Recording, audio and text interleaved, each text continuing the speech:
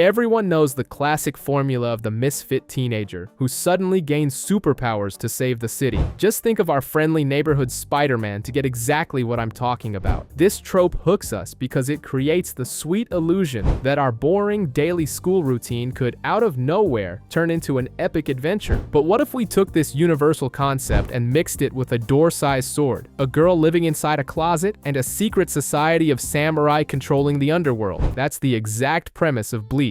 Much more than just another action-packed battle anime that dominated our TVs growing up, this series is pure style. It has a completely unique identity, delivering insane battles, a killer soundtrack, and characters that are just endlessly dripping with charisma. Beneath all the relentless brawling against bizarre monsters, its core hits hard. It's about fighting your own inner demons and how far you're willing to go to protect the ones you love. So kick back and relax, because today we're gonna dive into how Bleach defined an entire generation. Night falls on Karakura town. In the white desert of Hueco Mundo, two shadows tear across the sky, taking monstrous forms as they fly straight for the city. Rukia, a soul reaper, senses the sinister energy during her patrol. Elsewhere, we meet Ichigo Kurosaki, a teenager who can see ghosts, and is currently teaching some skaters a lesson for messing with a little ghost girl's memorial. His house is pure chaos, a father who greets him with a flying kick, sisters who pretend not to notice, and dinners that are just a shouting match. The next day, the news reports a bizarre explosion. Ichigo goes to bring the little girl fresh flowers, hears a roar, and comes face to face with a masked monster, a hollow. Before things get ugly, Rukia appears out of nowhere and fells the creature with a single strike. That night, she breaks into Ichigo's room and, to keep him quiet, paralyzes him with a spell called Kido. I can't move! What did you do to me? Paralysis.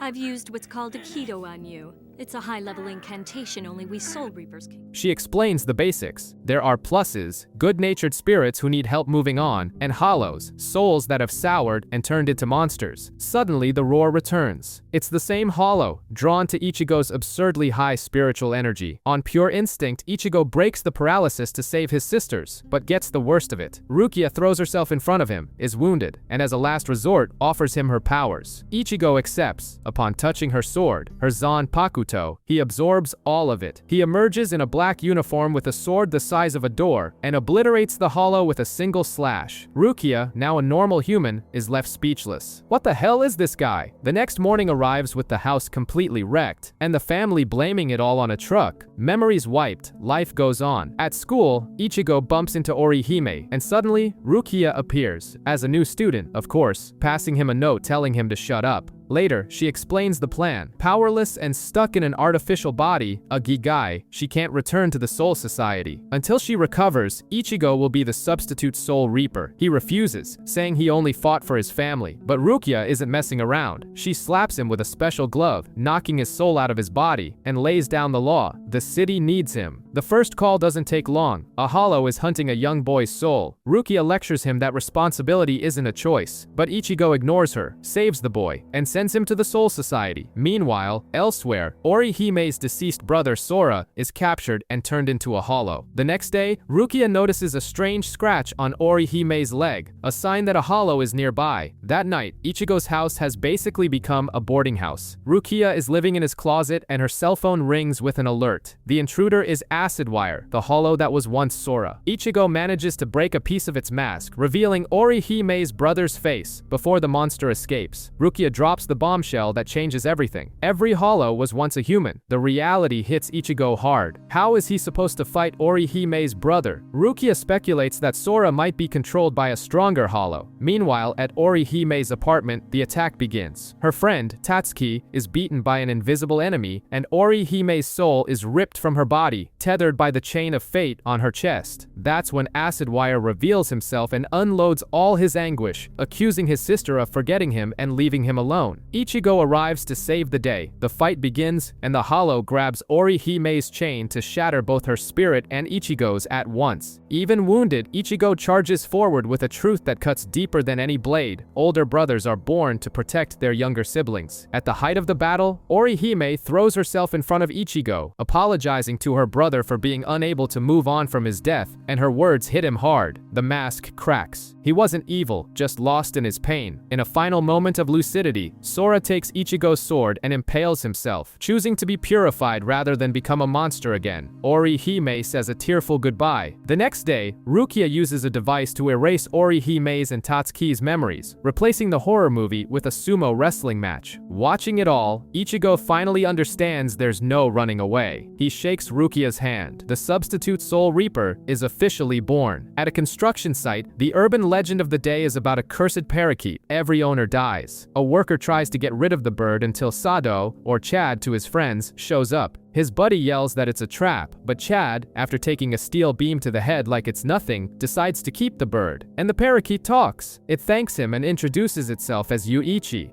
Thank you so much for saving me. Hello there, my name is Yuichi Shibata. So what's your name, mister?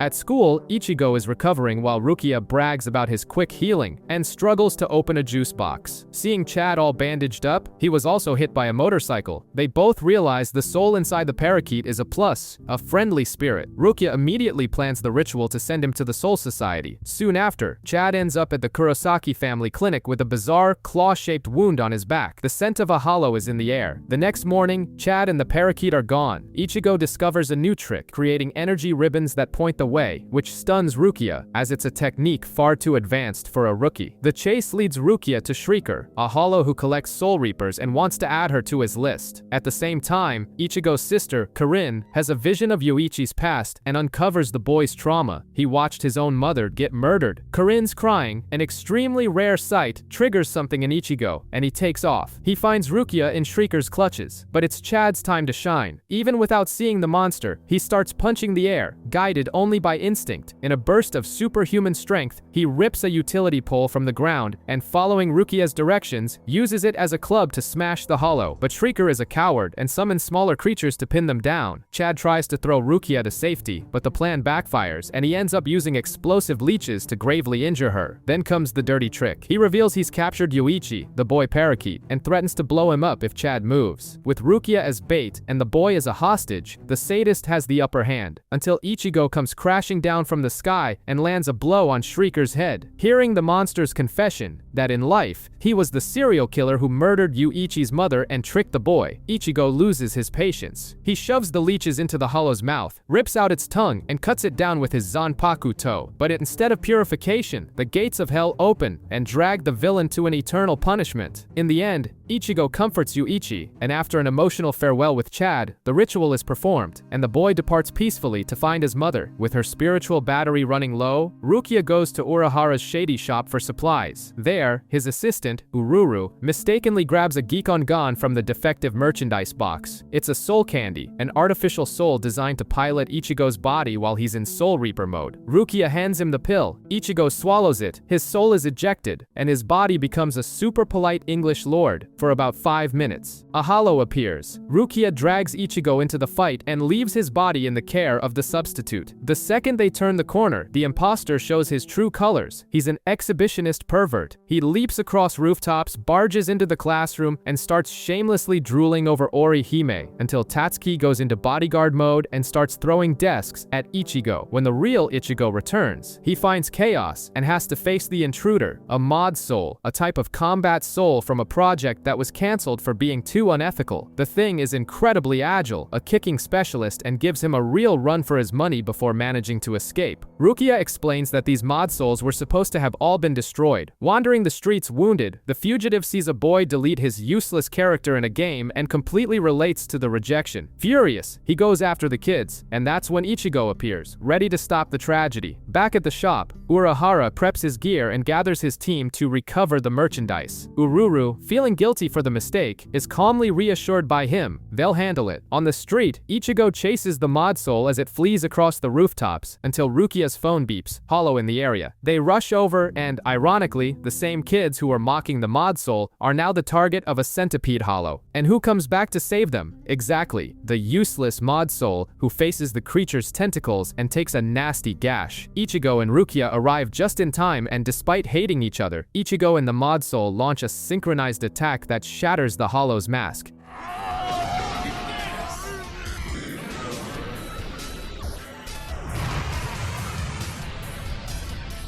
After the fight, Urahara shows up and with a tap of his cane, pops the soul pill out of Ichigo's body, ready to destroy the merchandise. But Rukia stands up to him. If she bought it, it's hers. Urahara, the weirdest shopkeeper in the world, eventually relents. With no body to inhabit, Ichigo finds a stuffed lion in the trash, and thus, Khan is born, the mod soul in a plushy body, who immediately tries to look up Rukia's skirt. The next morning, Ichigo looks at the calendar. June 16th, his good mood instantly vanishes. That night, he asks Rukia for a day off. Tomorrow is the anniversary of his mother's death. Meanwhile, in the Soul Society, a soul reaper named Saido is given a mission to track down Rukia. At the cemetery, the Kurosaki family faces the hill while their father, Isshin, puts on his usual show of bad jokes and handstands. Ichigo, stone-faced, pulls Rukia away before his father can see her. Alone, she floats a theory that cuts the deepest. What if his mother was killed by a hollow? Ichigo explodes and confesses, "I'm the one who killed my mother." Elsewhere in the city, Tatsuki tells Orihime about his past, a super smiley kid until he was 9. After the tragedy, he became a loner who constantly walked by the riverbank where it all happened. Meanwhile, Rukia and Khan sense the presence of another soul reaper. It's Saido, her old academy classmate, now a member of the secret police, the stealth force. He's come to investigate why Rukia hasn't returned yet. Ichigo dives into a flashback. He saw a little girl by the river, ran to help her, passed out, and woke up under his mother's lifeless body. He's carried the guilt ever since. The conversation between Rukia and Saido sours when he implies she's grown too attached to the human world. Ichigo arrives and, completely innocently, says he's a substitute soul reaper, which, to Saido's ears, sounds like a grave crime. The fight begins. Saido is far superior and toys with Ichigo until the hollow alert sounds. One with immense spiritual power is approaching, and it finds Ichigo's sisters first. Karin and Yuzu come face to face with the terror known as Grand Fissure. Grand Fissure attacks. Ichigo flies in to save Yuzu, but Karin is taken hostage. Rukia reveals the brutal truth. The little girl Ichigo saw by the river years ago was Grand Fissure's own lure, a trick he's used for over 50 years to hunt women with high spiritual energy. His mother was always the target. Blind with rage, Ichigo charges and gets caught in the monster's fur-like tentacles. Rukia tries to use Aikido, but it fails. Seeing Perrin in danger, Saido joins the fray, slicing off the creature's hand and saving the girl, but ends up being impaled multiple times and collapses, asleep.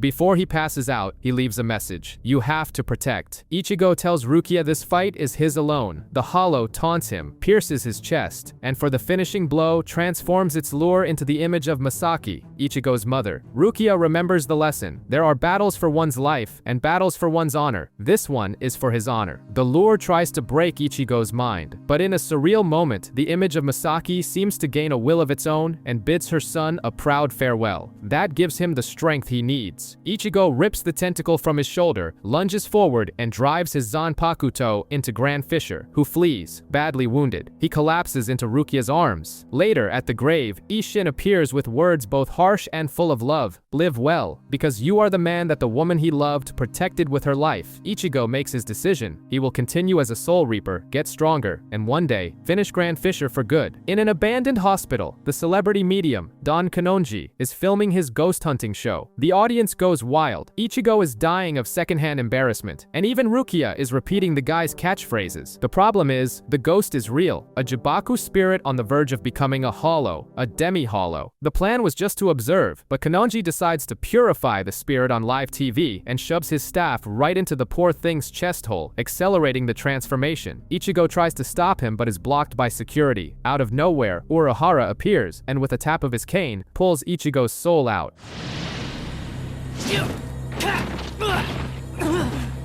Who did that? Hello.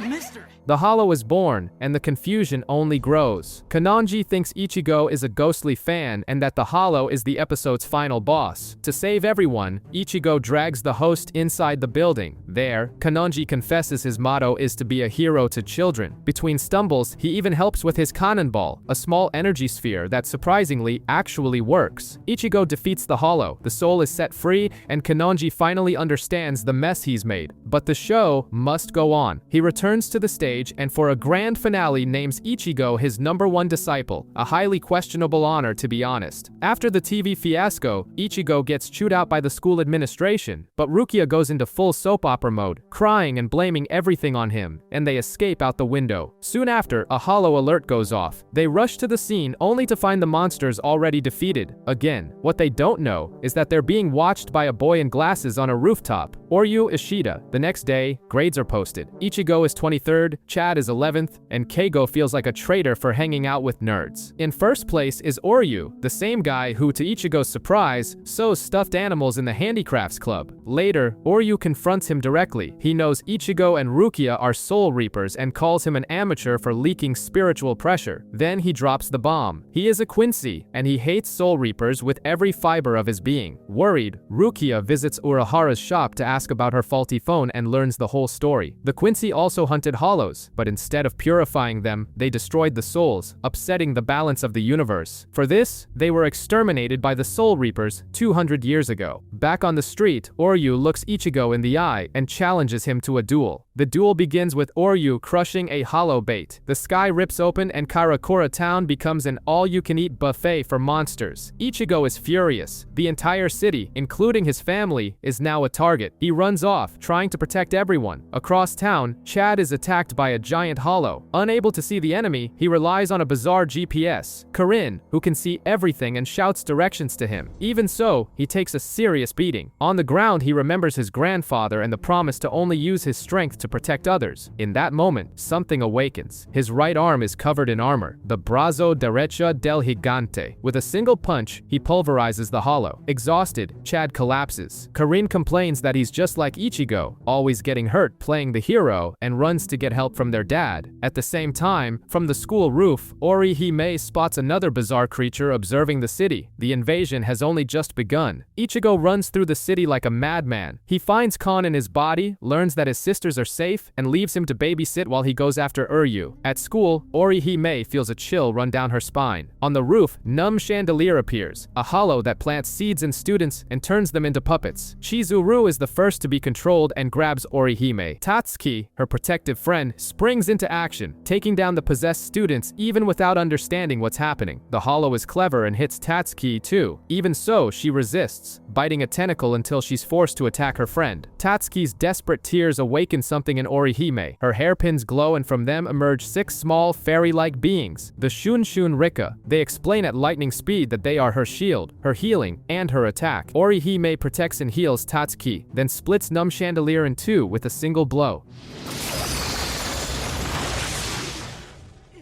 Impossible.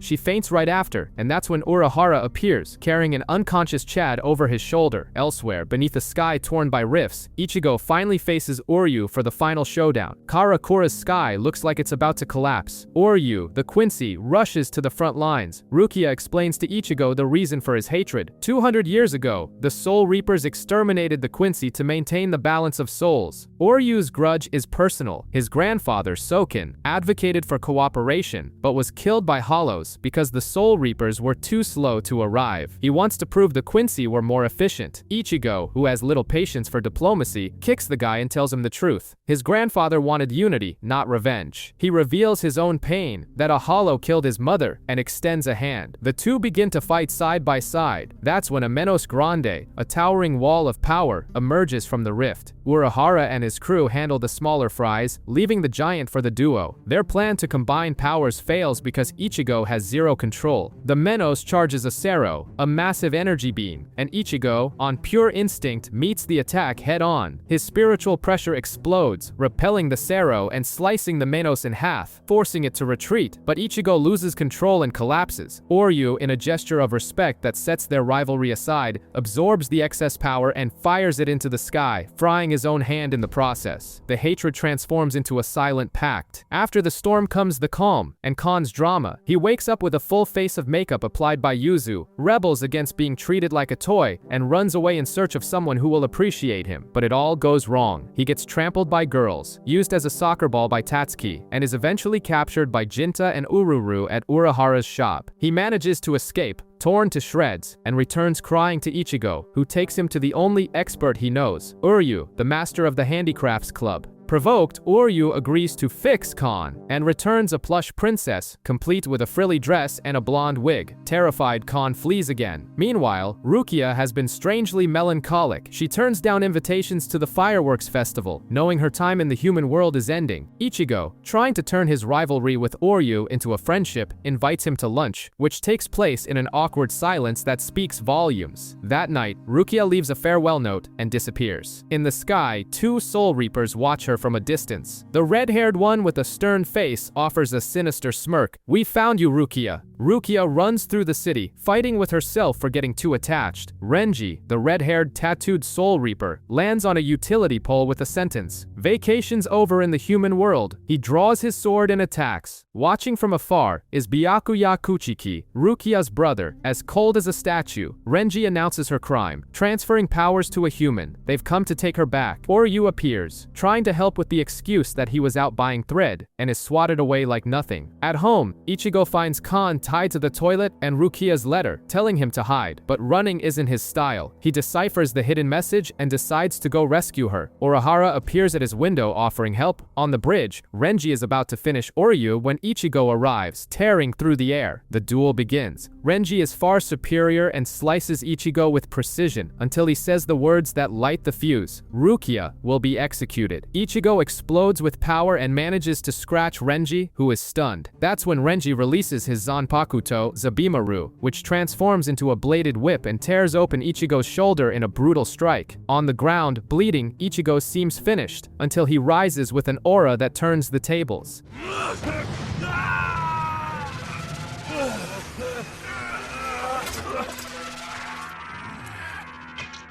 He corners Renji and prepares the final blow. Suddenly, silence. Byakuya moves, so fast he's impossible to see. He shatters Ichigo's sword with his bare hands and pierces him in 2 vital soul points. Rukia tries to run to him, but Renji holds her back. Seeing her brother is about to kill Ichigo, she plays dirty. She kicks his hand, pretends she's returning of her own free will, and acts with complete coldness to save his life. The gate to the Soul Society opens, and the three depart, leaving Ichigo bleeding in the rain. When all seems lost, an umbrella appears over him. It's Urahara. Rescued, Ichigo wakes up in the shop's basement and learns his Soul Reaper powers have been destroyed. Urahara offers a deal, 10 days of life or death training. If he survives, he'll be strong enough to invade the Soul Society and rescue Rukia before her execution. Without a second's hesitation, Ichigo accepts. It's all or nothing. Life at school goes on, as if Rukia never existed. Everyone's memories have been erased, except for Orihime's, who surprises Ichigo by asking about her. Out of nowhere, Yoroichi, a talking black cat with the air of a Master Miyagi, appears, offering to train Orihime and Chad. Back in the Soul Society, Rukia is held in a cell, resigned to her fate and her brother Byakuya's freezing indifference. In Urahara's basement, Ichigo's training begins with Lesson 1, Survive. Ururu, the little shop girl with the strength of a runaway truck, begins attacking him. The goal is to dodge until his Soul Reaper instincts awaken, and it works. With no time to breathe, Urahara starts Lesson 2, the Shattered Shaft. Tessai, the other employee, severs Ichigo's chain of fate. He has 72 hours to reawaken his powers, or he will become a hollow forever. With his arms bound, he's thrown into a giant pit. The rule is simple and cruel. Climb out using your own soul before it rots away. In the 6th Division's prison, Renji clings to the bars, helpless, as Byakuya delivers the final sentence. Rukia will be executed in 25 days. It's their last conversation. As her brother leaves, she decides she won't cry anymore. Weakness now would only be a burden on his heart. In the human world, Ichigo is literally at rock bottom. His soul chain begins to corrode. Yoruichi trains Orihime and Chad, reminding them of what they want to protect. And the Shun Rika appear again. In the pit, Jinta taunts Ichigo with food. Time is running out. With 2 hours left, a hollow mask begins to form on his face, but he resists. Inside his mind, a bizarre world of warped skyscrapers, a man in black appears, Zangetsu. He reveals that Ichigo's Soul Reaper powers were always his own. They just went into hiding when Byakuya wounded him. Now, he must find them by choosing the one right box out of hundreds falling from the sky. Remembering Oryu's tip about the spirit ribbon, Ichigo finds the right box, pulls out his Zanpakuto, and is reborn in an explosion of energy, half hollow, half Soul Reaper. He shatters his own mask and faces Urahara. Lesson 3 begins. Knock off my hat. With his first slash, he already takes a piece of the brim. The final training duel is about to begin. In the Soul Society, Byakuya runs into Gin Ichimaru and Kenpachi Zaraki. Gin, with his snake-like smile, congratulates him on his coldness toward his sister. Kenpachi, itching for a fight, offers to help speed up the beheading. The tension is cut by Gin, who pulls the brute back. In the basement, Lesson 3 heats up. Urahara reveals his cane is actually his Zanpakuto, Benihime. He slices Ichigo's sword as if it were paper and calls him empty. Fear strikes deep, and Ichigo retreats until Zangetsu's voice echoes in his mind. Cast aside your fear and call out my name. He obeys. Zangetsu. The response comes in an arc of pure energy, the Getsuga Tensho.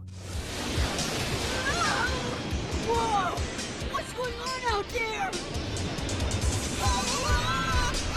And his blade transforms into a colossal rugged sword with no guard, just raw power. Ichigo warns he can't control the technique yet, unleashes another Getsuga, and forces Urahara to defend himself seriously. The hat flies. Lesson 3 complete. Oryu, Chad, and Orihime also finish their training. On their last night, they get a moment's peace watching the fireworks. In the morning, Isshin gives Ichigo an amulet that belonged to his mother, a gesture heavy with meaning. At the shop, a surprise. Chad, Oryu, and Orihime are going with him. Yoroichi explains the plan, and Urahara opens the Senkai Mon, the gate between worlds. They have 4 minutes to cross, or they'll be trapped forever. Without looking back, the rescue squad dives toward the Soul Society. The journey through the precipice world starts on hard mode. The walls crumble, Oryu's cloak gets stuck in the void, and Chad has to rip him free at the last second. Right after, the tunnel's cleaner train, appears, coming to sweep them all away. With nowhere to run, Orihime simply plants her feet, raises her Santen Keshun, and blocks the avalanche head-on. The explosion spits them all out directly into the Rukongai, the outskirts of the Soul Society. Yoroichi scolds her for the reckless move, but Ichigo picks a fight, defending her. She saved everyone's skin. On the horizon, the Seirete glows. Ichigo sprints toward it, but a colossal gate crashes down from the sky, and its gatekeeper, Jidanbo, lays down the rule. An honorable one-on-one duel. Oryu wants to attack as a group, but Ichigo trusts his training with Urahara and accepts. It's Axe versus Zangetsu, and the redhead blocks everything. Jidanbo goes for his ultimate attack with 2 axes. Ichigo, with a single slash, shatters both blades. The giant breaks down crying over his broken axes, and Ichigo tries to console the poor guy. Honoring his defeat, Jidanbo raises the gate with a superhuman effort. The way is open, and on the other side, the sharp smile of Gin Ichimaru awaits them. With the gate open and Jidanbo straining to hold it, Gin Ichimaru appears, as cold as a razor. Yoroichi whispers the truth. A captain is on another level, simply unreachable for them. Gin is unfazed, slashes Jidanbo's arm, and the giant stumbles under the gate's weight. To him, a guard who lost should die, not open the way. Ichigo charges, but Gin's Shikai, Shinzo, extends like a whip, and with a single crack, sweeps both Ichigo and Jidanbo outside. The gate slams shut. Orihime summons her spirits and reconstructs the giant's arm, while the Rukongai residents, who had been hiding, emerge to thank them. Among them, Chad is reunited with little Yuichi, the former parakeet, who now talks about adopted families. That night, Yoroichi scraps the gate plan. The new bet is to find someone named Kukaku Shiba. Just then, Ganju Shiba, riding a boar, smashes through the wall, screaming his hatred for Soul Reapers, and charges at Ichigo. The fight barely starts when an alarm sounds. 9 o'clock. Ganju checks his watch and simply leaves. Quitting time. In the morning, while Orihime imagines a samurai Kukaku with cat ears, Ichigo just wants a rematch with Ganju, and gets a few scratches from Yoroichi to snap him out of it. Up in the tower, Rukia is transferred to the Shrine of Penance, and Renji appears with news that chills her blood. The execution has been moved up to less than 14 days. The group finally arrives at Kukaku's home, announced by 2 giant stone hands. They pass some eccentric guards and find Kukaku herself, a stylish, tough woman with only one arm. She agrees to help, but on one condition. One of her henchmen will go with them, and that henchman is none other than Ganju, the boar maniac. He and Ichigo erupt in shouts and start brawling again, even breaking their host's pipe, who in response simply blows up her own house.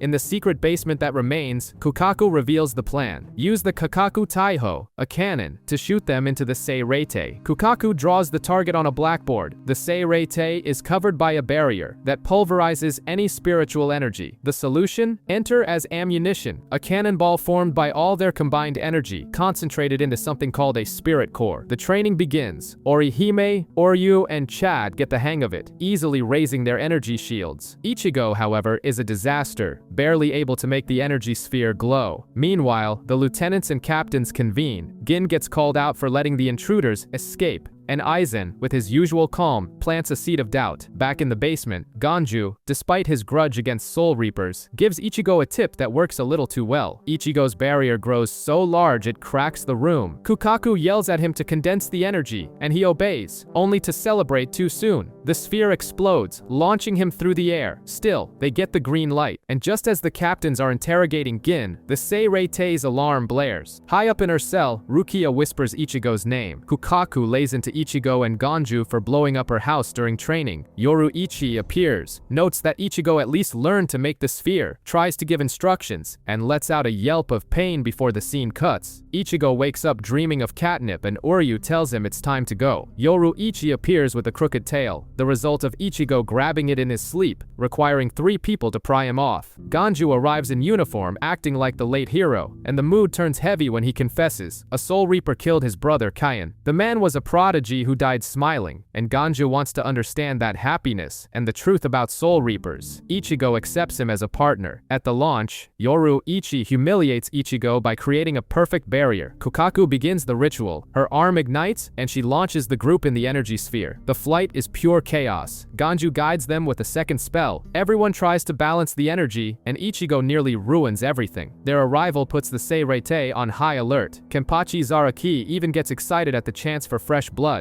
The barrier is breached, the sphere dissolves and explodes, scattering everyone. Chad manages to save Oryu before falling alone. Down below, Kenpachi smiles, sniffing out the strongest among them. Scattered across the Seirete, Chad, Orihime, and Yoruichi land safely. Ichigo and Ganju, however, crash into a sandpit and come face to face with trouble. Ikaku and Yumichika. Ikaku practically dances with joy at finding intruders. Ganju sizes up his opponent, decides running is the best option, and Yumichika gives chase in a cat-and-mouse pursuit. That leaves Ichigo and Ikaku, who clash in a clean sword fight, both trading cuts to the face. Things get weird when Ikaku pulls medicine from his sword's hilt to stop the bleeding. This pisses Ichigo off. Meanwhile, Ganju digs holes, flees, gets cornered in an execution pit, blinds his enemy with sand, and detonates a spare firework to escape. Back in the main fight, Ikaku recognizes Urahara's training style and releases his Shikai Hozukimaru. The spear becomes a 3-section staff that shreds Ichigo's arm. Unfazed, Ichigo wraps the cloth from Zangetsu around the wound, adapts to the new rhythm, and in a final blow, defeats Ikaku and shatters his weapon. Instead of bailing, Ichigo shows his code of honor and shares the medicine from Ikaku's hilt, treating both their wounds. The bald man wakes up furious at being saved, but Ichigo only wants one thing, to know where Rukia is. Ikaku laughs at the invasion being just 5 people and a cat, but the kid's courage impresses him. He points to the white tower on the horizon and issues a warning. Kenpachi, his captain, will hunt down the strongest of the group, and all signs point to Ichigo. Elsewhere, Ganju and Yumichika's chase becomes a comedy of errors, involving a pepper bomb that hits them both, lots of coughing, and a fall into a garbage pit. Oryu and Orihime are discovered and flee, while Chad, hearing the commotion from a distance, runs toward them, and Kenpachi, still completely lost, walking in circles with Yachiru on his shoulder, proving that brute strength doesn't come with a built-in GPS. Lost in a labyrinth of identical streets, Ichigo runs around shouting for Ganju and ends up giving himself away to a group of Soul Reapers who were playing cards.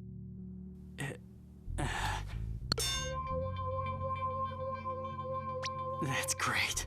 Now I just gave myself away. Now, on top of being lost, he's also being hunted. Ganju, covered in blood, reaches the edge of another execution pit, but Yumichika catches up, explaining that the bottom of the pit nullifies spiritual powers. Ichigo's distant shout distracts the 5th seat for a second. Ganju seizes the moment to drop the bombshell. Ichigo defeated Ikaku, the 3rd strongest in their division. Yumichika's jaw hits the floor. Ganju vanishes in a cloud of smoke, but a scratch on Yumichika's perfect face ignites his fury, and he corners him again. Then comes the final gambit. Ganju uses the Seppa technique technique, turning the ground to sand. The floor gives way, Yumi Chika clings to the edge, and Ganju uses his head as a foothold to climb up, sticking a firework to his rival's forehead for good measure. The explosion secures a stylish victory. From a distance, Ichigo sees the flash and finds his friend. Kenpachi and Yachiru see it too, and finally have a direction. As for Uryu and Orihime, after hiding and watching Kenpachi pass by, they are attacked by Jirobo. Orihime's attack fails, and Oryu, with a new and devastating bow, stands between her and death. Jirobo launches a volley of flying blades, and Uryu disintegrates them as if they were dust. The Soul Reaper surrenders, praises the Quincy's power, and is given a chance to leave. But of course he tries to stab Orihime in the back, and comes face to face with Oryu again, who has no mercy for cowards. Two non-lethal arrows destroy Jirobo's power centers, effectively ending his career as a Soul Reaper. Orihime, impressed, feels the weight of her own weakness but resolves to get stronger. Elsewhere, the comedy continues. Ganju, fleeing one squad, crashes into Ichigo, who's running from another. They improvise and take Hanataro of the 4th Division hostage. The plan backfires. The 11th Division just shrugs, because they hate the medics. The wall explodes and Chad smashes through to clear a path for their escape. At the hospital, Mayuri tries to interrogate Ikaku, but Kenpachi interrupts. Upon hearing about the orange-haired kid who defeated his man, the captain's eye gleams. Later, in hiding, Ichigo and Ganju discover that their hostage is their golden ticket. Hanataro knows Rukia and a secret path to the tower. Through the sewers, Hanataro guides Ichigo and Ganju through a network of tunnels known only to Squad 4, not for strategic reasons, but because they're the ones who clean the place. He tells them he met Rukia while cleaning her cell, listening to her stories about the human world, juice boxes, some guy named Khan, and above all, the guilt she felt for dragging Ichigo into this whole mess. The story sparks something in Ichigo. Saving Rukia is no longer a mission, but a personal promise. In parallel, the lieutenants gather, shocked by the damage done to Squad 11. Renji simply ignores it all, jumps out the window, and vanishes. At the end of the tunnel, the White Tower looms, and on its steps, Renji waits, ready to fulfill the promise he made, to kill Ichigo. He explains that in the human world, his powers were limited. Now, he's 5 times stronger. Renji releases Zabimaru and sends Ichigo flying into a building. Convinced of his victory, he can hardly believe it when Ichigo gets up with just a scratch on his forehead and asks, "Is that all you've got?" The rematch is on. Even with blood cascading down his forehead and barely able to see, Ichigo doesn't fall. Renji taunts him, attacking relentlessly with Zabimaru and forcing Ichigo to leap from rooftop to rooftop. Meanwhile, Momo and Izuru find the badge Renji left behind and, worried, decide not to report him. Into the fight, Ichigo only defends, observing and remembering Urahara's lesson. Every attack has a limit. After 3 strikes comes the recoil. He starts counting. 1, 2, 3. Ichigo advances during the cooldown, but Renji is faster, dodging and running his blade through Ichigo's shoulder, saying the tactic was good, but the difference in power was just too immense. Renji raises his sword for the final blow, but Ichigo slips away at the last second. Urahara's voice echoes in his head. Fight with resolve. Ichigo's eyes flash blue. His spiritual pressure explodes, and he charges with everything he has. The sheer force of his energy cuts through the air, shatters Zabimaru into 1,000 pieces, and sends Renji flying. The tables have turned.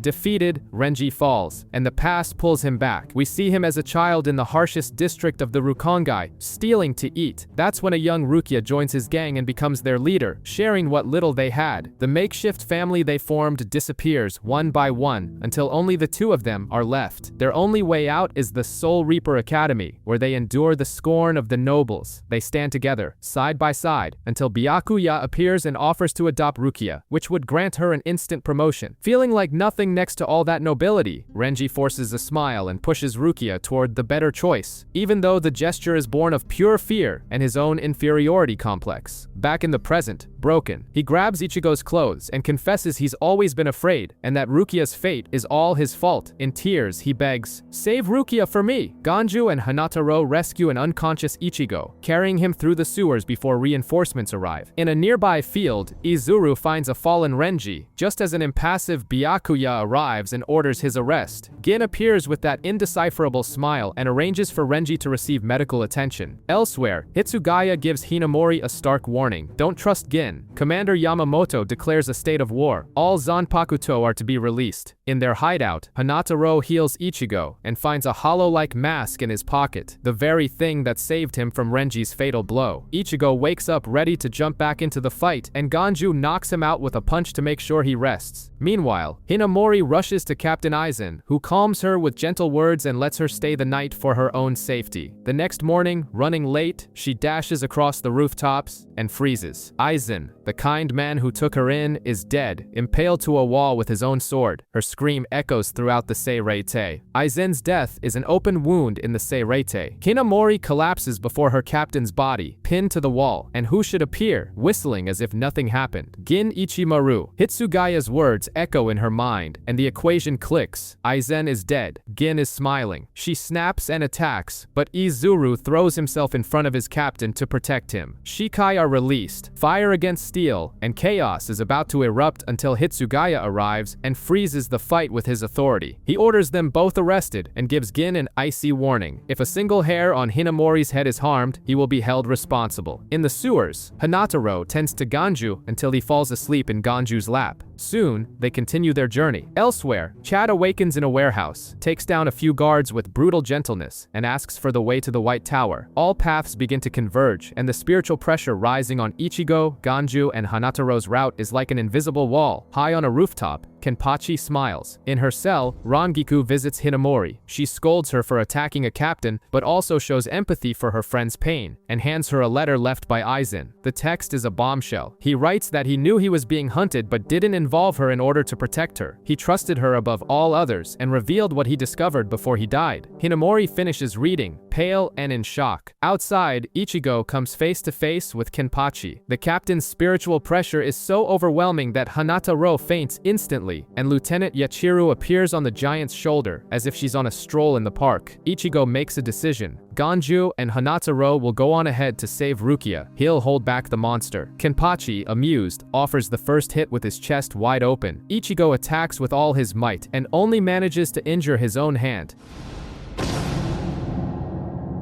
This can't be happening.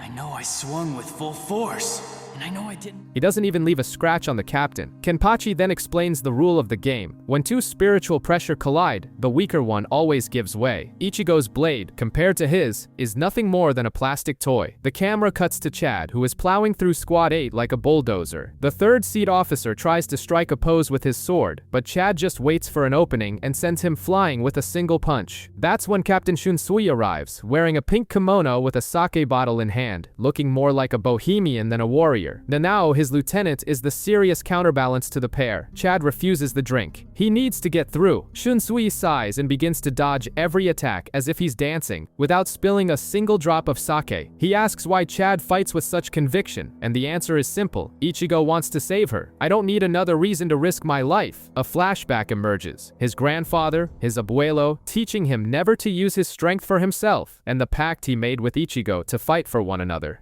Back in the present, Chad focuses everything into one final blow, and Shunsui takes him down with a single strike. The coin he received from his grandfather slips from his hand and falls to the ground. Nanao receives a top-secret message. Elsewhere in the Seirete, Ichigo is running with death at his heels. Kenpachi is hunting him relentlessly, and his every strike sounds like thunder. No matter how hard Ichigo attacks, he can't cut him, and his confidence begins to crumble. He panics when he feels Chad's spiritual energy suddenly vanish, but what he doesn't know is that Chad is alive. Shunsui spared him, impressed by his determination. Nanao arrives with news that turns their world upside down. Aizen has been murdered. Knowing Chad is okay renews Ichigo's strength. He focuses, changes the rhythm of the fight, and finally manages to land a small cut on Kenpachi. The captain is overjoyed. Now the fun can really begin. He plunges his sword into Ichigo's chest and shatters Zangetsu in half. As Ichigo's consciousness fades, time stops, and within him, the spirit of Zangetsu extends a hand. The real duel begins now, in his inner world. In the sideways city of his inner world, Ichigo faces Zangetsu. The question is direct. Do you want to fight, survive, or win? The answer, win. The test to prove it comes in the form of himself, only bone-white and lethal. This other Ichigo wields Zangetsu with a mastery the original couldn't dream of, spinning, throwing, and crushing his arrogance. Between blows, a painful truth emerges. Ichigo has always treated his sword as a mere tool, just like Kenpachi, who doesn't even know his own sword's name. He finally understands and asks Zangetsu to fight by his side, and the blades switch hands. Back in his body, Ichigo and Zangetsu finally move in perfect sync. The fight with Kenpachi ignites. The captain rips off his eye patch, releasing its seal and letting his spiritual pressure explode like a hurricane. In response, Ichigo's energy forms a hollow mask. The two charge at each other for one final clash. The explosion engulfs everything. When the dust settles, both are still standing, their swords buried in each other. A double knockout. Kenpachi stays on his feet for one last breath, whispers, "I won," and collapses. Yachiru thanks Ichigo for the best game ever and drags her giant captain away without the slightest effort. Yoroichi, still in cat form, finds Ichigo and rescues him. A quick flashback reveals a young Kenpachi finding a baby girl in the hellscape of the Rukongai and giving her the name of the only person he ever admired. Thus, the most unlikely duo in the Soul Society was born. In the present, Kenpachi wakes up, admits defeat, and frustratedly tries to ask his Zanpakuto its name, but only silence answers. Meanwhile, Ganju and Hinata Ro finally reach Rukia's cell. Ganju recognizes her as the one who killed his brother, Kaien, and hatred boils inside him. But before he can take revenge, Byakuya appears, his spiritual pressure crushing. Hinata Ro decides to sacrifice himself to buy Ganju time, but he's stopped. Ganju steps forward and declares he will face Byakuya. He may hate Rukia, but he won't abandon a friend in their time of need. Ichigo awakens in a secret room. Yoroichi explains that he only survived due to his absurd vitality, and something very strange. The hollow mask that Hinata Ro had thrown away had inexplicably returned to his pocket. Suspicious, she holds onto the item, and Ichigo reluctantly agrees.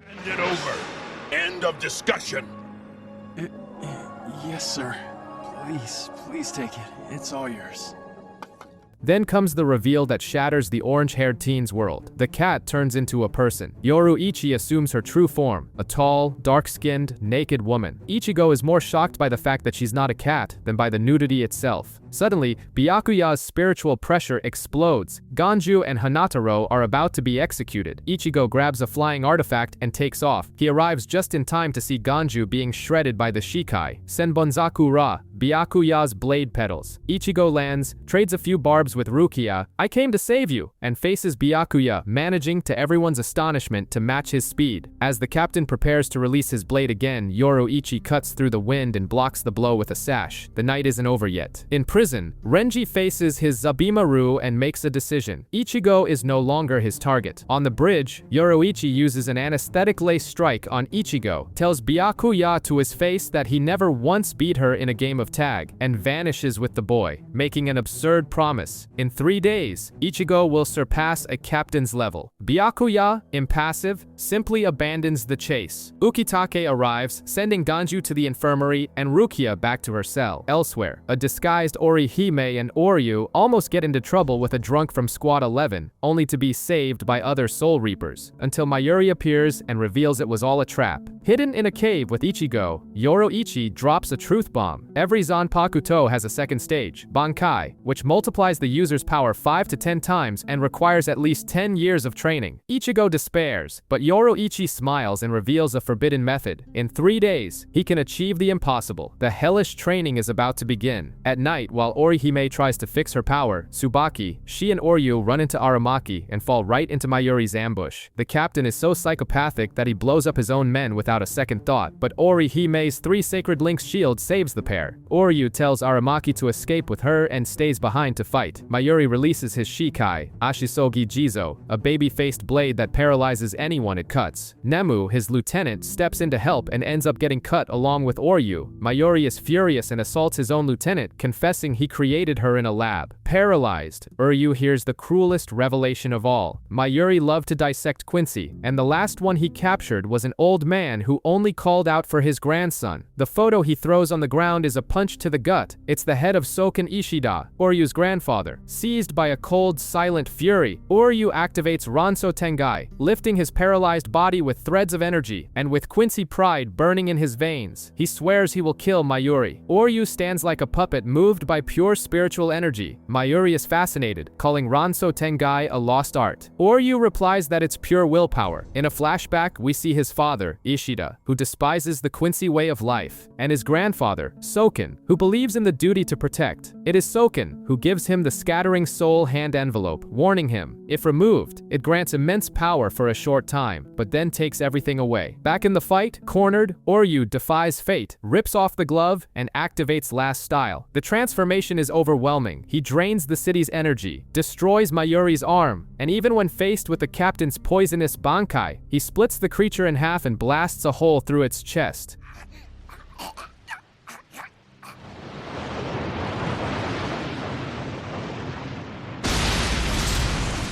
Mayuri escapes by turning into a disgusting green goo. Poisoned, Oryu receives an antidote from Nemu as a thank you, drags himself toward the execution tower, and falls to a single blow from Tosin, who appears out of nowhere. On another battlefront, Ichigo faces Yoruichi's impossible method, using the Tenshintai to bring Zangetsu's spirit into the real world. In a flash of energy, the old man of the sword appears and scatters dozens of identical blades across the ground. Ichigo's mission is to find the real one and defeat him before time runs out. While he gets beaten down by his own power, the Seirete is in turmoil. Squad 4's hospital is in chaos, Renji breaks through his cell wall and escapes, and Gin releases Izuru with a polite smile. Meanwhile, Yachiru rescues Orihime and takes her to Kenpachi, who, bandaged up and laughing, decides to help, more for the promise of a rematch with Ichigo than out of kindness. As for Uryu, Ganju, and Chad, they wake up in shackles. They've been healed, but now they are the prime suspects in Aizen's murder. Trapped, their only hope is Ichigo. Underground, Zangetsu warns him. Every false blade he breaks is a weakness overcome. Ichigo takes a deep breath and gets back to the beatdown. We return to the Soul Reaper Academy to understand the present. We see Hinamori visiting a young, grumpy Hitsugaya in his village, dreaming big while he snarls at the world.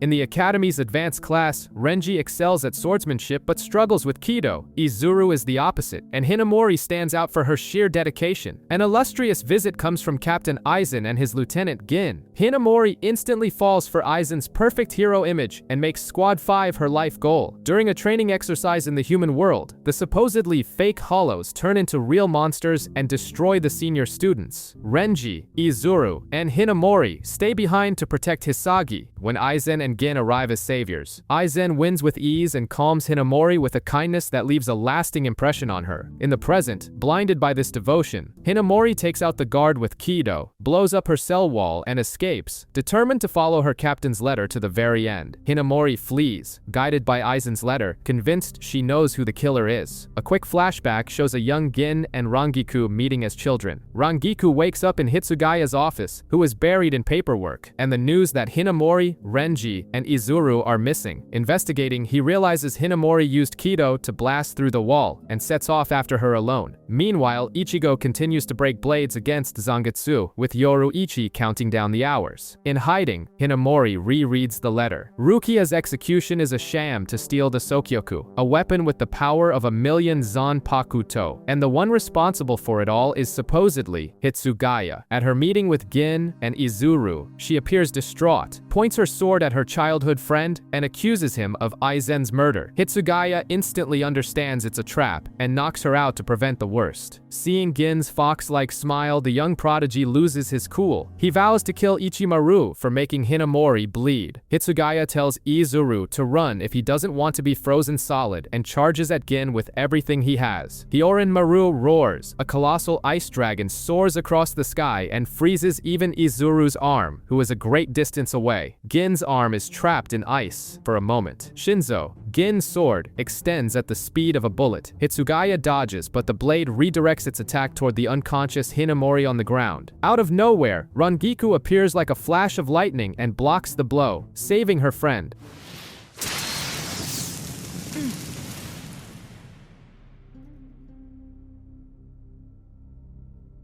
With his plan foiled, Gin retreats. Yoroichi speeds up the training. There were only 2 days left until the execution, but it's been moved up to tomorrow. Upon learning this, Hitsugaya and Rangiku decide to stop the event at all costs. Renji finally finds Ichigo's hideout and begs to train with him. He wants to save Rukia too. Yoroichi is doubtful, but Ichigo makes the call. If the execution is tomorrow, then he will master Bankai today. Renji smiles, infected by his determination. Meanwhile, Rukia, awaiting her end, gets lost in memories of Kai and Shiba. In a journey to the past, we see a shy Rukia arriving at Squad 13, judged by the nobility her name now carried. Kai and Shiba, the lieutenant, welcomes her as an equal, becoming her mentor and friend. His wife Miyako is the serene strength Rukia so admires. Everything changes when a mission to track a hollow goes horribly wrong. Miyako's team is wiped out and she returns empty. That night, the hollow that devoured her takes control. Rukia, Kaien, and Captain Ukitaka follow the trail and find only the Soul Reaper's clothes on the ground. The hollow reveals itself. For the honor of his wife, Kaien demands to fight alone, but the creature's tentacles destroy Zanpakuto, and Kaien's blade shatters. The hollow then fuses with him, turning him into an enemy that the ailing Ukitaka cannot stop. Terrified, Rukia is forced to run her blade through the chest of the man she respected most. In his final moments, Kaien regains consciousness, thanks her, and dies in her arms. In the present, Rukia carries this guilt, while Ukitake confronts Byakuya about the execution, receiving only the cold silence of blind obedience. The day of the execution arrives. Rukia is escorted with that same old restraint, while captains like Hitsugaya and Gin line up for the ceremony. Far away, a crash. Kenpachi slides down the streets of the Seirete like a human sled, with Orihime and Yachiru clinging to him. Behind them, Ikaku, Yumichika, and Aramaki try to follow Yachiru's roundabout, who confidently takes every wrong turn. The shortcut she chooses leads them to an underground cell, where they land right on top of Oryu, Ganju, and Chad. An accidental rescue, broken shackles, and the group is back on the run, straight into a dead end. Komamura and Tosin appear with their lieutenants. Tosin calls Kenpachi a demon. Kenpachi smiles and invites all 4 of them to a fight at once. He tells the others to get lost, but Ikaku and Yumichika stay, thrilled at the chance to face Iba and Hisagi. Komamura and Tosin attack together. Kenpachi takes the hit and starts laughing. For him, this isn't even a warm-up. Meanwhile, the clock is ticking, and Ichigo is still deep in his training to master Bankai. Ichigo is bleeding non-stop but insists on fighting Zangetsu, breaking one sword after another. Elsewhere, Renji, walking alone, runs into his captain Byakuya. The noble decides to test his lieutenant's strength, and Renji surprises him. He finally holds his head high and reveals his Bankai, Hihio Zabimaru, a massive, absurdly large skeletal serpent. The fight is brutal, a clash of brute force versus pure technique. Byakuya reads Renji's every move, points out every flaw in the giant snake's attack, and destroys it with just his Shikai. To finish the job, he unleashes the sea of blades of Senbunzaku Ra and slices Renji to ribbons. Even so, completely broken, the lieutenant gets back up. He keeps his word and with the tip of his broken blade manages to reach his captain's scarf, a trophy that proves how far he has come, before collapsing. As a sign of respect, Byakuya covers Renji's body with his own scarf and walks away. From a distance, Rukia feels Renji's energy disappear and breaks down, just as Gin reappears with that chilling, fox-like smile. Gin finds Rukia and toys with her hope like a cat with a bird. First, he promises to save her. Moments later, he snatches the promise away with a "just kidding" that hurts more than any blow. You think I'm kidding?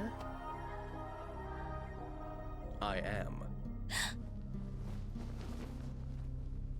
In another part of the city, the fight maniac Kenpachi is having the time of his life until Tosin releases his Bankai, a dome of darkness that erases sight, hearing, and even the perception of energy. With no senses to guide him, Kenpachi starts getting sliced up in the dark. Then he gets the most insane idea possible. Let himself be impaled to grab his enemy's blade, feel where he is, and take him down with a single strike. The dome of darkness falls. Captain Komamura steps in to protect Tosin. His helmet shatters, revealing his true identity, a giant wolfman. He releases his Bankai, a colossal warrior that mimics his movements, and the battle turns into a kaiju film. Nearby, Yumichika and Hisagi meet, and Yumichika secretly reveals that his Zanpakuto is a Kido type, a taboo in his squad. Hanata Ro finds Renji, sees that Captain Unohana has already treated him, and finishes the job. High above, Yamamoto kicks off the ritual and asks, "Rukia, any last words?" An explosion of spiritual pressure at Sokyoku Hill freezes every battle. Ukitake, after breaking breaking an ancient seal, retrieves an artifact called the Shihoin Shield, and makes his decision. They will destroy the Sokioku, the execution weapon. Yachiru sees the blast of energy and darts off alone. If Ichigo is there, she will be too. At the ceremony, Yamamoto grants Rukia one last wish, that her friends get out alive. The Sokioku transforms into a fiery phoenix called the Kikoo, and dives down to incinerate her soul, until something stops it. Out of nowhere, Ichigo appears, one hand behind his back, and a yo on his lips, blocking the giant executioner as if it were nothing. Rukia despairs. The captains are baffled. Ukitake and Shunsui use the shield to bind the Firebird and shatter it in a dual strike. Amid the chaos, Ichigo destroys the scaffold, grabs Rukia, and jumps. The plan? Run. A battered Renji appears, and Ichigo simply tosses Rukia at him. Renji catches her and takes off. 3 lieutenants try to stop them, and Ichigo takes them out with one punch each, and then Byakuya lands in front of him. Time for round 2. Byakuya calls Ichigo a fool. Ichigo shoots back. "You're her brother. Why don't you save her?" Blades answer where words fail, and the fight resumes, much more evenly matched. Far away, Renji runs with Rukia, who begs him to go back. He cuts the drama short. Trust them. If they all got stronger, it was because of her. Now it's her turn to accept their help and share the burden. Up on the hill, the conflict turns political. Captain Suifeng surrounds Ukitake's men. Yamamoto confronts Shunsui and Ukitake, the sons he trained himself. Shunsui tries to get his lieutenant Nanao away, but the old man is already in front of them, and his spiritual pressure is so overwhelming it nearly knocks the girl out. Alone, master and pupils face the flames of Ryujin Jaka. Meanwhile, Suifeng is about to finish off one of her targets when she's snatched up by a masked figure. Yoroichi finally reveals herself, and bringing up the rear, Captain Unohana heals the lieutenants Ichigo took down, navigating on her giant manta ray-like healer. Impeccable as ever, Yumichika finds Kenpachi and boasts about having fought his way, with a tired Hisagi in the background. But the main shock happens elsewhere. Yamamoto sets the battlefield ablaze with his Ryujin Jaka, and Shunsui and Ukitake respond by activating the only dual-bladed Zanpakuto in the Soul Society. The very air trembles. In the forest, Yoroichi and Suifeng test each other's strength. The captain taunts her former mentor and even calls for reinforcements, but the Flash Goddess takes them all down in the blink of an eye, leaving only after images behind. Suifeng then releases her Shikai, Suzumebachi, a stinger that marks a butterfly with the first hit and kills with the second if it strikes the same spot. She lands marks all over Yoroichi's body and prepares her brand new technique, a blend of hand-to-hand combat and spiritual energy. With perfect calm, Yoroichi corrects her. It's called Shomko. She explains that the commandant's uniforms have open backs because of this technique and ignites her own Shomko, a storm of lightning on her shoulders that leaves Suifeng speechless. Suifeng unleashes her Shunko, but Yoroichi neutralizes it with a technique called Hanki, which reflects the attack like a mirror. The captain is enraged. Did she train for a century just to be left behind again? Then the past comes flooding back. As a child, Suifeng's only reason for living was to serve Yoroichi. She trained obsessively just to reach her. When she finally became her personal bodyguard, Yoroichi broke all protocol and called her little sister under the moonlight. And then, she simply vanished, without so much as a goodbye. Back in the present, Suifeng screams that she'll never forgive her, but is ultimately defeated, crying on the ground. "Why didn't you take me with you?" While this drama unfolds, Ichigo faces Byakuya's Sea of Blades. The noble releases Senbonzaku Ra, and Ichigo carves a path with a single name, Getsuga Tensho. The beam of energy sweeps away the petals and wounds Byakuya. With no other choice, the clan heir extends an invitation. "Show me your Bankai." Byakuya plunges his blade into the ground and releases Senbonzaku Ra, walls of thousands of swords that dissolve into billions of cutting petals. Ichigo is completely swallowed and torn apart by the storm of metal, until he smirks and yells, "Bankai!" A pillar of black energy sweeps across the Seirei. When the dust settles, Zangetsu is revealed, a stylish black coat, a thin, dark blade with all its power compressed.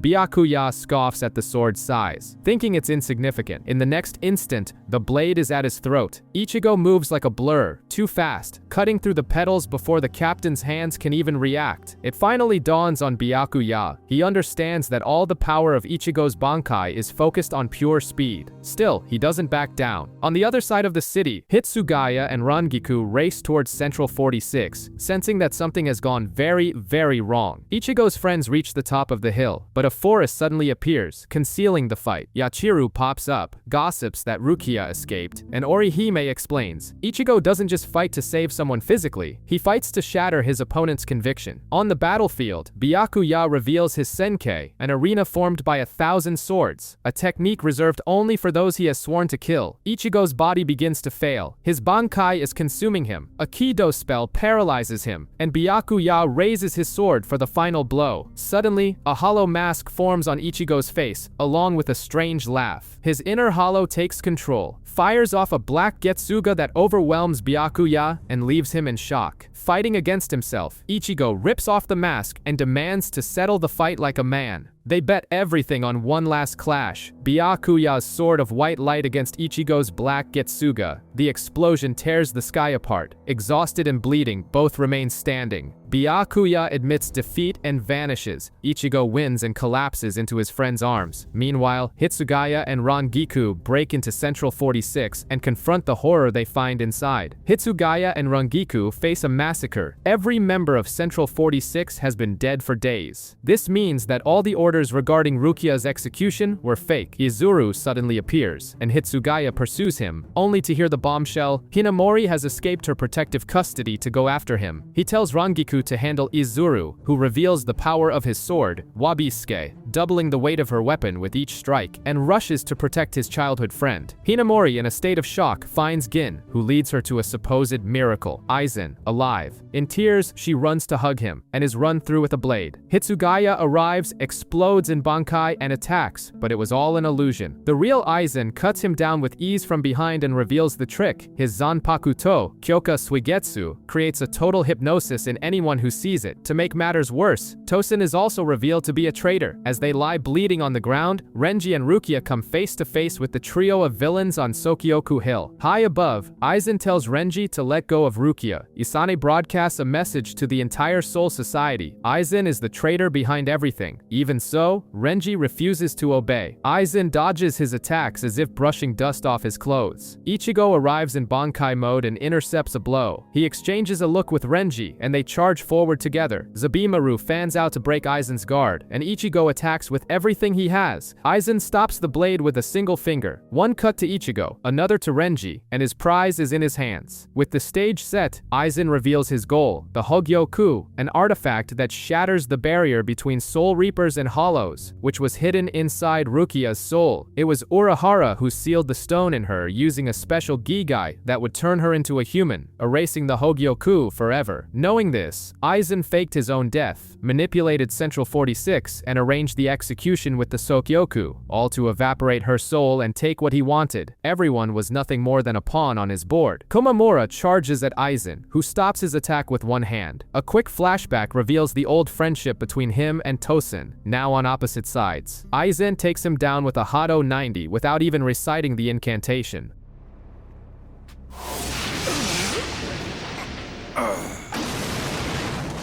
All around, Gin releases his energy and silences anyone who thinks of reacting. Then, the villain executes his plan. He plunges his hand into Rukia's chest, rips out the Hogyoku, and leaves her alive but defenseless. "You can kill her," he orders Gin. But Byakuya appears in front of her and takes the blow in his sister's place. Reinforcements arrive in full force. Kukaku and Jidanbo, Yoruichi, and Sui Feng place Aizen in restraints, and all the captains and lieutenants surround the traitors. For a moment, it looks like the end of the line, but Aizen looks up and calls for his rescue. The Nagashi-on descends from the sky like an elevator of light and carries him along with Gin and Tosin away. Before leaving, he fixes his hair, breaks his glasses, and declares, "The throne of heaven stands vacant. I will sit upon it." Afterward, only silence and the wounded remain. In a healing bed, Byakuya calls for Rukia and reveals the truth. Hisana, his late wife, was the older sister who abandoned her. On her deathbed, she asked him to find and protect her, a promise that tore him between law and love. With a weak voice, he asks for forgiveness, and Rukia finally understands the burden her brother has carried. A week after Aizen's betrayal, the Soul Society tries to return to normal, but the atmosphere is still heavy. In the hospital, the brutes of Squad 11 complain about the food until Captain Unohana appears with her terrifying calm. A simple, "Are you well?" makes the guys freeze, apologize, and run off, knocking over Hanataro on their way out. Elsewhere, Ikkaku trains and taunts everyone until Ichigo shows up. The two trade barbs about Ikaku's bald head until Kenpachi arrives with Yachiru on his shoulder, sees a recovered Ichigo, and starts chasing him out the window in a cartoonish scene. Rangiku, thinking of Gin, drags Izuru out for drinks until they both pass out. Uryu, in full-on designer mode, hands out new clothes to everyone, including a dress for Rukia, which sets off Orihimei's romance radar. Suddenly, she appears in distress. Rukia is gone. But the truth is, she just went to the Shiba clan to apologize for Kayen's death. Kukaku ends the matter with a punch and says it was all forgiven long ago. At their farewell, Rukia announces she's staying in the Soul Society, and Ichigo supports her decision. Ukitaka gives Ichigo a substitute Soul Reaper badge, and the group returns to the human world, rescued by Urahara's crew, who apologize for hiding the truth. Ichigo, holding no grudges, gives him an elbow jab just for old time's sake. With the bounce in the past, peace seems to reign. Ichigo and Renji relax in the Kuchiki manner, trading insults until Byakuya's icy glare kills the mood. Rukia wakes up, and the three of them watch the sky, wondering if history will repeat itself or move forward. A quick flashback plays of Rukia going to the human world for the first time, and of Renji being promoted to lieutenant, lacking the courage to say goodbye. Elsewhere, it's revealed that Koga, the last Bount, is alive. Yoruichi saved him and took him to Rantau. He accepts the end of his race and thanks them for stopping Kariya. In the Seirete, Kon tries to sneak into Rukia's room, but Ichigo stops him, reminding him that being turned into confetti by Byakuya is not a good idea. Reflecting on Kariya, Ichigo faces his old desire, the power to break fate and protect those he loves, a memory from when he could only see spirits, but was powerless to act. The group says goodbye to the Soul Society. Rukia decides to stay, but with the promise that they will meet again. And back in Karakura Town, a mysterious figure enters the scene. Shinji, looking like he's here to shake things up. In Ueko Mundo, a figure from the past resurfaces with an upgrade. Grand Fisher, now in a humanoid form and obsessed with a new target, Ichigo.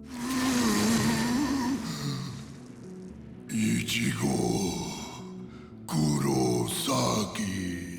In Karakura, life seems normal until Tatsuki is able to see Ichigo's substitute Soul Reaper badge, a sign that she also has spiritual power. The badge flashes, indicating a hollow. Ichigo, Orihime, and Sado skip class to fight, and Ichigo defeats the monster with ease, under the watchful eye of Shinji. Shortly after, Shinji transfers into their class, sits next to Ichigo, and drops a "let's be friends" that sounds anything but innocent. At night, the badge goes off again. Ichigo runs into Rukia's temporary replacement Soul Reaper, a real show-off when Shinji attacks him out of nowhere. The city descends into a chaos of battles. A Menos Grande appears before Uryu, and Grand Fisher finds Kon in Ichigo's body. During the fight, Shinji pulls on a hollow mask. He's a Visored, a Soul Reaper with hollow powers, just like Ichigo, and invites him to join his group. Across town, Uryu is about to be crushed when an arrow slices through the Menos' tongue. It's his father, Ryuken, who appears and calls him pathetic. Uryu can't even process what he's seeing. His father, Ryuken, cold and impeccable, draws a bow and obliterates the Menos' head with a single shot. In shock, Uryu hears the explanation. He never said he abandoned his powers, only that he had no interest in being a Quincy. Ryuken shows him the 5-pointed Quincy cross, an heirloom from Uryu's grandfather, and lays down his condition. He will restore his son's powers if Uryu promises to never get involved with Soul Reapers again. Meanwhile, Kon, inside Ichigo's body, is living a horror movie, fleeing from Grand Fisher. The Mod Souls, Ririn, Kuroto, and Noba, try to save him with illusions, but the Hollow sees through their tricks in seconds. Just as Kon is about to be defeated, a Kido barrier protects him. It's Isshin Kurosaki, Ichigo's father, dressed in a Soul Reaper's uniform. He reveals he knew about Kon and that the charm he gave Ichigo was meant to protect him. Grand Fisher evolves into an Arrancar, but Isshin doesn't even flinch. A single slash, and the fight is over. He even adds a lesson. True captains control the size of their Zanpakuto. With no time to breathe, Isshin gets a visit from Urahara. The two talk as if picking up an old conversation. Isshin has been away for 20 years, and Aizen is using the Hogyoku to mass-produce Arrancars. They sense Ichigo approaching and vanish. At school, Ichigo is visibly shaken by his defeat, and Shinji, the Visored, seizes the opportunity. He shows up, flirts with Orihime, annoys everyone, everyone, and Ichigo drags him into the hallway. There, Shinji gets real. The hollow inside Ichigo will grow until it devours him and destroys everyone he loves. The only way out is to join the Vizards. Later, Kiyori, another Vizard, appears, kicking Shinji and acting hostile toward everyone. When they notice Orihime and Sado's presence, Shinji restrains her, and the two flee, making it clear that no one there would stand a chance against them. In a parallel storyline, Oryu goes to his father's house and accepts the proposal. He will regain his powers, even if it means cutting ties with the Soul Reapers. Ichigo arrives home so dejected he doesn't even dodge his father's welcome home attack. In his room, his inner hollow whispers promises of devouring him completely, a true psychological terror. Karin enters and drops a bombshell. "I know you're a Soul Reaper." Before he can answer, an overwhelming spiritual pressure descends upon Karakura town. Yami and Ukiura, two Arankars, blast a crater in the park. Yami uses a technique, sucking the life force from hundreds of people in a massive radius. Tatsuki barely survives, and Ukiura dismisses her as trash. As Yami moves to finish her, Sado blocks the kick, and Orihime arrives to protect everyone. The power gap is brutal. A single blow destroys Sado's arm, and when Orihime attacks with Tsubaki, Yami simply crushes her attack with his bare hand, leaving her in shock. At the moment of the final blow, a blade intercepts the Arankar's hand. It's Ichigo, Zangetsu in hand, and his eyes filled with fury. Ichigo apologizes for being late, activates his Bankai, Zangetsu, and the pressure is so thick that Orihime can barely breathe. This power doesn't feel human. Ukiura observes everything like a strategist, while Yami charges forward. Effortlessly, Ichigo parries the giant's punch with the side of his blade, and severs his arm with a single cut. Ukiura concludes, even if inexperienced, Ichigo is already a threat to Aizen. But then the problem starts. His inner hollow tries to take over. In this power vacuum, Yami turns the tables and pummels Ichigo. Salvation arrives in the form of Yoruichi, who takes Yami down with a series of swift strikes, and Urahara, who raises his Benihime and blocks a Sero as if it were a gentle breeze.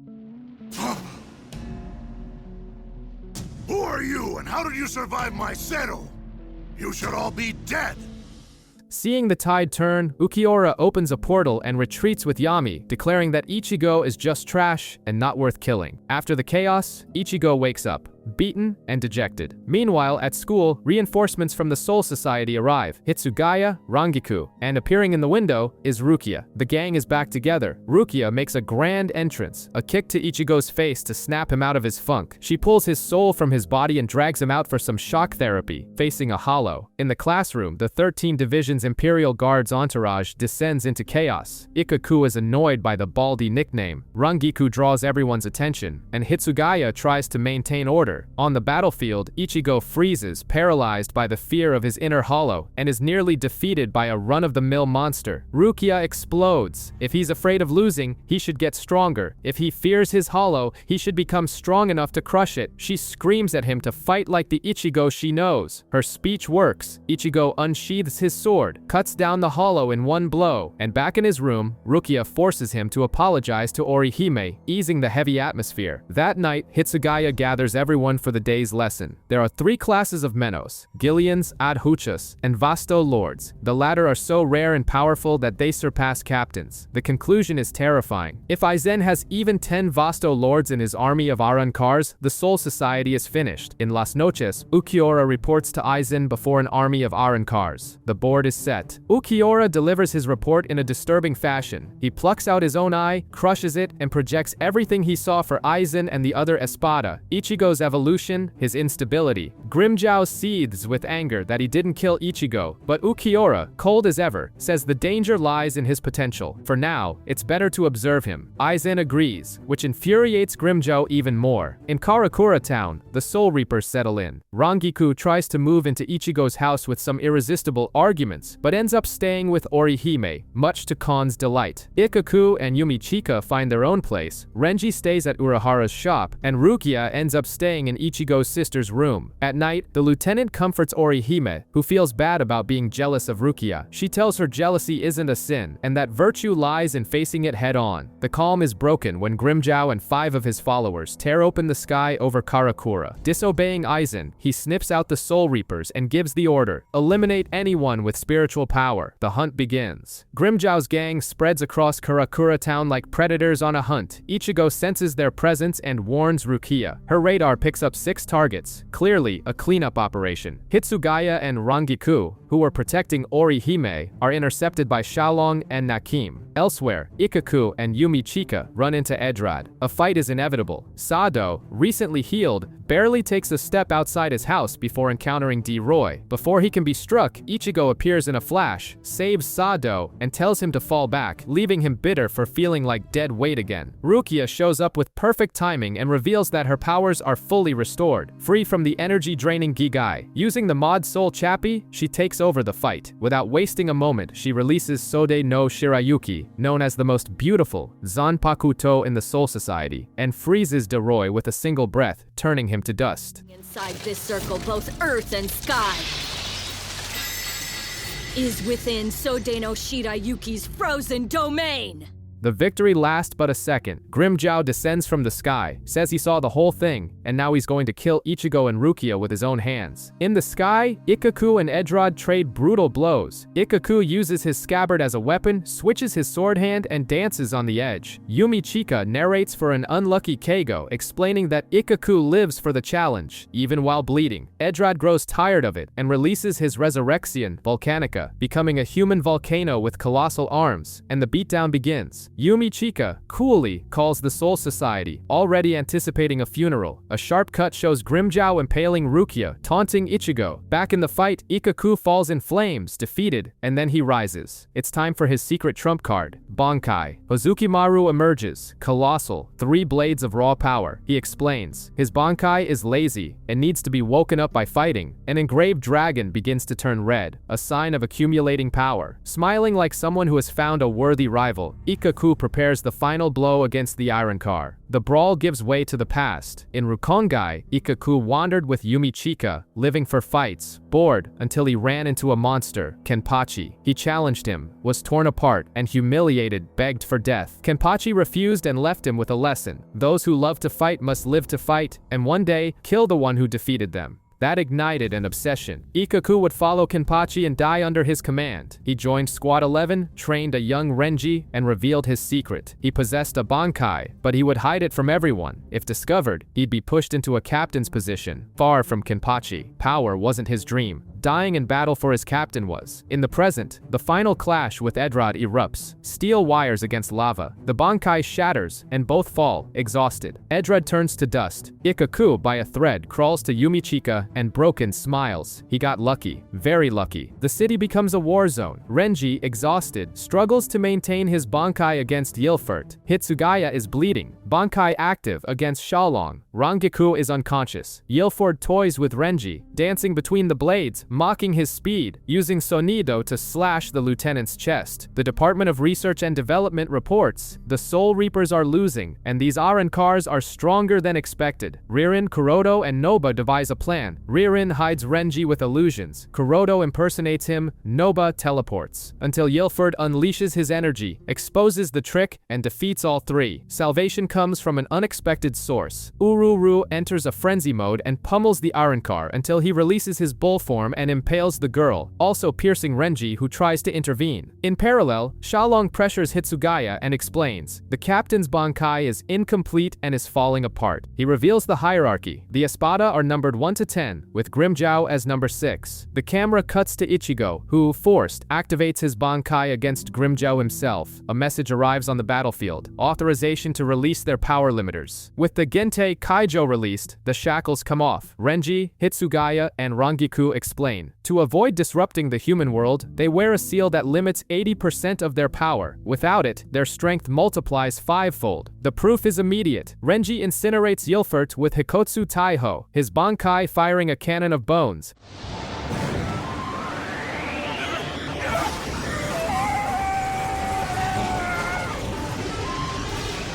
Rangiku, swift and fatal, finishes off Nakim with her Shikai. Hitsugaya runs Xiaolong through, freezing him in a cross of ice that shatters in the wind. Victory, but at a cost. All 3 are exhausted. Hitsugaya collapses, and Orihime rushes to heal him. Meanwhile, Ichigo is taking a beating from Grimmjow, whose strength and speed seem bottomless. There's a moment of comic relief. At Keigo's house, Mizuho develops a crush on Ikaku. Back in the Inferno, Ichigo, with great effort, unleashes a black Getsuga Tensho that wounds Grimmjow for the first time. The Arrancar smiles. Now it's worth killing him. But Ichigo knows this power comes from his inner hollow and he can't overuse it. Just as Grimmjow is about to release his sword, Tosin appears and orders him to stop. An unauthorized invasion. He drags Grimmjow back. Before leaving, the sixth Espada makes his point. Remember my name. Next time, you die. Ichigo realizes he lost because he couldn't protect anyone. In Las Noches, the reckoning. Before Aizen, Tosin reprimands Grimmjow for acting on his own and without ceremony, severs and incinerates his left arm. Grimmjow lunges, but Aizen silences him with a word. The sixth Espada storms off. Aizen comments to Gin that losing 5 iron cars means nothing to his plan. In Karakura, Oryu endures cruel training with Ryuken, endlessly dodging arrows. In the human world, Ichigo has vanished. Rukia scours the city. He has made a decision. He's going to the Visorates, not to join them, but to use them to tame his hollow. Shinji tests him and playfully reveals the massive gap in their power. The Visorates watch, thinking Ichigo fears his own power. Hiyori loses her patience, sends Shinji flying, confronts Ichigo, dons a horned mask, and gives him an ultimatum. Transform, or she'll rip the hollow out by force. It just got personal. In the warehouse, Hiyori doesn't hold back. She beats Ichigo to force the transformation, but he resists, afraid of losing control. She calls him a coward, slashes him with her Zanpakuto, and blasts him into a wall. The mask begins to form, and suddenly, the hollow takes over. With a cruel smile, he grabs Hiyori by the neck and prepares to erase her, until the Vizards leap in together, shatter the mask, and bring him back. Shinji calls it, "That's enough, you passed." At home, Yuzu is crying. Thinking her brother has been kidnapped, Ishin tries to cheer her up, to no avail. The next day, the training continues. The Vizards put Ichigo on a strange machine and read magazines, which infuriates him, until Shinji gets serious, reveals he knows about the Hogyoku and Aizen, and knocks him out. They take Ichigo to the basement and bind him with barriers. In his inner world, Ichigo faces his hollow version, who pulls out a white Zangetsu. They both activate their Bankai and clash. In the real world, Lisa enters the barrier to contain the possessed Ichigo. The internal war heats up. At the height of their duel, the landscape collapses, and Ichigo finds himself in the Soul Society, facing Byakuya. The captain calls him weak, summons Senbonzaku-ra, and Ichigo is swallowed by 1,000 blades. Back in the confrontation with his hollow, it mocks him, deflecting a Getsuga with one hand, while in the real world, Kensei takes over for Lisa, and the hollow regenerates its wounds, forming a new arm. In the mental abyss, Karia, leader of the Bounce, appears, accusing him of fighting with regret and humiliating him. The hollow takes center stage and makes its speech. Instinct is what separates the king from the horse. Ichigo fights with reason, not with the hunger to kill. To prove it, it runs him through with the white Zangetsu. In the final moment, Ichigo recalls the ultimate trio, the instinct that survived every fight. He grabs the blade piercing him, and before the hollow's shocked eyes, the white sword turns black. Kenpachi appears like a phantom and delivers the final piece. Strength is born from the pure desire to fight, without needing a reason. With that, Ichigo returns to the arena, pulls the blade from his own chest and returns it, impaling his hollow.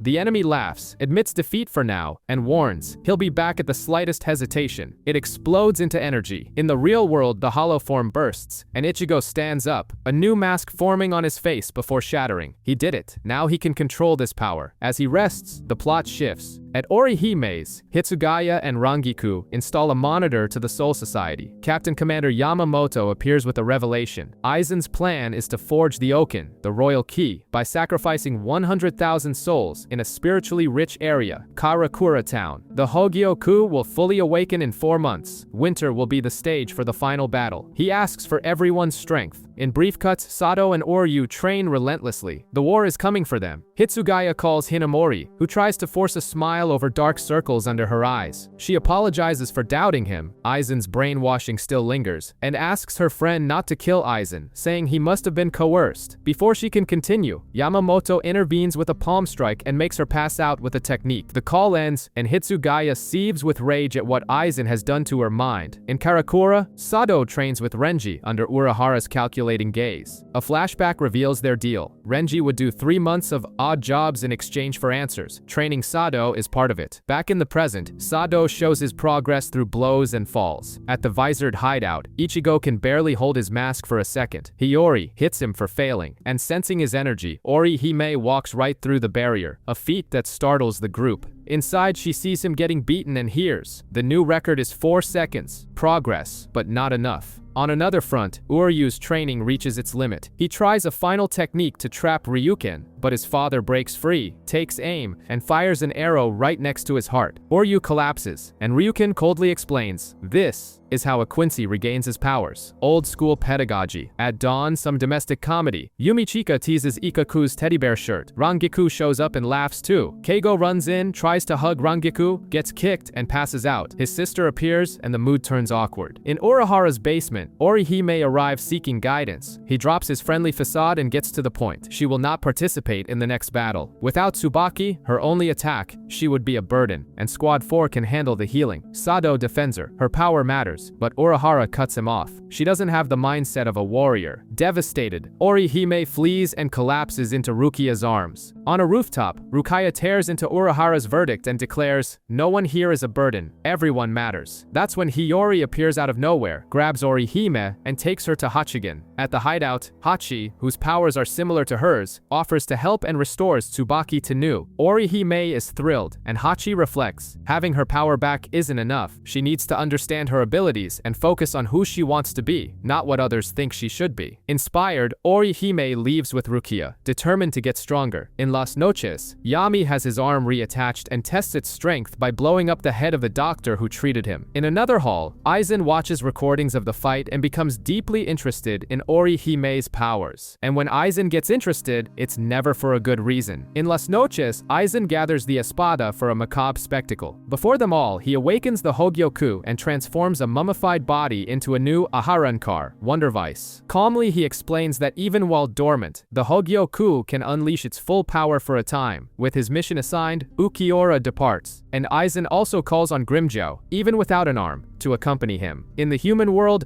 Ichigo is sweating it out with the Visards and can barely hold his mask for more than 10 seconds. The jokes fly, but Shinji isn't smiling. There are 2 months left until the Hogyoku fully awakens. In the Soul Society, Rukia and Orihime train under Ukitake's proud gaze. Their friendship grows, and Orihime is already blocking Rukia's Kido. Back on Earth, the Soul Reaper team is sinking into boredom. Yumichika and Rangiku complain like children about their Zanpakuto, until Hitsugaya loses his patience, and then the sky rips open. From the Garganta descend Yami, Lupi, Wonderweiss, and Grimmjow. Grimmjow ignores his team and goes to hunt Ichigo. Yami runs into Hitsugaya. Lupi sizes up Ikaku and Yumichika, and Wonderweiss, oblivious to it all, watches birds. In Urahara's basement, Renji and Sado, exhausted, want to fight, but are ordered to stay put. Urahara himself will go. In the sky, Grimmjow finds Ichigo. The tables have turned. Ichigo activates his Bankai and brings his hand to his face. 11 seconds. That's how long he has with his mask to finish Grimmjow. It's all or nothing. I can stay hollowified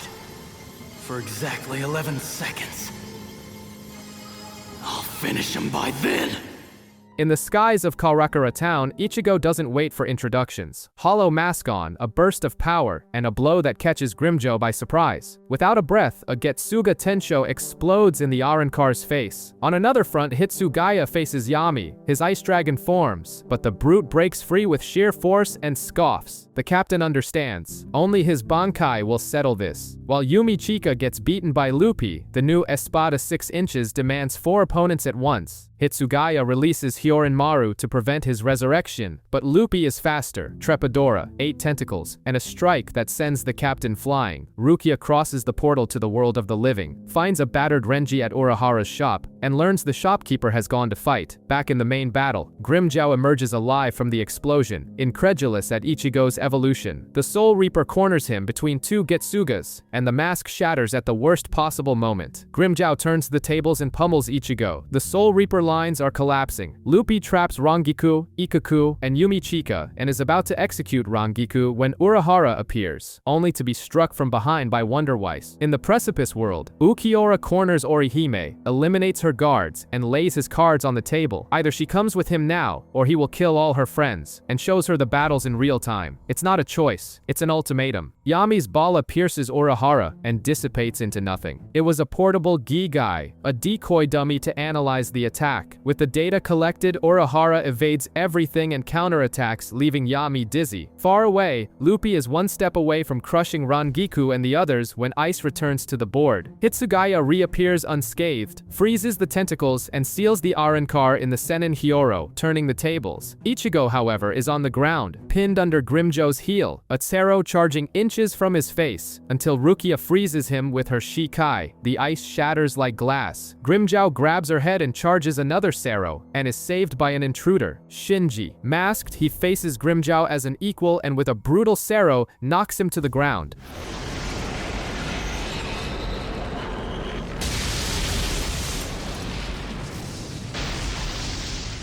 About to release his Resurrect Sion, Grimjou is stopped by Ukiura, who ends the mission. Beams of Negation pull Grimjou, Luffy, Yami, and Wonderweiss back. The Arrancars depart, leaving frustration behind. Urahara finds it strange. Hitsugaya laments. Not a single one was defeated. Ukiura observes Ichigo, measures his power, and dismisses it. Insignificant. The sun has set, and the day now belongs to the Arrancars. Mission accomplished. But what was the mission? Ukiura gave Orihime a bracelet that makes her invisible and intangible, and one condition: until midnight, say goodbye to a single person without being noticed. She wanders the city like a ghost, sees Keigo and Mizuiro, watches Tatsuki with a heavy heart, and finally heads to Ichigo's house. At Urahara's shop, the team recovers amid the chaos of Ikaku and Yumichika, while Hitsugaya grows uneasy. The Soul Society is silent, and something big is in motion. At the Kurosaki household, Rukia tends to her wounded friend and has dinner with Yuzu and Karin in a sweet, melancholic moment. In the middle of the night, Orihime enters the room, blames herself, stays silent, and then speaks to the quiet. She wished she could live 5 lives, be born in 5 different towns, have 5 different jobs, and in each one, fall in love with Ichigo 5 times. She almost kisses him, but pulls back, whispers a goodbye, and disappears. In the morning, the sun finds her last message in a notebook. Goodbye, happy days. The farewell is official. Ichigo wakes up falling out of bed and with a mystery on his wrist. The wound from Grimjou is gone. He senses Orihime's spiritual signature and understands. Hitsugaya enters through the window like a messenger of fate. We have a problem. In his Soul Reaper form, Ichigo rushes to her apartment and finds Rukia, Renji, Rangiku, Ikaku, and Yumichika in an emergency meeting. The call to the Soul Society brings Ukitake. Orihime was seen crossing the portal, but never arrived. The guards report she was kidnapped by an Arrancar, possibly killed. Ichigo refuses that conclusion and holds up his healed wrist. Then Yamamoto enters and turns the blade. If she healed him, she wasn't kidnapped. In his view, Orihime chose the enemy. The order is clear. Mission aborted. Everyone return. To ensure it, Byakuya and Kenpachi appear as an escort, or a prison detail. Ichigo is left alone with his guilt. Across town, Tatsuki desperately searches for her friend. At school, she confronts Ichigo, admitting she saw him fight and demanding answers. He cuts her off coldly, and she responds with a punch that shatters a window. That night, Ichigo knocks on Urahara's door, who already knew. In the basement, Oryu and Sado are waiting for him. Sado reveals a new arm, his power renewed. Against orders, the mission to rescue Orihime from Huecomundo is born. Outside the shop, Tatsuki, Keigo, and Mizuiro are watching, with no idea what they're about to witness. Underground, Urahara opens the Garganta, an abyss that requires them to forge their own path with spiritual energy. Without hesitation, Ichigo, Sado, and Oryu jump in. As soon as they're gone, Urahara calls out to the 3 onlookers. He knew they were there all along. In Las Noches, Orihime is brought before Aizen and put to the test. Restore Grimjou's arm. Luffy laughs at the task and falls silent when the limb returns as if nothing had ever happened. Aizen explains, she doesn't heal, she rejects phenomena. She makes it so things things never happened. A godlike power. With his arm and rank restored, Grimmjow returns the favor by running Luffy through and erasing him with a Sero. In the Garganta, Ichigo struggles to maintain the path, while Uryu surfs on the Reishi. Sado asks about his vow to Ryuken. Uryu finds the loophole. Ichigo is acting against the Soul Society, so he isn't with the Soul Reapers. Elsewhere, Isshin and Ryuken seem to know where their sons are. In the palace, Aizen and Orihime sense a powerful presence approaching. The party has begun. The three land in a strange structure, and before silence can set in, Ichigo shouts for enemies and triggers traps. Oryu activates a pressure plate, and the floor gives way beneath his feet. They run, Sado nearly falling into a chasm. Another plate, another trap. An Indiana Jones-style stone sphere rolls to crush them. Sado stops it with one hand and pulverizes it with a punch.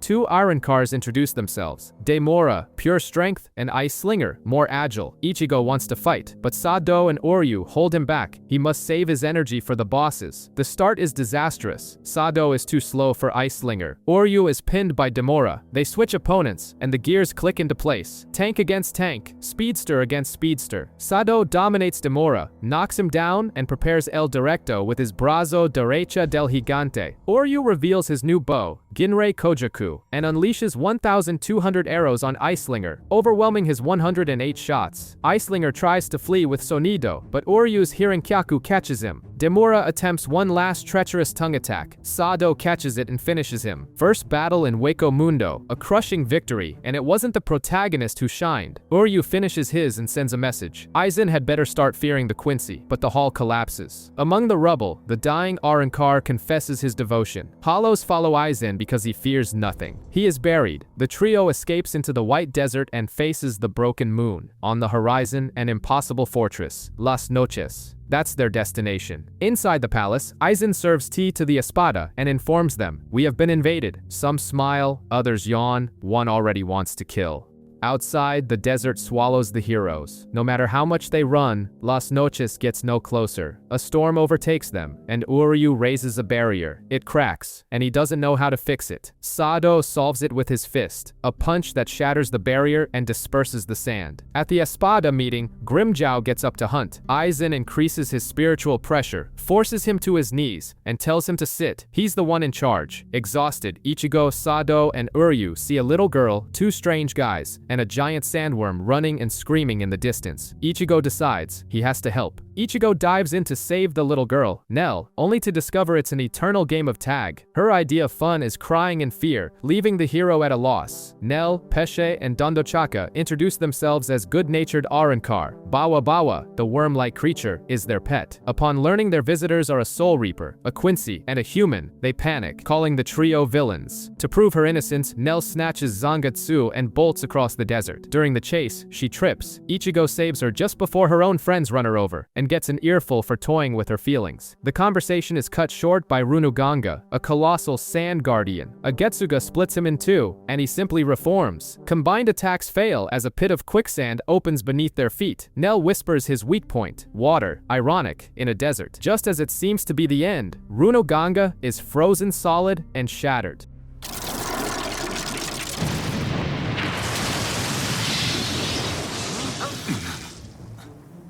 Rukia and Renji arrive and greet Ichigo with a punch each for leaving without them. Jealousy is in the air. Nell glares at Rukia, and Renji reveals Byakuya's unlikely approval for their mission. They all mount Bawa Bawa and head for Las Noches, only for Runuganga to return once more. Rukia tries to freeze him again but misses her target and skewers Bawa Bawa, who thrashes in pain. A hole opens up and swallows the group, separating Rukia from the others. They fall into the Forest of Menos, a sinister underworld for weaker hollows. Without Rukia, Ichigo and company find themselves surrounded as from above, Menos Grande are summoned one after another. Amid the chaos, Nell, Pesce, and Dondochaka are abducted by a flying hollow, and Ichigo is powerless to stop it. Alone, Rukia is also cornered. She runs toward a light and comes face to face with two Menos aiming Seros at her, until a masked Soul Reaper, Ashido, drops out of nowhere and destroys the giants with ease. He leads her to a hideout and without a word, attacks her. The fight is one-sided. Rukia resorts resorts to a handful of rocks, but he vanishes and reappears behind her, ready for the final blow. The blade stops inches from her face. Ashido was only testing her. The forest of Menos is an unforgiving hell. Meanwhile, Ichigo's group tries to hold off an army of Menos under a barrage of Seros and opts for the only viable strategy, fleeing on Bawabawa's back. Pesce, Dondochaka, and Nell aren't so lucky and fall into the hands of Adhuchis led by Terrace, who sees value in his new hostages. In another passage, Rukia and Ashido follow the trail of Ichigo's battle and are ambushed. Ashido tells Rukia to stay back and charges in with a unique technique. He uses hollow masks as shields and cuts down Menos like grass. After the carnage, he tells his story. He's been trapped there for centuries, his comrades are dead, and he's bound by a promise to protect humans by endlessly killing hollows. The mask he wears belonged to the hollow that killed his best friend. Just then, Vecinus attacks Rukia from behind. Ashido throws himself in front of her. The mask, his last memento, shatters. With the mask in pieces, Rukia decides she won't be saved. She'll do the saving. She activates Sode no Shirayuki, and in a single blow, freezes and shatters Vecinus. Ichigo and the others, meanwhile, track the kidnappers to their lair, but it's a trap. Para-Teral appears, showing off the hostages. Oryu creates a diversion with a shower of arrows. Ichigo and Renji rescue Nell and her friends, and Ichigo's Getsuga erases Para-Teral. Ashido faces Terrace in a tough duel until Rukia steps in, freezing the enemy and creating an opening for the final strike. They all reunite at the exit when a still-living Para-Teral returns with more Menos, blocking the way. Someone has to stay behind. Ashido chooses to be the wall, in a classic go on without me moment. The passage collapses, separating him from Rukia forever. Back in the Hueco Mundo desert, the group recomposes themselves and kicks off their invasion by blasting a hole in a wall of Las Noches. They barely make it through the hole in Las Noches before chaos erupts. Nell dashes after Ichigo and falls into a trapdoor. He dives in without a second thought, and everyone else follows. The ceiling collapses, trapping them all in an old basement. Dark corridors multiply. Renji tries to conjure light with Kido and fails spectacularly.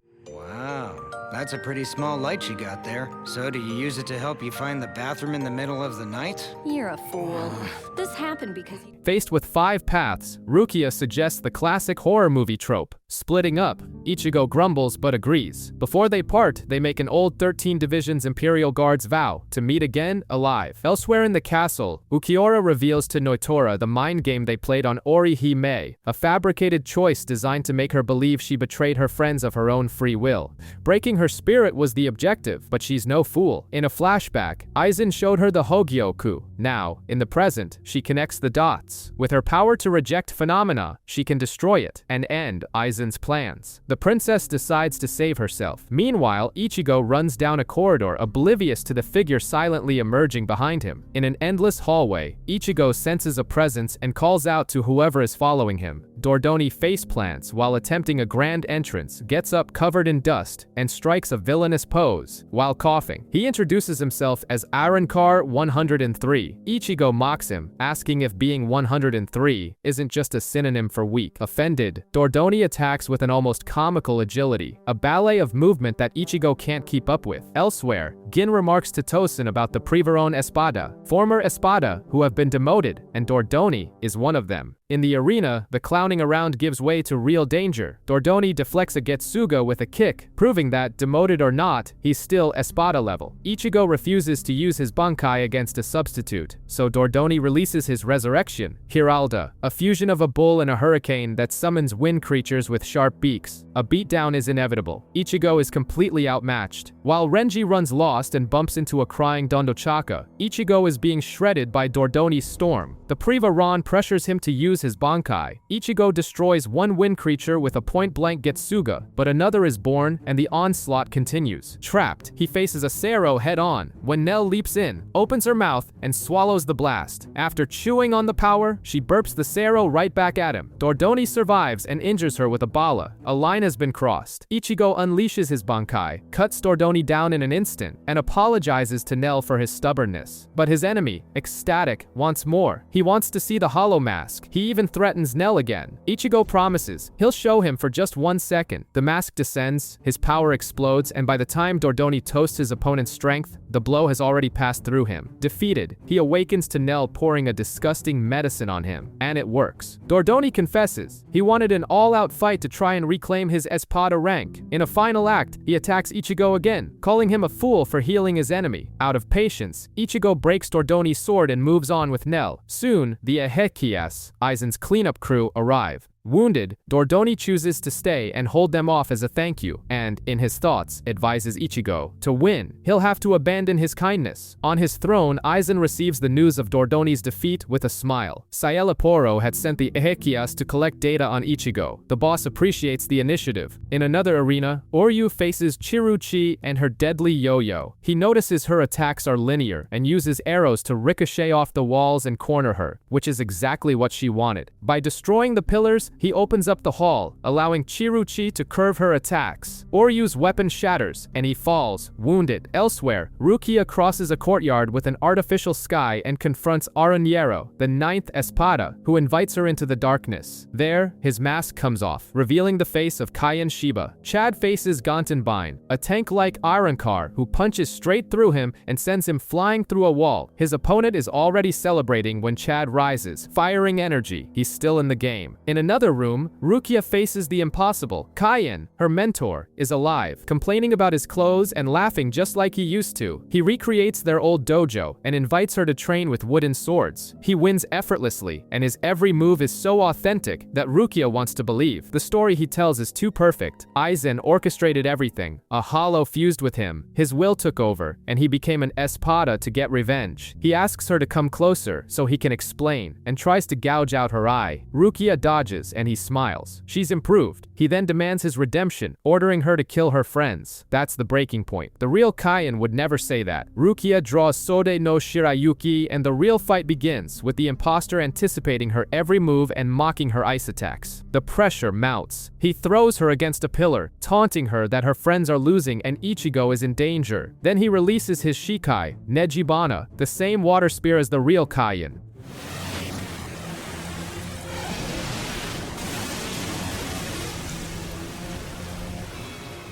This bring back? The style is identical, leaving Rukia in total confusion. In a brief cut, Ichigo carries Nell on his shoulders after she throws a fit because he accidentally squeezed her too tight, as if he needed more problems. Back in the arena, Rukia is disarmed and cornered. Her only clue is a small detail. He avoids the sunlight streaming through the windows. Using Kido, she immobilizes him and fires a massive Hado at the wall, letting the light flood in. The disguise melts away, revealing his true form, a grotesque aquarium with 2 floating hollow heads. This is Aranero, the 9th Espada. He is the only Gillian among the Espada, able to evolve by devouring other hollows. By eating the hollow that merged with Kaien, he absorbed his body, memories, and powers, which is why he is Kaien. He releases his Resurrection Glottonaria and transforms into a ravenous, amorphous mass. Oryu is getting thrashed by Chiruchi, who playfully reaps at him with a deadly yo-yo when Pesci appears, only to crack jokes and try to look up the villain's skirt. The chase becomes a farce until Pesci reveals his secret weapon, a super slippery goo he spits, called Infinite Slick. It's ridiculous but effective. It neutralizes her weapon, causing the Arankar to slip and fall on her face. Furious, Chiruchi unveils her Resurrection Golondrina, wings, feathers that cut like blades, and a razor-sharp gale. Oryu only survives by using Hirenkyaku. He asks for more goo. The infinite supply has run out. To shut his sidekick up, Oryu pins him to the ground by his outfit with an arrow and finally thinks. He detects the vibration of her feathers and draws the Zele Schneider, a Quincy saber of light that vibrates at absurd speeds. The blades become useless. Chiruchi watches stunned as Oryu takes control. With the field covered in feathers, Oryu plants the Zele Schneider and begins to explain, or tries to, as Pesce interrupts, accusing him of being a thief and getting his name wrong. Chiruchi insults Quincy Honor, calling his race extinct. Oryu responds with technique. His energy blade vibrates millions of times per second, overpowering the feathers and disintegrating them. Weaponless, the Arankar makes an extreme decision. She rips off her own wings and arms, sacrificing power to concentrate everything into a final attack. The charge nearly crushes him, but Oryu reveals his ultimate trick. The Zele Schneider isn't for cutting, it's for stealing reishi, and ultimately, it's an arrow. He fits it to his bow and fires, piercing Chiruchi at the point that seals her powers. He spares her life, but as soon as he turns his back, the Ehekiyas appear to take care of the defeated Arrancar. In another sector, Chad continues to take a beating from Gantenbein, gets up again, and mid-fight, feels something change. His right arm morphs into a gigantic shield. The counterattack is about to begin. Walking through the halls of Las Noches, Oryu is followed by Pesha, who lets out a disgusting sneeze and swears it's his infinite slick. Realizing it's just snot, he chases after Oryu to wipe it on his clothes, and, for the first time, calls the Quincy by his correct name. Oryu flees until he feels a shock in the air. Chad's power erupts like distant thunder. On the battlefield, Chad reveals what he's discovered about himself. His power is close to that of a hollow. His right arm, Brazo Derecha del Gigante, is now pure shield, and with this absolute defense, his strength and speed jump to another level. Gantenbein, who had dominated him, is now thrown from side to side, smashing through pillars while trying in vain to land a hit. Desperate, the Arrancar releases his Resurrection Dragra and fires a colossal energy cannon. Chad then reveals his secret. All of that was just his defense. He unleashes his left arm, pure offense. Gantenbein fires again, and Chad simply catches the energy blast and crushes it. The fight ends in a single punch, La Muerte. The impact defeats the Arrancar and imprints a skeletal hand on the wall.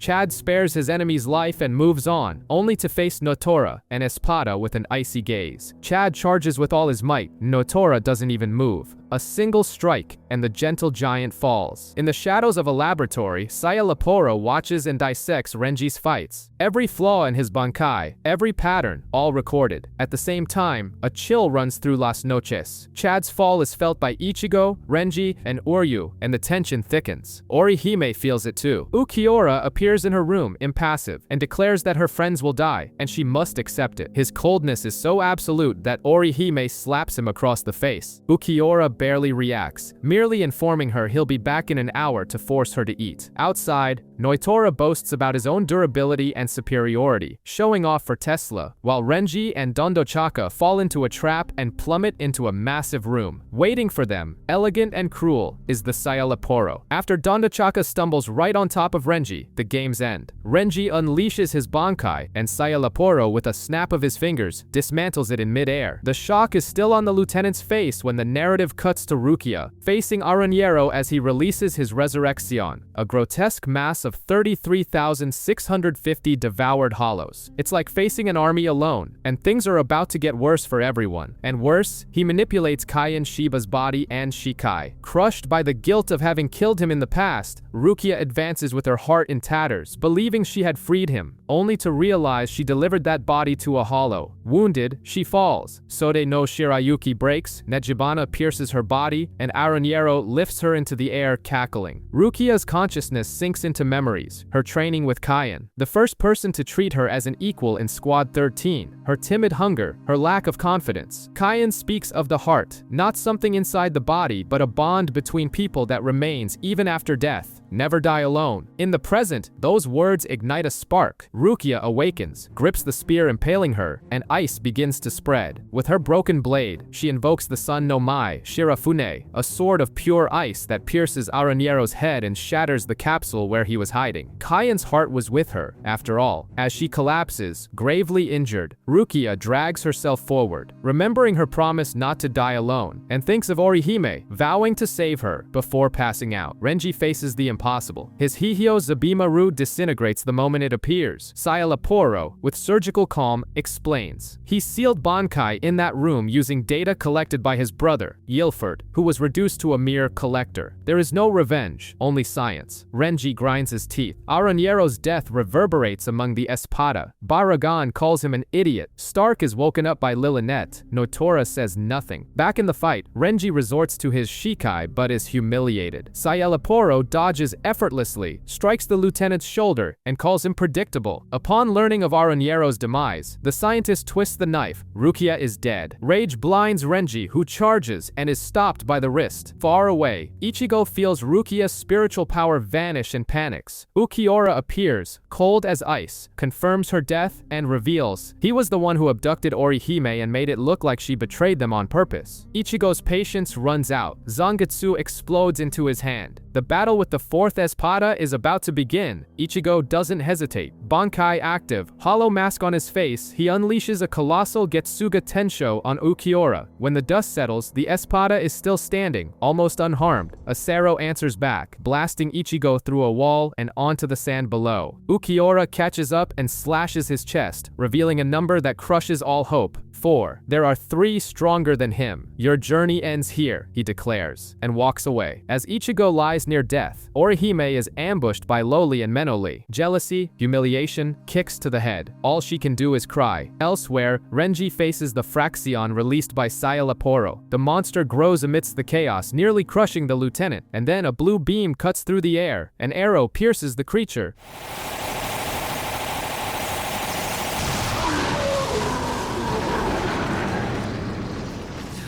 Oryu appears in the gap in the wall, serene, as if arriving at the perfect moment to prevent the fall. Orihime is trying to reach the door when the wall explodes. In seconds, the aggression turns real. Punches, threats of an unstable Sero, and then another explosion. Grimmjow smashes through the wall, surveys the scene and asks if they're having fun. A backhand sends Loli flying. Menoli tries a Sero. He catches the energy in his hand and returns a Sero of his own that obliterates her from the waist up. Loli begs for Aizen's help. Grimmjow shrugs. I didn't save you, I came to collect a debt, he says to Orihime. Meanwhile, Oryu faces Sayalaporo and lands a promising blow, which the Espada mocks. He had already analyzed the powers of the Quincy. Oryu's shots weaken. As defeat looms, Renji bursts in to save him. And in the room, despite being beaten and humiliated, Orihime kneels and heals the very Arrancar who assaulted her. Loli, in shock, stares at her as if she's something incomprehensible. The duo realizes that against Sayalaporo, they need extreme tactics. Renji traps the Espada with Zabimaru and detonates a Hado at point-blank range. The lab shakes. Sayalaporo emerges, burned, but alive. Oryu uses the opening to set up the Sprenger, a pentagram drawn with his blades, which detonates in pure destruction. The Espada survives again, regenerating by devouring a subordinate, and even taunts them. He's going to change clothes and is giving them time to come up with a plan. In the tower, Grimmjow drags Orihime to Ichigo's charred body and orders her to heal him. He wants a fair fight. Ukiura appears to hold him accountable for the abduction. The two Espada clash for a moment, before Grimmjow seals him in a Kaha Negasian, trapping him in another dimension for a few hours. With the path clear, Ichigo, regaining consciousness, makes a request. Heal us both, me and him. No excuses. And the promise of a definitive duel is set. Renji and Oryu try to buy time, but the real storm is brewing under another sky. Face to face, healed by Orihime, Ichigo and Grimmjow seal their pact. No holds barred. Ichigo's Bankai flashes, and the two start breaking towers as if they were made of paper. From a distance, Orihime consoles Nell and confesses her faith in his "I will win," a promise Ichigo himself uses to draw strength. Grimmjow attacks with words as well. He calls Ichigo a hypocrite, claiming he also craves a fight to the death. He brings up the wounds his friend suffered, proclaiming this clash is destiny. Seros and Getsuga Tenshos crisscross the sky. Realizing Ichigo is still holding back, Grimmjow summons a Gran Rey Sero and fires it at both the hero and the two girls. Ichigo has no choice. He dons his mask and stops the explosion. Grimmjow's eyes gleam. Now that opponent has finally shown up. With his mask on, Ichigo saves Orihime, but seeing the fear in her eyes, he apologizes for his monster look and promises to end it quickly. Grimmjow laughs, opens his arms to the storm and releases his Resurrection, Pantera. The spiritual pressure shakes Las Noches. Ichigo yells for Orihime and Nell to protect themselves and not lower their shield. In a burst of speed, Grimmjow throws Ichigo from tower to tower. A colossal Getsuga is split apart with one hand. Arrancar watching from afar comment, it looks like a battle between two Espada. When Grimmjow aims for Orihime, Ichigo throws himself in front and takes the blow to his back.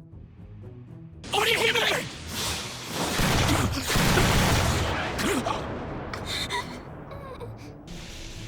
The sight of the mask triggers Orihime's trauma about her hollowified brother. She freezes. Nell shakes her with simple words. Ichigo is suffering for you. Cheer for him. The shout finally comes out. don't get hurt anymore. The instant Grimmjow brings down the final blow, Ichigo stops it with his bare hand and slashes his chest in a single motion, turning the tables for the first time. Grimmjow refuses to go down. He grabs the blade, roaring that the fight isn't over, and the story flashes back. In the White Desert, an odd Huchus, in the form of a panther, devours his way forward. A group sees his strength and kneels, calling him king, begging him to guide them to evolution. Years later, exhausted and without hope, they ask him to eat a piece of each of them so they can see the future through their king's eyes. In the present, consumed by hatred, Grimmjow unleashes his ultimate attack, Desgaron, colossal claws of energy. Ichigo is crushed, his mask cracks, and yet he pushes forward. He shatters one of the claws, tears his way through the rest of the attack, and drives Zangetsu into his enemy. The mask shatters. Grimmjow collapses into his rival's arms. Back on the tower, Nell jumps into a hug. Orihime sighs in relief, and Ichigo extends his hand. Time to get out of here. With the fight over, Ichigo picks Orihime up and descends from the tower, earning a lecture from Nell for commenting on her weight. The plan: rescue Chad and Rukia, but stubbornness has a name, and it's back. Grimmjow, staggering, still wants to fight. Ichigo tries to reason with him. They can fight later. When an invisible slash strikes Grimmjow down for good, Noitora appears, claiming Ichigo as his prey. Lean and sinister, he mocks the defeated Grimmjow and moves in. His strength is overwhelming. Tesla grabs Orihime, turning the conflict into a hostage situation, and Noitora reveals the number that hurts. Fifth Espada, stronger than Grimmjow. Elsewhere in Las Noches, Renji, Uryu, Pesce, and Dondochaka run through a labyrinth that leads them right back to where they started, and Sayalaporo is waiting for them, smiling, as if he knew the path's end all along. Sayalaporo explains with vanity, his palace is an extension of his body. He shapes the corridors, watches everything on cameras while changing his clothes, and brings them back like puppets. He then releases his Zanpaku To, spewing a black liquid that, upon touching Renji, Oryu, and Dondochaka, creates perfect clones of them. Pesce, jealous of the spotlight,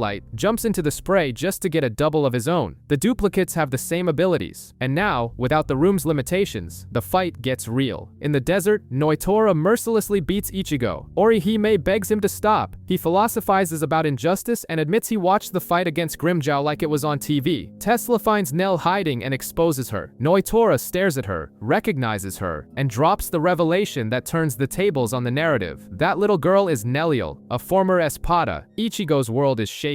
Nell denies it, confused with no memory. Noitora insists, stabbing at her past like a knife. Ichigo, loyal, believes her and returns to the fight and gets beaten down. Noitora lifts him up, scoffs at his persistence, and breaks his wrist. Nell's scream cuts through the air and explodes in a torrent of spiritual pressure. When the smoke clears, the true Neliel stands there, an adult, elegant, swift, with the number 3 tattooed on her back. She rescues Ichigo in a flash and takes center stage. Noitora tries a Sero. She absorbs it and fires it back twice as strong, Sero Doble, leaving the Espada scorched and furious. He spits venom. The numbers don't mean what they used to. The power dynamic has changed, and the war resumes. In the lab, the fight becomes a plague. Every clone they destroy splits into two. Renji and Oryu notice odd details: a hairstyle, eyes, disappearing beauty marks, a loincloth that becomes pants, and Sayalaporo admits he improved their looks for aesthetic reasons. With the room overcrowded, Renji makes an Ichigo-style decision.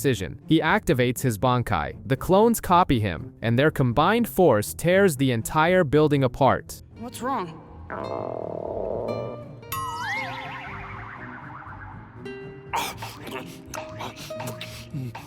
Annoyed by the mess, Sayalaporo ends the show, dispels the clones, and enters the fray himself. His wings capture Uryu. From a grotesque voodoo doll, he pulls out miniature organs. When he crushes the stomach, Uryu vomits on the spot. Renji tries to save his friend and is captured as well, getting his own doll. The scientist speaks disdainfully of their end at Aizen's hands. In the desert, Neliel maintains her speed advantage, clashing blades with Noitora, and for a moment, history flashes. The former third Espada, amid the rubble, Dondochaka manages to free his partner from the debris, and in the dust, they discuss the obvious. Sayalaporo's form looks like an udon noodle. Sayalaporo Udon becomes a terrible idea for an attack name. In the desert, Tesla appears, kicks Ichigo away, and pulls Orihime from his side. There will be no interference in his master's fight. The narrative dives into the past. Noitora repeatedly challenged Neliel, and always lost. She refused to kill, calling his fighting style blind instinct. not a warrior's honor. His pride wounded, Noitora admits to his Fraxion that he only wanted to defeat her out of hatred, and because he couldn't accept being weaker than a woman. The ambush follows. With Sayalaporo's help, the Espada creates an illusion, injures Nell's Fraxion, and forces her to fight. At the perfect moment, he strikes her from behind, breaks her mask, and throws her from Las Noches. Her power dissipates, leaving the child we know without her memories. Pesce and Dondochaka vow to protect her and hide her past. In the present, Sayalaporo tortures Renji by severing his tendons. Pesce and Dondochaka finally join the fight, revealing their true powers. Cornered by Noitora, Neliel decides there's no avoiding it anymore. She will release her Resurrection. Neliel drives her blade into the sand and releases her Zanpakuto. Noitora tries to stop her. Too late. A centaur in green armor is born, raises her lance, and fires the Lanzador Verde. The impact shatters Noitora's weapon and sends him flying. In the lab, Pesce unsheathes his sword, Ultima, and severs Sayalaporo's arm, while Dondochaka pulls a unique weapon from his mouth that sweeps away his Fraxion. In rare sync, they combine their powers and fire the Cerro Syncretico, a flash of light that seems final. But time is cruel. At the moment of the final blow, Neliel's form dissolves. Out of energy, she reverts to a child. Noitora doesn't waste the opportunity. Ichigo tries to intervene and is crushed. The Espada orders Tesla to release his Resurrection and play with Ichigo while he deals with Orihime, and the Cerro Syncretico, it evaporated. Sayalaporo reappears unharmed, explaining he had already analyzed and nullified their power. Worse, Zomari finds an unconscious Rukia and raises his blade to execute her, while Chad is surrounded by the Ehikiyas. At the fatal instant, a sword intercepts Tesla's strike. Kenpachi has arrived. Kenpachi erupts like a thunderclap, cleaving Tesla in two before the dust can settle. Ichigo can barely process it as the captain explains. Urahara opened a portal, and the captain commander sent reinforcements. He didn't come alone. Mayuri appears behind Sayalaporo. Byakuya Kuchiki descends like a feather between Zomari and Rukia, and Unohana, with Isane, faces the Ehikiyas surrounding Chad. With a calm warning that they've come to heal, she makes them retreat. 3 duels take shape. Kenpachi and Noitora, 2 titans, meet in a clash of brute force, and Yachiru gives Ichigo a little kick to get him out of the way. Mayuri and Sayalaporo trade poisons and laboratory taunts. Byakuya confronts Zomari, who displays his Gemelo Sonido, multiplying into copies and impaling the captain, who emerges unscathed as if it were nothing, and declares he is not the truly arrogant one. Hanataro runs and runs but can't catch up to Byakuya. On the field, the clash of egos gives way to technique. Zomari releases Brujeria, transforming into a body covered in eyes. He actually does know who it is, and is still putting me through all of this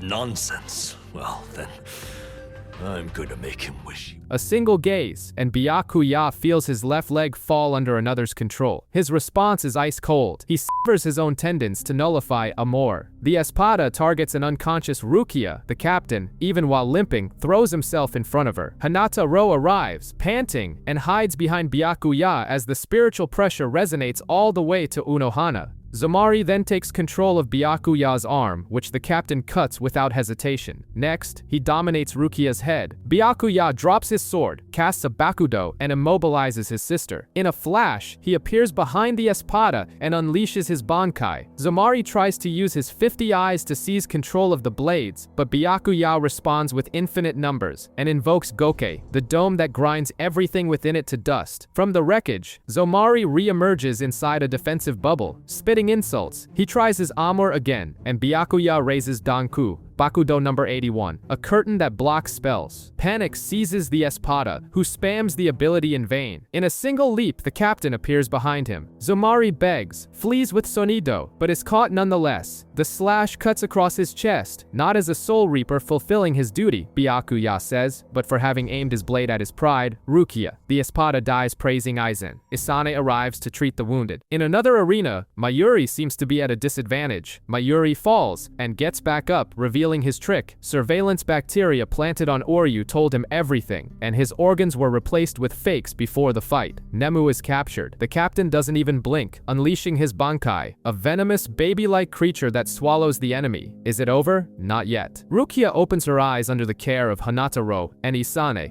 Byakuya, though injured, maintains his composure. Kenpachi and Noitora continue their wall-shattering duel, while Orihime rushes to heal Ichigo. Mayuri's Bankai devours Sayalaporo, but its poison strikes Renji and Oryu. The captain throws them the antidote, which shatters on the ground. Nemu then screams, and the horror returns to the stage. Sayalaporo is reborn from within her using Gabrielle, killing his host to return in a perfect form. He seizes control of the Bankai and turns it against its master. Mayuri, prepared to an absurd degree, had programmed it to self-destruct if it ever rebelled. The explosion seals the monster and paves the way for the final punishment. Calmly, Mayuri reveals the last layer of his plan. Through Nemu's body, he had already injected Sayalaporo with the superhuman drug. It's not poison, it's sensory torture. A single second stretches into a century. Unable to align his body and perception, the Espada watches the captain's blade advance for what feels like centuries before it pierces his heart. Mayuri invites him to enjoy the next 100 years of pain until his brain can finally process it. The scientist falls, not merely defeated, but condemned to an end as meticulous as it was cruel. Mayuri's blade pierces Sayalaporo's chest, and the Espada wonders why death won't come. The captain seizes the moment for a final lesson. So-called perfection is a dead end, a scientist's despair because it leaves no room to imagine or learn, a philosophical checkmate. As a farewell, he breaks his own sword, leaving a souvenir embedded in his enemy's body. The combat ends, and Mayuri finds an unconscious Nemu. The resuscitation he performs is so bizarre that Renji and Oryu look away, until Nemu awakens with a scream, instantly functional. Oryu tries to talk back but coughs up blood. Remembering his organs are still in tatters, Mayuri gives an order. Nemu,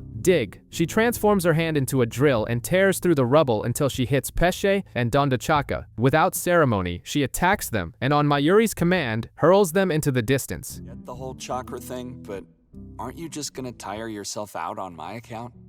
You gotta quit sweating this. The tunnel reveals an intact door, Mayuri explains. Every scientist protects their lab above all else. Upon opening it, 2 bodies hang from the ceiling, preserved as proof of the horrors committed there. Meanwhile, elsewhere, Kenpachi and Noitora clash. The Espada boasts of his Iero, the toughest skin among his kind, and catches Kenpachi's sword with his bare hand. His advantage is so great that he impales the captain with his own hand and reveals the trick. His hollow hole is located precisely where Kenpachi had tried to stab his eye. Noitora gloats about having tricked his opponent, but Kenpachi just starts laughing. For him, discovering the Espada isn't immortal only makes the fight more fun. They clash again, and Kenpachi finally cuts him. Noitora licks the blood and calls it luck, but Kenpachi says he just got used to the toughness of his skin. He cuts him again and even deflects a Sero with his hand. Noitora strikes back and rips off Kenpachi's eye patch, a terrible mistake. The captain reveals it. The eye patch is a seal, a restraint on his own power to prolong the fun. Without it, his spiritual pressure explodes. Pushed to the brink, Noitora releases his Resurrection, Santa Teresa, transforming into a monster with multiple arms and sides. He regenerates his wounds and fells Kenpachi with a single blow. He turns toward Yachiru until Kenpachi gets up as if nothing happened, slices off one of the Espada's arms, and says he was just thinking. His plan is simple: lop off the arms one by one. Noitora regenerates the limb and grows 2 more for a total of 6. The fight seems impossible, and that's exactly how Kenpachi likes it. Noitora's centipede of sides advances with 6 arms and 6 blades, wounding Kenpachi repeatedly. The captain is riddled with cuts but revels in the challenge until he realizes he doesn't want to die here. He reluctantly recalls a lesson he was forced to swallow. Kendo, holding his Zanpakuto with 2 hands, grants a power he rarely uses. Noitora scoffs at the obvious and moves to end the fight. For the first time, Kenpachi raises his sword with both hands and unleashes a single devastating blow. When the dust settles, Noitora is on his knees, a colossal gash across his chest. Kenpachi turns his back. For him, it's over. But Noitora refuses to fall. He rises, screaming, and a flashback reveals his obsession, his hatred for Neliel, who surpassed him and constantly saved his skin, the humiliation, the desire to be the strongest, so he would never be looked down on again. A monster who kills without mercy just to prove his worth. Back in the present, he attempts one last attack and collapses. Little Nell awakens in her child form and witnesses the fall of her old rival. Kenpachi's advice becomes reality. With 2 hands, hands, the sword carries the weight of the world. He lands a blow that carves a crater in the ground and in Noitora's chest. The espada is in agony, and as he recalls a lifetime of fighting and his rivalry with Neliel, he reveals his final wish, to be strong enough to die in battle. And so he does. Kenpachi, blunt as ever, just admits the fight was one hell of a time. He then walks over to Ichigo, shatters Orihime's shield as if it were glass, and orders him, take the girl and get out of Hueco Mundo. He asks her to heal him. And in the next instant, Coyote Stark appears in silence, captures Orihime, and takes her to Aizen. The villain finally reveals his plan. Destroy Karakura Town to forge the Oken, the royal key, and seal everyone in Hueco Mundo. But Kenpachi reveals the trick. The targeted Karakura is a replica. The real one is safe in the Soul Society, protected, while the captains await Aizen's arrival. When Aizen, Gin, and Tosen appear in the fake city, they find the 13 division's Imperial Guards lined up for war. Without hesitation, Aizen summons his strongest and vows to end them all right there. Realizing the town is no longer the priority, Ichigo shifts his focus. He runs to save his friends, heading for the hall where Ukiura awaits him. Cut to 110 years in the past, Aizen, bespectacled and with a gentle demeanor, is Shinji's lieutenant. They discuss the new captain of the 12th Division, as other captains and lieutenants arrive whispering about a mysterious promotion to the Zero Division. 1 week earlier, in a secret hideout, Yoroichi trains with Urahara and tells him she's recommended him for the captaincy. He'll face a test, and she vanishes. As always, in the 2nd Division, Sui Feng, devoted to Yoroichi, can't stomach the preference shown for the laid-back Urahara, and indignant, begins following him in secret. 7 days of spying later, a messenger reports, "We've found them." Though his test is scheduled for that afternoon, Urahara rushes to the mission, with Sui Feng trailing behind. In the bamboo forest, he enters a hut, and a blast of spiritual pressure sweeps through. It's your only option.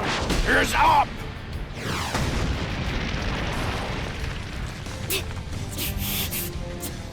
When the dust settles, defeated Soul Reaper lie all around, taken down by him. Mission accomplished. Urahara returns, and already wearing his captain's Haori, shows up late to the meeting. Shinji remarks, "This guy's a total flake." Aizen, with his usual angelic expression, agrees. If only they knew. At the welcoming ceremony, Shinji grumbles that Urahara looks like a total nobody. Yoroichi scolds him for entering without dignity. Yamamoto makes it official. Urahara is a captain. Over at the 12th Division barracks, the atmosphere is frigid. Hiyori, his new lieutenant, only speaks to curse him out. When Urahara's belongings arrive, she kicks the cart and gets buried under them. He appears with a first aid kit and gets a kick to the face. Later, Hiyori challenges him to a hand-to-hand fight. Another kick lands, but she notices he dodged and let himself be hit. What's this guy's deal? That night, Shinji visits Urahara. He advises, Hiyori was attached to the former captain, who was almost like a mother to her. Give it time. Be yourself. As he leaves, Shinji feels a gaze from the shadows. Aizen, I've known your intentions since you were in your mother's womb, he says. Aizen recoils and admits his captain is terrifying. The next day, Hiyori finds Urahara's room remodeled. After a quick argument, he invites her for a walk to the Maggot's Nest. They pass through the 2nd Division, where Yoroichi grants them entry with the natural authority of someone who commands both it and the stealth force. Sui Feng freaks out, but gets a scolding. As they walk, Urahara explains, the Maggot's Nest is a prison for dangerous Soul Reaper, even those who've committed no crime, forcibly retired and kept away from society. Inside, it looks like a living cave. Inmates roam freely, but there's no way out. Urahara tells Hiyori to stay sharp. A mob advances. Hiyori reaches for her Zanpakuto and realizes she forgot it. Urahara handles it all with his bare hands. A former colleague of Hiyori's grabs her as a hostage and gets a kick that doubles him over. Their objective finally appears. Mayuri, locked in a cell. Urahara offers him a position, second in command of the new Soul Reaper Research and Development Institute. If Urahara ever leaves, it all goes to Mayuri. A sinister smile confirms his acceptance. Elsewhere in the Soul Society, a teenage Byakuya trains proudly until Yoroichi steals his hair tie and runs off laughing. In another scene, Aizen praises a young boy for killing a high-ranking officer. 9 years later, 3 figures watch as souls simply vanish. Shinji and Aizen meet up with Urahara, Hiyori, and the newly hired Mayuri. The topic is grim. Souls are disappearing in in the Rukongai. Only the bodies vanish, leaving the clothes behind. The 9th Division, led by Kensei Muguruma and his eccentric lieutenant Mashiro, investigates. In the field, Kensei saves a young boy, Hisagi, and destroys a hollow with his Shikai Tachikaze. Instead of comfort, he gives a harsh lesson. Be glad you're alive. Mashiro finds 10 abandoned uniforms. The previous investigators are gone. Kensei orders a report sent to Central 46 and Urahara's 12th Division and sets up camp. At the Research Institute, Mayuri tests theories. Hiyori bickers, and Urahara arrives with a prototype Gigai. An officer from the 9th brings data. Urahara, ever the strategist, says he only trusts Hiyori to go to the site, and she goes, proudly. That night, screams tear through the camp. Kensei finds his men dead, suspects a traitor, watches the alleged killer die moments later, and is swallowed by darkness. A blade stabs him from behind. He turns, and is shocked by the face of his attacker. An alarm echoes throughout the Seirei. Kensei and Mashiro's spiritual pressure has vanished. Urahara, desperate for having sent Hiyori, rushes to the emergency meeting. Yamamoto confirms the losses and assembles a team. Urahara volunteers and is denied. Yoroichi scolds him for acting on impulse. Shinji, Rose, Love, the Kido Core power duo Tessai and Hachigen, and Lieutenant Lisa are dispatched. Shunsui tells Urahara to trust in Hiyori. Far away, Hiyori dodges blows from a hostile figure. Shinji arrives just in time, telling her to draw her Zanpakuto.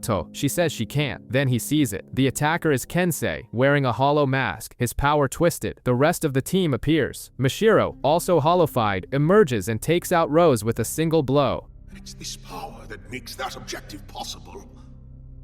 And that's why all of us... Hachigen uses Kido to bind Mashiro, then Kensei, but the captain breaks free through sheer force. Meanwhile, Urahara can't bear to wait. He tries to leave, concealing his spiritual pressure with a special cloak, but Tessai catches him red-handed. Stopping him is impossible. Tessai decides to go with him. On a night patrol, Shunsui passes 2 Soul Reaper, wishes them a good evening, then turns his head and sees Aizen standing in the distance. He waves, thinking his eyes are playing tricks on him, and returns to his squad, where Nanao is waiting. He mentions that his lieutenant, Lisa, is on a mission, and that she'll be back soon. She won't. In the forest, Lisa is down, and Kensei is attacking her, until Rose intervenes. Nothing is right. Shinji and the others arrive. Hachi tries to contain Kensei, but the monstrous spiritual pressure shatters his barriers. Hiyori starts coughing, vomits a white liquid, a mask forms on her face, and she lunges at Shinji. Amid the chaos, an attack from the darkness fells them all. The perpetrator, Kanami Tosin. The scene is complete when Aizen and Gin reveal themselves. Aizen admits it. He's the mastermind. Shinji says he always suspected him, which is why he kept him close. Aizen laughs. That suspicion was perfect for him, as he'd been using a body double for the past month. His Zanpakuto manipulates all 5 senses, total hypnosis. He pokes at Shinji's guilt, causing him to lose control and begin to holophy. Even so, he tries to fight Tosen at his absolute limit. As Aizen moves in for the kill, a subtle slash tears his arm insignia. Urahara has arrived, with Tessai right behind him. Urahara faces Aizen. Tessai faces Tosin and Gin. Shinji, now masked, barely recognizes his savior. Aizen cynically claims he was only trying to help those who were turning into hollows. Urahara, cutting straight to the point, identifies the true culprit. The trio decides to retreat. Tessai unleashes Hado number 88, one of the most powerful spells. Aizen defends with Bakudo number 81, and the ensuing explosion sweeps across the clearing. When the smoke clears, they are gone. The holification of Shinji and the others worsens. Tessai casts 2 forbidden Kido. He freezes time at the location and teleports all 8 victims directly to the 12th Division's lab. There, Urahara reveals his hidden ace, the Hogyoku. He tries to reverse the process and fails. The price comes swiftly. Urahara and Tessai are arrested and tried by Central 46. Aizen has set the stage perfectly. An alibi, witnesses, and all the blame falls on Urahara as the madman behind the experiments. The verdict: Tessai, imprisoned for using forbidden Kido. Urahara, exiled to the human world, stripped of his powers. The 8, to be executed. At the last moment, Yoroichi breaks in, rescues the 2, and has already brought the holofied captains and prototype Gigai. The escape plan is immediate. Special Gigai to hide their spiritual pressure and vanish off the map in the human world. Years later, back in the present, Shinji remarks, Urahara owes him one, and the battle against the Espada resumes. A plus flees from hollows, only to see the monsters disintegrate from the sheer spiritual pressure engulfing Karakura town. On one side, the captains of the the 13 Division's Imperial Guards. On the other, Aizen and his espada. Yamamoto doesn't negotiate. He erects a colossal prison of fire, Okaku Enjo, and traps Aizen, Gin, and Tosen. Aizen, unfazed, says the battle will be over before they even lift a finger. In Las Noches, Ukiura questions Orihime about fear. She replies that her heart is with her friends. At first it hurt to see them risk everything for her, but now she understands. The feeling is mutual. Ichigo rushes toward her, but the Ehikyas block his path. Renji, Chad, and Rukia arrive and clear the way, holding off the enemies. On the throne, Ukiura dismisses the idea of a heart as a human illusion. Perversely, he asks if he would see one if he cut open her chest or crushed her skull. The ground trembles, and Ichigo bursts through the ceiling, sword in hand. Ichigo faces Ukiura. The espada warns him. Aizen didn't order him killed, but he is a threat to Wako Mundo. Therefore, he will be eliminated. Blades slide, and the fight begins.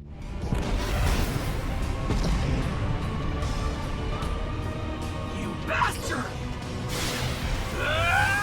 In the fake Karakura town, command falls to Bahragan. He figures out the trick of the 4 pillars supporting the mirrored city and dispatches 4 giant hollows to destroy them. Yamamoto smiles inwardly. He's already placed guardians at each pillar. Ikaku, Yumichika, Izuru, and Hisagi appear, cut down the monsters, and take their positions. Omaeda panics. Suifeng swears she told him. Rangiku points out that maybe she forgot. Bahragan is unconcerned. If 4 ants have come, he will send 4 dragons. His Fraxion advance. 4 duels ignite the battlefield. Ikaku versus Po. Yumichika versus Charlotte. Izuru versus Abirama. Hisagi versus Fiend Door. The chessboard of war is set. Gin and Tosen watch from afar. Gin, with his serpentine smile, remarks that abandoning Izuru only made him stronger. Below, Izuru himself faces Abirama, who releases Age-La and becomes a birdman. But the real show is in another arena. Yumichika and Charlotte duel with a mix of barbs and vanity. Charlotte proposes the ultimate rule: whoever dies first is the ugly one, and fires off an attack with an impossibly long name. Yumichika withstands it. Annoyed, Charlotte releases Reina de Rosas. His appearance is so ridiculous that Yumichika bursts out laughing, loud enough to distract Ikaku from afar. Playtime is over. Charlotte uses blinding speed, breaking Yumichika's arm in 3 places, and raises a curtain, Rosa Blanca, a darkness that isolates them from the world. With no audience, Yumichika thanks him for the privacy and releases his Shikai's true name, Ruriiro Kujaku. Glistening vines envelop him, bind Charlotte, and begin to drain his life energy. The darkness falls, and Yumichika stands victorious, absorbing the last of his opponent's life force. Charlotte, dying, calls it a bankai. Yumichika corrects him. It's his true Shikai. He confesses his secret. His sword loves the color azure and hates the fake name he pretends to use. Fuji Kujaku. In the 11th Division, magic-based powers are looked down upon. He would rather die than let his comrades see it. Charlotte exhales one last compliment. On another front, Fiend Door plays a game of leveling up against Hisagi, breaking his mask to grow stronger. Izuru, fighting Abirama, lures his enemy into an alley. The steel feathers regenerate endlessly until he reveals his Wabi-Ske. Every touch doubles the weight. The wings fall, the body kneels. Izuru, somberly, states that war isn't heroism, it's despair. Wabi-Ske means to apologize. The blade forces the enemy to bow their head. Abirama begs for his life. Izuru declares that a true warrior doesn't plead for mercy and beheads him. As he sheathes his sword, he asks the warrior of the sky to never forgive him. Hisagi's fight becomes a twisted video game. Fiendor keeps breaking his mask and leveling up, from 5th seat to 4th, 3rd, until he claims to be at a lieutenant's level. Hisagi takes Seros in a shower of balas, staggers, and then stops playing around. He uses an explosive bandage and traps the Arankar in a Bakudo, but not for long. Fiendor releases Pinza Aguda and becomes a crab-like creature with pincers that fire jets of compressed water. He traps Hisagi in a watery globe and moves in for the final blow. Hisagi awakens his Shikai, Kazeshini, twin sickles that he hates because they look like they were made to reap lives. With them, he shatters the prison, cuts off the water flow, and turns the tide. Desperate, Fiendor shatters almost all of his mask and declares himself captain level. Hisagi coldly states that those who do not fear their own blade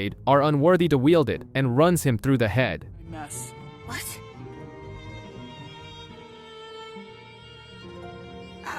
Well, I guess there's really nothing that you The victory is short-lived as disaster strikes. The pillar Ikkaku was guarding is destroyed. The news hits like a stone. With the pillar down, the real Karakura town begins to reappear. Yumichika tries to run, but Izuru knocks him out with a single blow. Focus on the mission. Ikkaku, beaten to a pulp, refuses to use his hidden strength. As Po moves to finish him, the shadow of a giant falls over the field. Captain Komamura arrives with Iba. Po releases his resurrection and becomes a colossus. The monster's fist descends, and Komamura, a titan himself, catches the blow and throws him back to the ground. The Arrancar charges a Sero in his throat. Komamura answers with his Bankai, Kokujo Tengen Mio. A massive samurai appears, blocks the beam and shoves it back, blowing up the enemy from the inside. A clean victory. Afterward, Iba gives Ikkaku the lecture he needs. The mission comes before pride, and hiding his Bankai nearly costs them everything. Komamura discreetly pretends not to hear. In the distance, Baragon grinds his teeth, breaks the arm of his throne, and spits out a single word: useless. Baragon threatens to descend to the battlefield, but Gio Vega convinces him to leave the work to him and Nerga. Sui Feng and Omeda move to engage them. On another front, Hitsugaya and Rangiku face Harabel and her 3 Fraxion, while Shun Sui and Ukitake cross paths with Stark and the small Lily Net, trading lazy provocations. One doesn't want to fight near a child, the other suggests they just pretend to fight. Yamamoto's command drops like a spark, and everything ignites. Rangiku envelops the 3 enemies in a storm of ash, but they break her prison with a combined Sero and Lath. Nerge uses Omaida as a punching bag. Gio taunts Sui Feng about her lieutenant's weakness, and she cuts him short. His problem. In an instant, she turns the tables, intercepting a kick, throwing Gio into a building, and pinning him with a Bakudo. With her target immobilized, she raises Suzume Bachi. The 2-hit kill butterfly mark glows on her fingertip. Omaida continues to get beaten by Nerge, and Gio needles Sui Feng with taunts. The captain remains cool. She lands the first mark, prepares the second strike, and Gio blasts a Sero to break free. The duel resumes. Elsewhere, Omeida's blade can't scratch Nerge's Iero. He then tries to win with words, boasting about his wealth. Conversation over. Gio activates his Resurrection, Tigre Estok,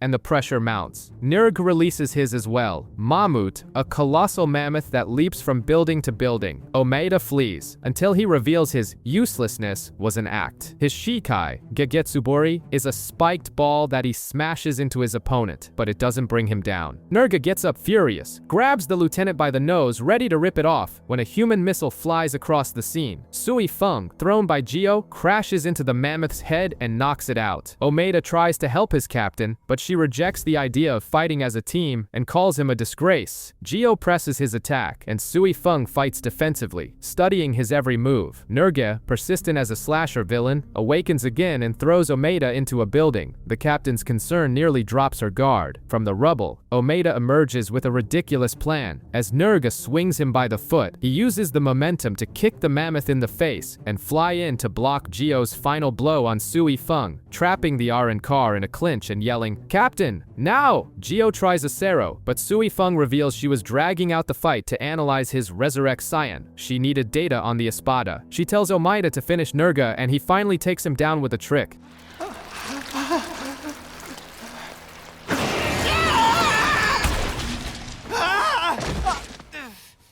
Gio attempts one last upgrade, Tigre Estoque El Sable, but doesn't even finish the pose. The captain's Suzume Bachi lands the second strike, and he falls. From his throne, Baragon rises. The next act is about to begin. In the gray skies of the fake Karakura town, Rangiku is cornered by Harabel's 3 Fraxion. It's 3-on-1, and she can only defend, losing her breath with every blow. High above, Hitsugaya crosses blades with Harabel herself, but can't hide his concern for his lieutenant. Elsewhere, Shun Sui and Stark chat like old acquaintances, their exchange more taunt than combat. Stark prods the captain for hiding his second sword. Ukitake, meanwhile, refuses to fight Lilinette, calling her a child and remaining calm amidst the chaos. Just as one of the Fraxion moves in to finish Rangiku, a ball of fire cuts through the air and explodes on the Arrancar's back. It's Momo Hinamori. Her presence makes the spiritual pressure tremble, noticed even by Aizen and Hitsugaya. Momo stands beside Rangiku, swearing that Aizen Aizen is her enemy, but Captain Aizen escapes her lips, and Rangiku understands the wound is still raw. Without hesitation, Momo combines Kido with her Zanpakuto, weaving a net of energy around the three and detonating a colossal explosion. The smokescreen catches Shunsui's attention, who suggests to Stark that maybe it's time they started taking this seriously. The Primera observes, noting that Shunsui is ambidextrous and should be using both swords. Pressured by the atmosphere, the captain finally draws his second blade, while Ukitake insists on not fighting Lilynet. But Rangiku and Momo's victory vanishes with the smoke. The Fraxion emerge unscathed. Their resurrection not only strengthens but also regenerates wounds. Tired of playing, they perform a dark ritual, sacrificing their left arms to summon a colossal chimera, Quimera Parka. Rangiku and Momo can only stare, stunned, at the monstrous creature now towering before them. Lilynet persists with a repeated attack on Ukitake, but he shrugs off the attacks as if they were nothing. From a distance, Shunsui teases Stark. "Aren't you going to give your partner a heads up?" The Espada apathetically tells the captain to mind his own fight. Annoyed, Lilynet fires a Sero, and Ukitake, with almost humiliating calm, simply slaps the attack away and nullifies it. He stands tall and gives an ultimatum. Either she leaves, or she will be defeated, because that Sero was child's play. Elsewhere, the absurd takes form. Harabel's three Fraxion intertwine their arms and, in a macabre ritual, give life to Aion. The monster moves too fast for the eye to follow. Rangiku is slammed to the ground in a single blow, breathless. Momo tries to help her, but Aion catches her brutally. A crushing punch, broken bones, blood, and silence. That's when help arrives. Hisagi and Izuru land on the field. Hisagi binds Aion with his Zanpakuto. Izuru, formerly of the 4th Division, erects a barrier and begins treating Rangiku and Momo. Overconfident, Hisagi thinks the monster is vulnerable to Kido, a fatal mistake. Aion twists its own head, shatters the chains, and grabs him. Iba appears to help and is met with a Sero fired from a sinister eye on the creature's horn. Aion approaches Izuru's barrier until a hole opens in the monster's chest. Standing before them, looking like he was woken from a nap and is now in a bad mood, is Captain Commander Yamamoto. Yamamoto's spiritual pressure crashes down like a meteor. Omeda nearly faints. Sui Feng, unfazed, gives him a sharp smack and a reminder. Everyone here, even the head captain, came to fight. Yamamoto scolds the fallen lieutenants, and Aion responds with a roar, its pierced chest regenerating. The monster's arm grows grotesquely as it charges, and the old man moves like a flash, dodging every attack while calling the beast a poor thing. Rujin Jaka awakens, a blade wreathed in hellfire, and with a single slash, Yamamoto cleaves Aion in two. Even so, half the monster still tries to rise. Tired of its persistence, he reduces the rest to ash.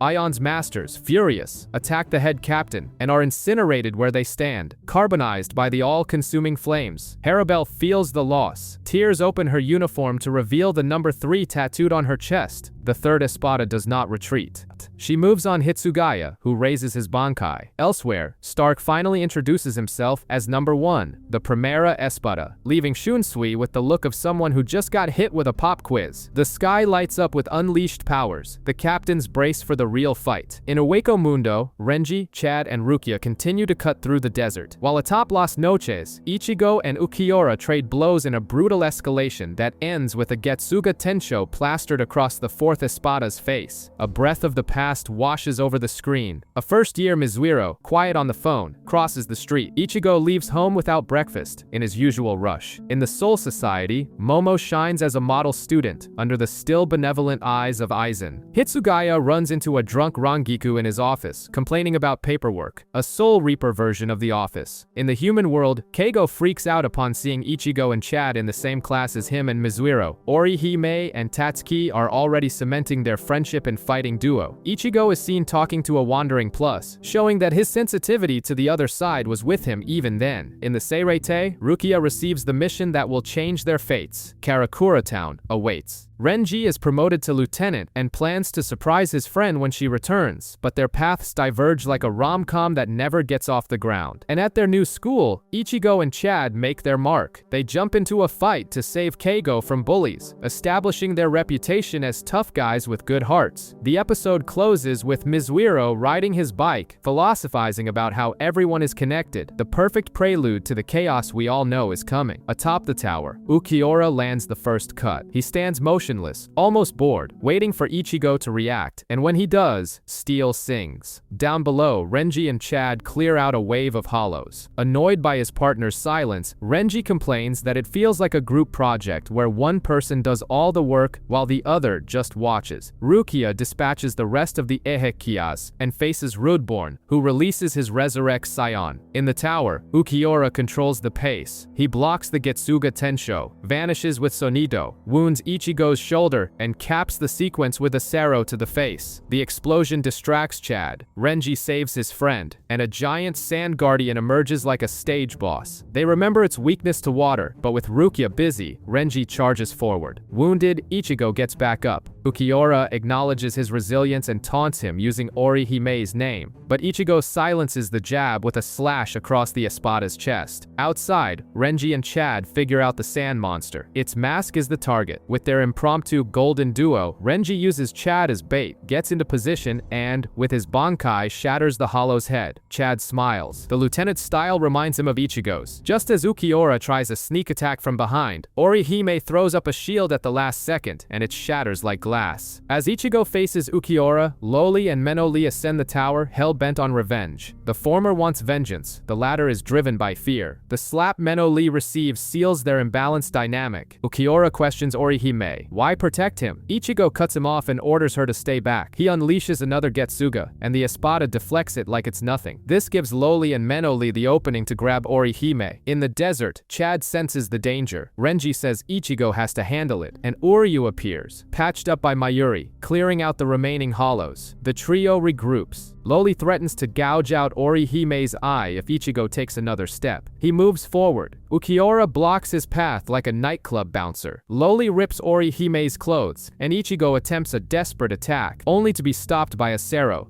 You helped me out a lot, and often too. Like with Osaka and Eiki.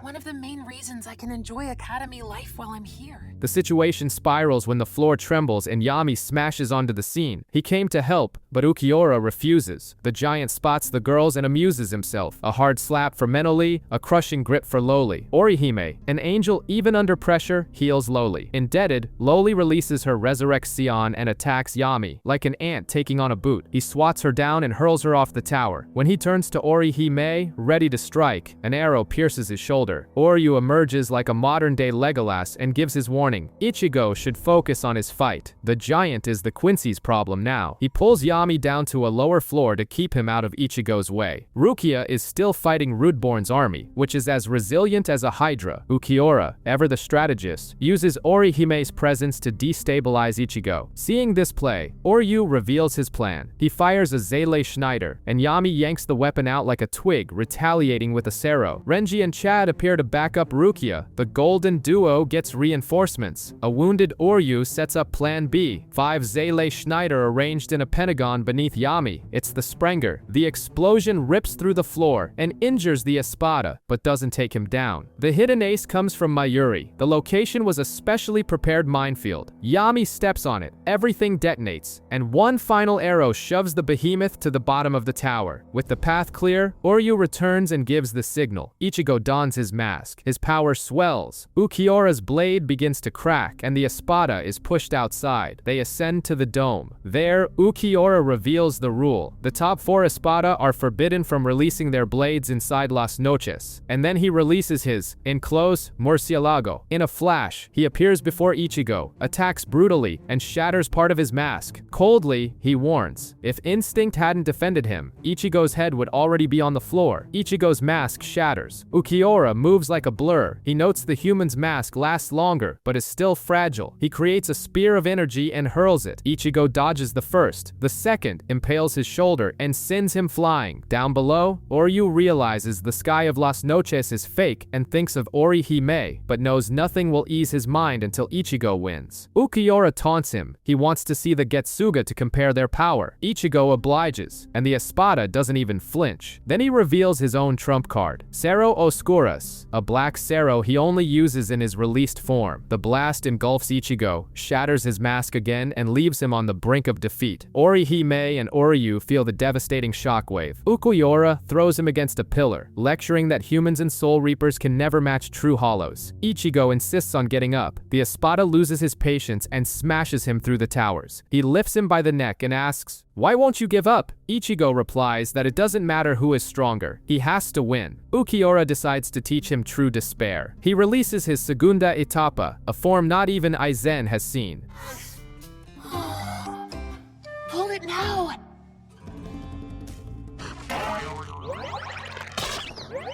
The winged demon cuts his mask again. When Orihime and Oryu reach the top, they see the worst. Ukiura grabs Ichigo with his tail and prepares a Sero Oscuras, blowing a hole straight through the hero's chest. Orihime panics, seeing Ichigo fall with a gaping hole in his chest. She rushes to save him. Ukiura stops her, saying it's useless. Oryu attacks from behind. The blow is blocked effortlessly. He tries to buy time, but the Espada's wings hurl him against a pillar, shattering his wrist. Orihime kneels over Ichigo. Her faith has always been that he would win, and now she doesn't know what to do. Watching Oryu get beaten, she falls into despair and cries out Ichigo's name. The scream pierces the void. His body moves, but it's no longer him. The holification takes over, a complete form, pure instinct. Zangetsu's warning has come to pass. Ukiura is stunned. That human should be dead. The hollow Ichigo roars, yanks his sword free with a gesture, and fires his own Sero. The blast cancels out the Sero Oscuras. Ukiura can't believe a human can fire one. The fight resumes, and the Espada's left arm is lopped off. He regenerates it instantly, revealing his greatest asset. Then comes the Lanza del Relampago, an energy lance that detonates in the desert in a monumental explosion. He misses the first shot. As he throws the second, the hollow appears before him with impossible sonido, catches the weapon, and shatters it. A direct blow to the chest sends Ukiura plummeting. On the ground, he faces defeat at the hands of a human-turned hollow. The hollow stomps on his head and charges a Sero at point-blank range. Ukiura accepts his end. The blast obliterates the top of Las Noches. In the desert, Rukia, Renji, and Sado are still struggling with Rudborn and his army, when Yami, waking up bigger than before, crashes down and crushes the Ehikia's leader. The thirst for revenge against Oryu reignites in the giant's eyes. High above, hollow Ichigo's Sero tears through the roof of Las Noches. He prepares to finish the job, and Oryu begs him to stop. The fight is over. If he continues, Ichigo will cease to be human. The response is brutal. The hollow sword runs through the Quincy's abdomen. Orihime blames herself. Her scream brought him to this state. The hollow aims a Sero at Oryu, but Ukiura himself intervenes. He slices off one of the hollow's horns. The Sero explodes in its own face, shattering the mask. Ichigo returns to consciousness. His body miraculously regenerates the hole in his chest. He wakes up to a horrifying sight. Oryu wounded by his blade, Ukiura falling to pieces. He refuses this victory. In a desperate act of honor, he asks the Espada to cut off his arm and leg to even the fight. Ukiura raises his blade, but his body begins to turn to ash. His time is up. He extends a hand to Orihime and asks if she is afraid of him. No. She tries to take it, and his hand disintegrates before they can touch. Ukiura, in the end, understands what a heart is. The wind carries away what's left of him. Outside, everyone senses Ukiura's spiritual pressure vanish. The question hangs in the air. Did Ichigo win? Yami answers by punching a wall, consumed with rage. He wishes he could have helped his comrade, but it's too late. The giant faces Rukia, Renji, and Chad, warning them they don't stand a chance.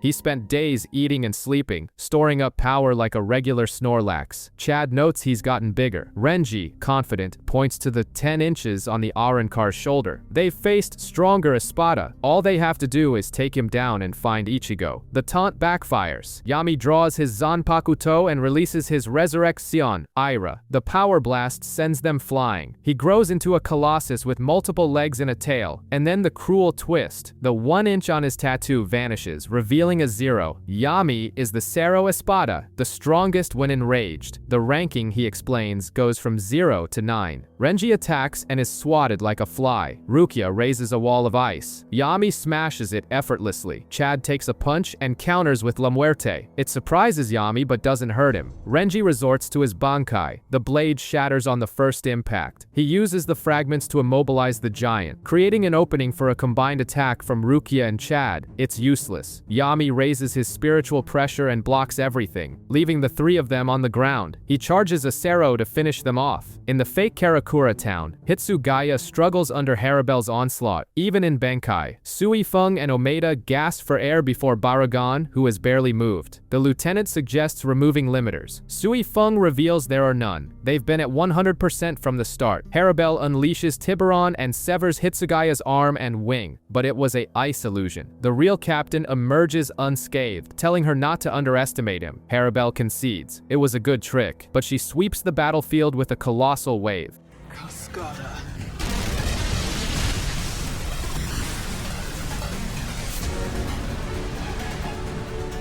In parallel, Baragon lectures. Each espada embodies a human form of death. Haribel's is sacrifice. Hitsugaya realizes his natural advantage. He controls ice, she controls water. If there's water, he can make ice. Haribel retorts, if there's ice, she can melt it. To prove her point, she summons Cascada, flooding the city. Below, Izuru panics at the rising tide, and Komamura orders him to focus on the wounded. Hitsugaya raises a wall of ice and counterattacks, trapping Haribel in a block of ice that shatters in an instant. While Stark casually fires a Sero at Shunsui, the fight in the sky reaches a stalemate. Both are waiting for the field to fill with water to unleash their final moves. The captain grows tense. His friends are below them. He tries to seal Haribel again. She escapes. An even larger Cascada follows. Pushed to his limit, Hitsugaya freezes the giant wave and nearly passes out from the strain. Haribel praises him but says it's not enough, but he's not down that easily. He rises, raises his Zanpakuto, and regenerates his Bankai. The sky darkens. A storm gathers. He reveals that Hyorin Maru is the master of the heavens, and with everything in place, prepares his ultimate technique. Yoten Hyakaso. The sky closes in, and even Stark notices the change. Hitsugaya explains, Hyorin Maru controls the weather. His power hasn't fully matured, and he didn't want to use this technique in Bankai, but he's reached his limit. After a formal address, he activates Hyoten Hyakaso. A blizzard descends. Haribel attacks, only to see her strikes freeze in midair. Ice flowers begin to bloom on her body, one by one. Hitsugaya explains the rule of his winter garden. Anything the snow touches freezes instantly. When all 100 flowers blossom, the opponent's life ends. In seconds, Haribel becomes a statue encased in a pillar of ice. From afar, Baragon calls her defeat pathetic and resumes his hunt for Sui Feng. Something is wrong. The closer she gets, the slower she becomes, like playing with lag. He reveals the aspect he embodies. Old age. Everything he touches decays. A single touch on her shoulder, and Sui Feng's arm breaks from the inside. Omaeda buys precious seconds with a distraction and pulls his captain away. Baragon tires of the chase and releases Arroganta. He becomes a skeletal king who ages the ground he walks on, releasing a purple mist. Respira. Sui Feng runs, but the mist grazes her hand, and it rots in real time. In a panic, she screams for Omeda to cut off her arm. He hesitates, then obeys. The limb falls and turns to dust. Baragon laughs. Even Soul Reapers fear death. Baragon savors the fear he inspires. Omeda tries to help. The captain coldly brushes him off. The Espada's power creates an impassable ring of death.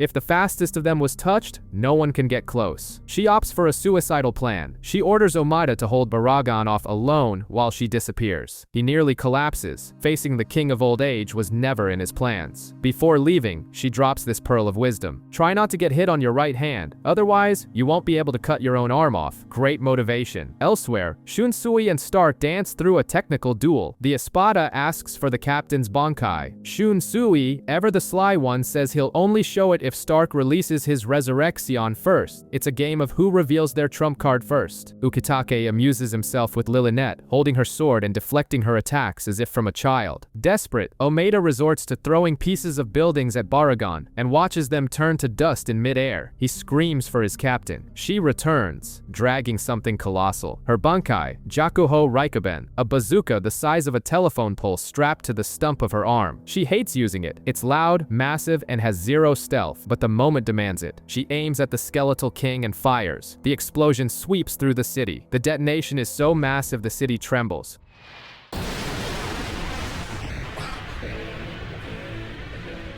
Omada is sent flying and gets embedded in a wall. He frees himself just in time to catch his captain, thrown back by the cannon's recoil. She curses him for touching her. Gratitude is not on the menu. For a moment, they believe Baragon has been turned to dust. Elsewhere, Stark fights Shunsui without any real will. The captain notices and pokes at him. Is he worried about his friends? The taunt triggers his decision. He calls to Lilynette and reveals the truth. The two of them are one. His power was so immense it split into two bodies. A hand on her head, a flash of light, and his resurrect scion emerges. Los Lobos. He now wields two pistols. The comical part? One of the pistols is Lilynette, complaining non-stop. He smacks the gun to shut his partner up. Shunsui uses the distraction to attack with his children's games, like Bushigoma. Stark responds with Seros fired from his pistols. Shunsui notices the difference in the guns. Stark confirms it. They fire Seros, lots of them. He unleashes Sero Metroletta, a rain of blasts that forces Shunsui to run for his life. Just as the tide turns, Ukitake appears. With his Shikai, he absorbs a Sero and fires it back with equal force. The game is changed. For a moment, the 13 Division's Imperial Guards is on the verge of celebrating. Haribel is frozen. Baragon is presumed vaporized. Shunsui and Ukitake stand against Stark, 2 versus 2, since the Primera is a duo with Lilynette. Ukitake explains his sword. It absorbs attacks and fires them back with different speed and pressure. Stark understands there must be a limit. They coordinate their attacks, pushing the Espada onto the defensive. That's when the sky tears open. A colossal Garganta appears. Wonderweiss falls through, accompanied by a giant one-eyed monster. The air grows heavy. Chaos erupts. Wonderweiss appears behind Ukitake and shoves a hand through his chest. Shunsui rushes forward, and Stark fires a point-blank Sero into the captain's back. 2 leaders are down. Wonderweiss's scream shatters Hitsugaya's ice prison, freeing Haribel. Another scream blows away the smoke, revealing Baragon unharmed. The bazooka failed. The monster from the Garganta exhales, undoing Yamamoto's fire prison and freeing Aizen, Gin, and Tosen. It's the apocalypse. Despair descends. Then, a new presence cuts through the silence. Shinji and the Visoreds arrive. He faces Aizen and smiles. Gin recognizes their faces. Over 100 years ago, many of them were captains and lieutenants of the 13 Division's Imperial Guards. The past comes flooding back. Shinji and his comrades fell victim to holification in a cruel experiment by Aizen. Urahara and Tessai tried to intervene. Tessai unleashed a Hado 88, and Aizen blocked it with a shield as if it were nothing. After their escape, Urahara rescued the holified Soul Reapers with Yoruichi and hid them all. In the present, the Visoreds remember what they've become and why they're here. Shinji speaks to Yamamoto. They aren't allies of the 13 Division's Imperial Guards, but they are mortal enemies of Aizen and friends of Ichigo. Lisa gives her old captain a shout-out. Just watch the show. I've gotten strong. Wonderweiss's pet monster, Hulir, spits out an army of Gillians. The masks cover the Visoreds' faces, and the cleanup begins. Shinji tries to move on Aizen. Tosen intercepts, and Komamura arrives to stand with the masked visitor. Pairings emerge. Lisa and Hiyori join Hitsugaya against Haribel. Love and Rojuro face Stark. Hachigen goes with Suifeng to take on Baragon. Mashiro and Kensei argue over who gets the last Gillian. Kensei lets her have the Hulir. One super kick and the beast is down, leaving Wonderweiss stunned.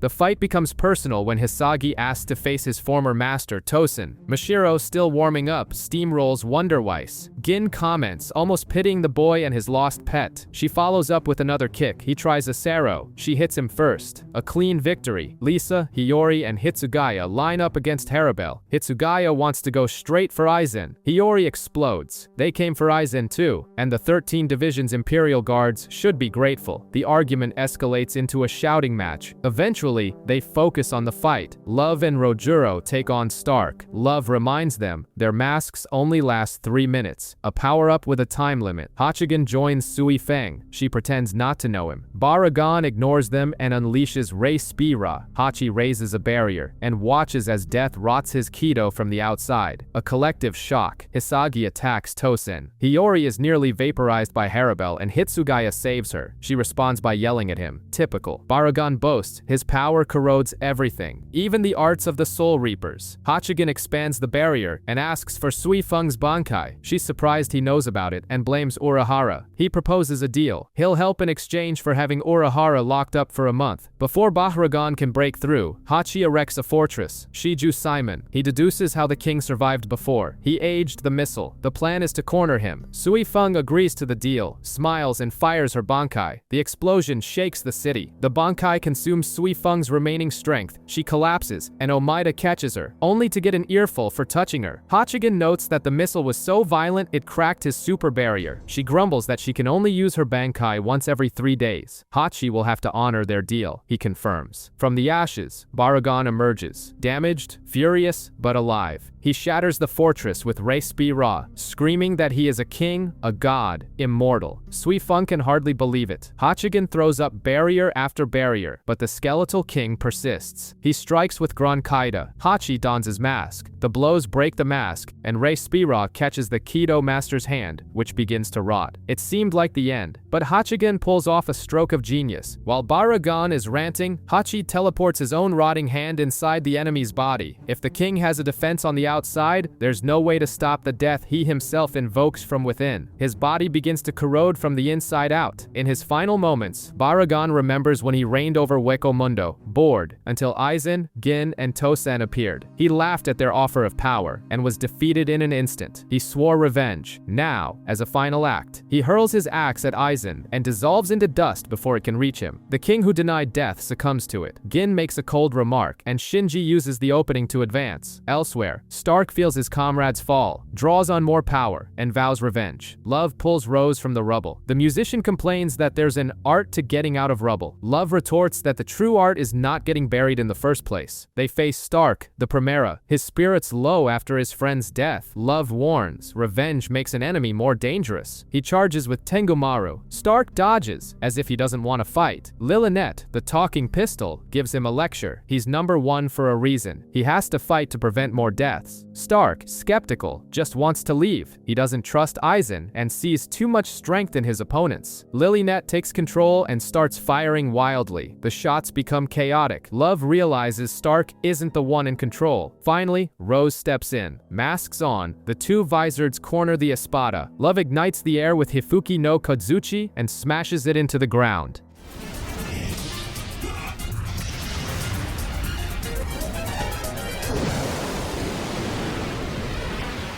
Elsewhere, Lisa and Hiyori are still arguing with Hitsugaya more than they're fighting Haribel. On the ground, Lilinette convinces Stark he's not alone. The pistols vanish. In their place, a pack of spiritual wolves. Love and Rose charge. The wolves regenerate, latch onto them, and explode like Saros with a will of their own. Stark explains, the wolves are fragments of his and Lilinette's souls. The storm of explosions overwhelms the Vizards, who lose their masks and fall. The Primera raises his blade for the final blow, and out of nowhere, a sword pierces his chest. The blade that pierces Stark's chest emerges from his own shadow. From it, Shunsui appears, calmly explaining that his Katen Kyokatsu makes children's games a reality. First, Kageoni, whoever steps on another shadow loses. Then, Taka Oni, whoever is higher up wins. With no ground or sky to fight on, Stark is cornered. But the number one Espada is no pushover. Following Lilinette's strategy, he sends the wolves to attack from the shadows, causing Shunsui's technique to be turned against him. The explosion is colossal. Shunsui reappears and unleashes Bushigoma, a spinning top of energy that shreds the wolves. With that, Lilinette, the soul behind them, vanishes. Now, it's a pure duel. Shunsui activates Aruni, the color game. He yells gray and slashes Stark. In a flashback, we learn of the Espada's solitude. His power killed anyone who got close. To avoid being alone, he split his soul in two and created Lilinette. Back in the fight, Stark understands the rule. The more of the chosen color you wear, the more damage you take, and responds with white, slashing Shunsui's back. The captain rips off his white Haori, shouts black, and lands a devastating blow to Stark's chest as he's dressed in dark clothing.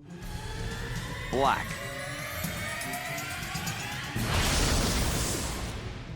As he falls, Stark remembers Aizen promising him strong comrades. He apologizes for not being able to repay his debt and, in his final memory, stands beside Lily Net, vowing to stay with her forever. Stark dies. Aizen then appears on the battlefield, not to save him, but to stab Harabel, declaring she isn't strong enough to fight for him. We flash back in time to meet Harabel. She rescues Apache from being devoured and takes her to a hideout, where Sung Soon and Mila Rose are already living. The three are constantly at each other's throats, but Harabel's philosophy is clear. Instead of growing stronger by devouring the weak, she believes in the strength of the group. This ideal attracts the unwanted attention of the king of Hueco Mundo, who threatens them. Later, one of Baragan's henchmen returns as an Arrancar, a monster supercharged by Aizen, determined to get revenge. He defeats Harabel with ease. Seeing their leader on the ground, Apache, Sung Sun, and Mila Rose throw themselves in front of the enemy, ready to die for her. Their loyalty awakens Harabel's strength, and she rises to fight again, but she is still no match for him. That's when Aizen appears, eliminates the Arrancar with a single strike, and offers Harabel the power to protect her own, a proposal wrapped in manipulation, which she accepts. In the present, the tragedy is complete. After stabbing her, Aizen expresses his disappointment in the Espada and claims that sacrifices mean nothing. Arabelle tries to attack him but is caught in the illusion of Kyoka Suigetsu. The real Aizen appears behind her and runs her through again, muttering that he won't waste 2 strikes on someone like her. He discards her on the ground and turns coolly to the captains and vizards, determined to end the war himself. With Harabel down, Mashiro celebrates the end of the Espada until Wonderweiss gets back up. She greets him with a massive kick to the face, confident. Kensei tells her to take off her mask, but Mashiro brags she can keep it on for 15 hours. She drags the Arrancar's face across the ground. He rises, tears her scarf, and throws her. The fight takes to the skies. Both fire Ceros that cancel each other out. Mashiro's mask cracks. Wonderweiss seizes the opportunity and shatters the rest with a punch. Before the final blow, Kensei appears, calls the boy a spoiled brat, and unleashes his Bunkai, Tekken Tachikaze, to settle this with his fists.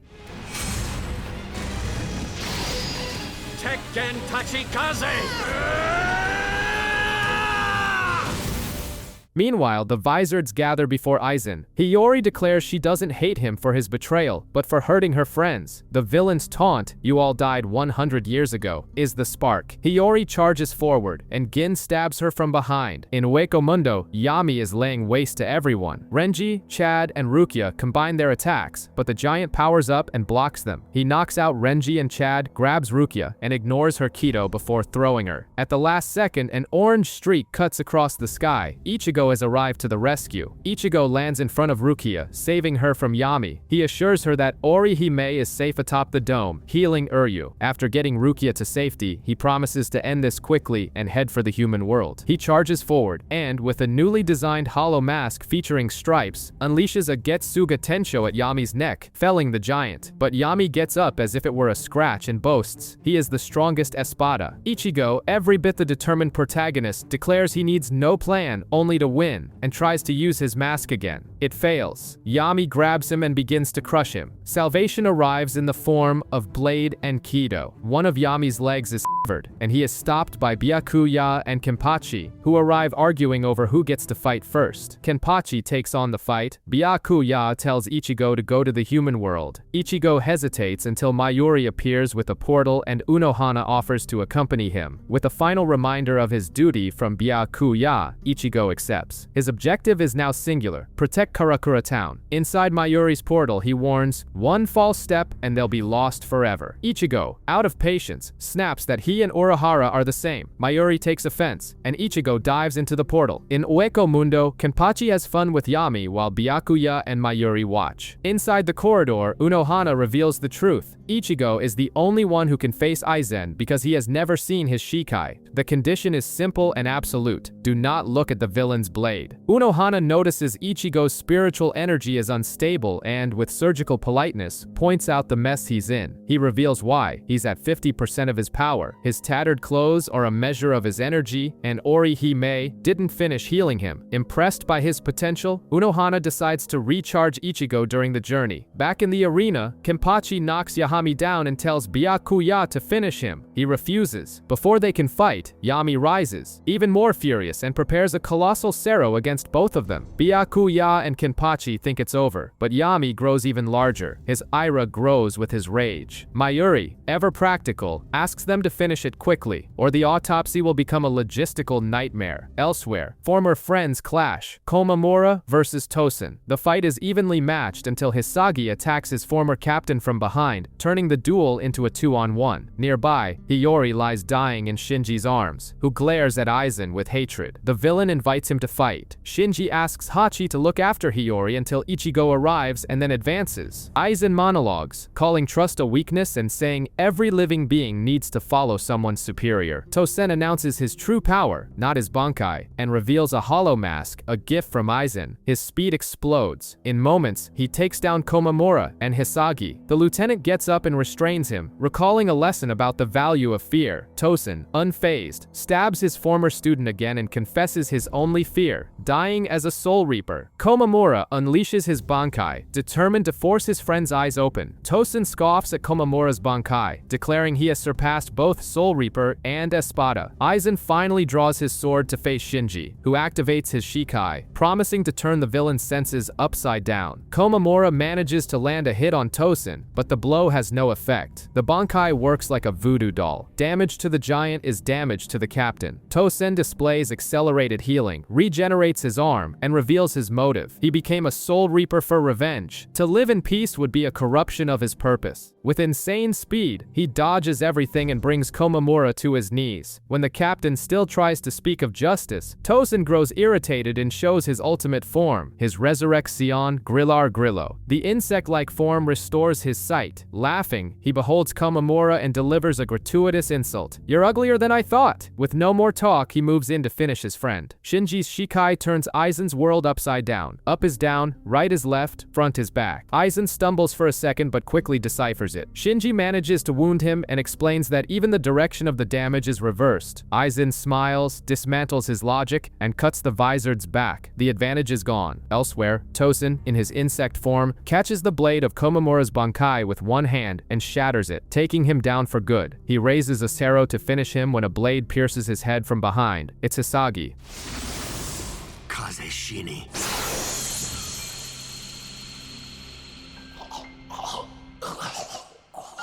Tosen reverts to normal. Komamura declares he never wanted to lose his friend, and a repentant Tosen asks to see Hisagi's face. Before he can, his body explodes. Aizen eliminates him without mercy. Komamura roars the villain's name. At that moment, tearing through the Garganta, Ichigo arrives in Karakura town, flies straight at Aizen, and sends a Getsuga Tensho as a greeting, blocked by a barrier. The villain appears before him in the blink of an eye and attempts a strike. Ichigo dodges. Aizen gives a lesson in combat anatomy. The nape of the neck is the biggest blind spot, and he would never fight without protecting his back. Reading the boy's frustration, Aizen guesses he's been afraid to use his mask since the fight with Ukiura. "Then use it," he taunts. Ichigo activates his mask and fires another Getsuga. Aizen dodges, appears behind him, and declares his attacks can't reach, and this is just the villain's base power. To prove it, Aizen touches Ichigo's chest and says he could pierce his heart in an instant. The cavalry arrives. The captains and Vizareds form a line, reminding him this isn't his fight alone. Aizen prods Hitsugaya by mentioning Momo. It's the trigger. The ice captain activates his Bankai and, in a rage, promises not to fight, but to kill. The war descends into synchronized chaos. Everyone charges Aizen. Hitsugaya attacks with ice. Komamura and Love attempt a joint assault. Rose and Lisa join the fray. Aizen knocks them down like bowling pins. Komamura summons his Bankai. Aizen cuts through the sword and his arm like butter. Rose and Love fall. Lisa, even masked, has her Zanpakuto broken and is met with contempt. Pseudo Arankars are nothing. It seems like the end of the line, until Sui Feng, Shun Sui, and Hitsugaya set the perfect trap. Sui Feng's clones, an attack from Shun Sui's shadow, and the Ice Captain's final blow, piercing Aizen's chest. For a fleeting moment, they celebrate. Ichigo screams, "What are you all doing?" The bleeding body is Hinamori's. The real Aizen appears, having just defeated Izuru and Iba, and explains that his Zanpakuto's hypnosis was active the entire time. Seeing Hinamori wounded, Hitsugaya charges forward, blind with rage. In one motion, Aizen cuts down Hitsugaya, Sui Feng, Shun Sui, and Shinji all at once. With nearly everyone down, Captain Commander Yamamoto emerges from the flames like a force of nature. Aizen taunts him for arriving late. He thinks he stabbed him, but it's a trap. Yamamoto grabs him and activates a suicide technique, a prison of fire to take them both down. But Aizen has a countermeasure. Wonder Vice, modified to extinguish the commander's flames, appears and puts out the inferno at the cost of his mind and speech. Aizen believes he has won. Yamamoto retorts that he hasn't been the commander for 1,000 years because of his sword. He resorts to pure hand-to-hand combat and reduces Wonder Vice to dust, but the sealed flames the Arrancar extinguished were inside him and are now set to explode.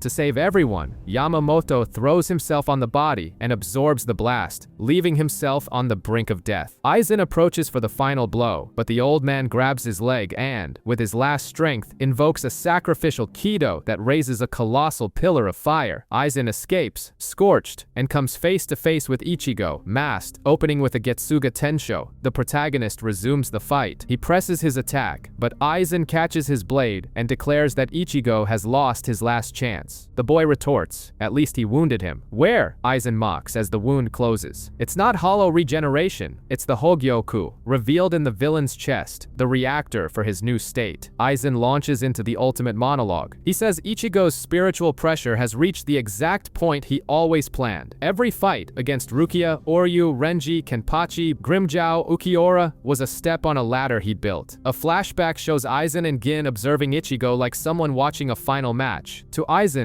the hero's rise was always part of his script. Ichigo explodes. What do you mean it was all your plan? Aizen calmly lists the arranged coincidences. The hollow that appeared out of nowhere, the Menos lured by a common bait, Rukia's discovery at the perfect time. Ichigo attacks. Aizen blocks effortlessly and adds that he expected more. Then he drops the bombshell. He has known Ichigo since the day he was born. He is human and something else. The revelation is cut short by the arrival of Ishin, Ichigo's father in Soul Reaper attire. With the calm of someone who raised the protagonist, Ishin headbutts and kicks his son away, creating distance. Ichigo gets the message, thanks him. He needed to be brought back to reality. Gin reappears beside Aizen. The pairs are set. Ichigo will face Gin, Ishin will take on Aizen. To show he means business, Ishin lands a simple finger flick that sends Aizen flying for blocks. His father isn't messing around.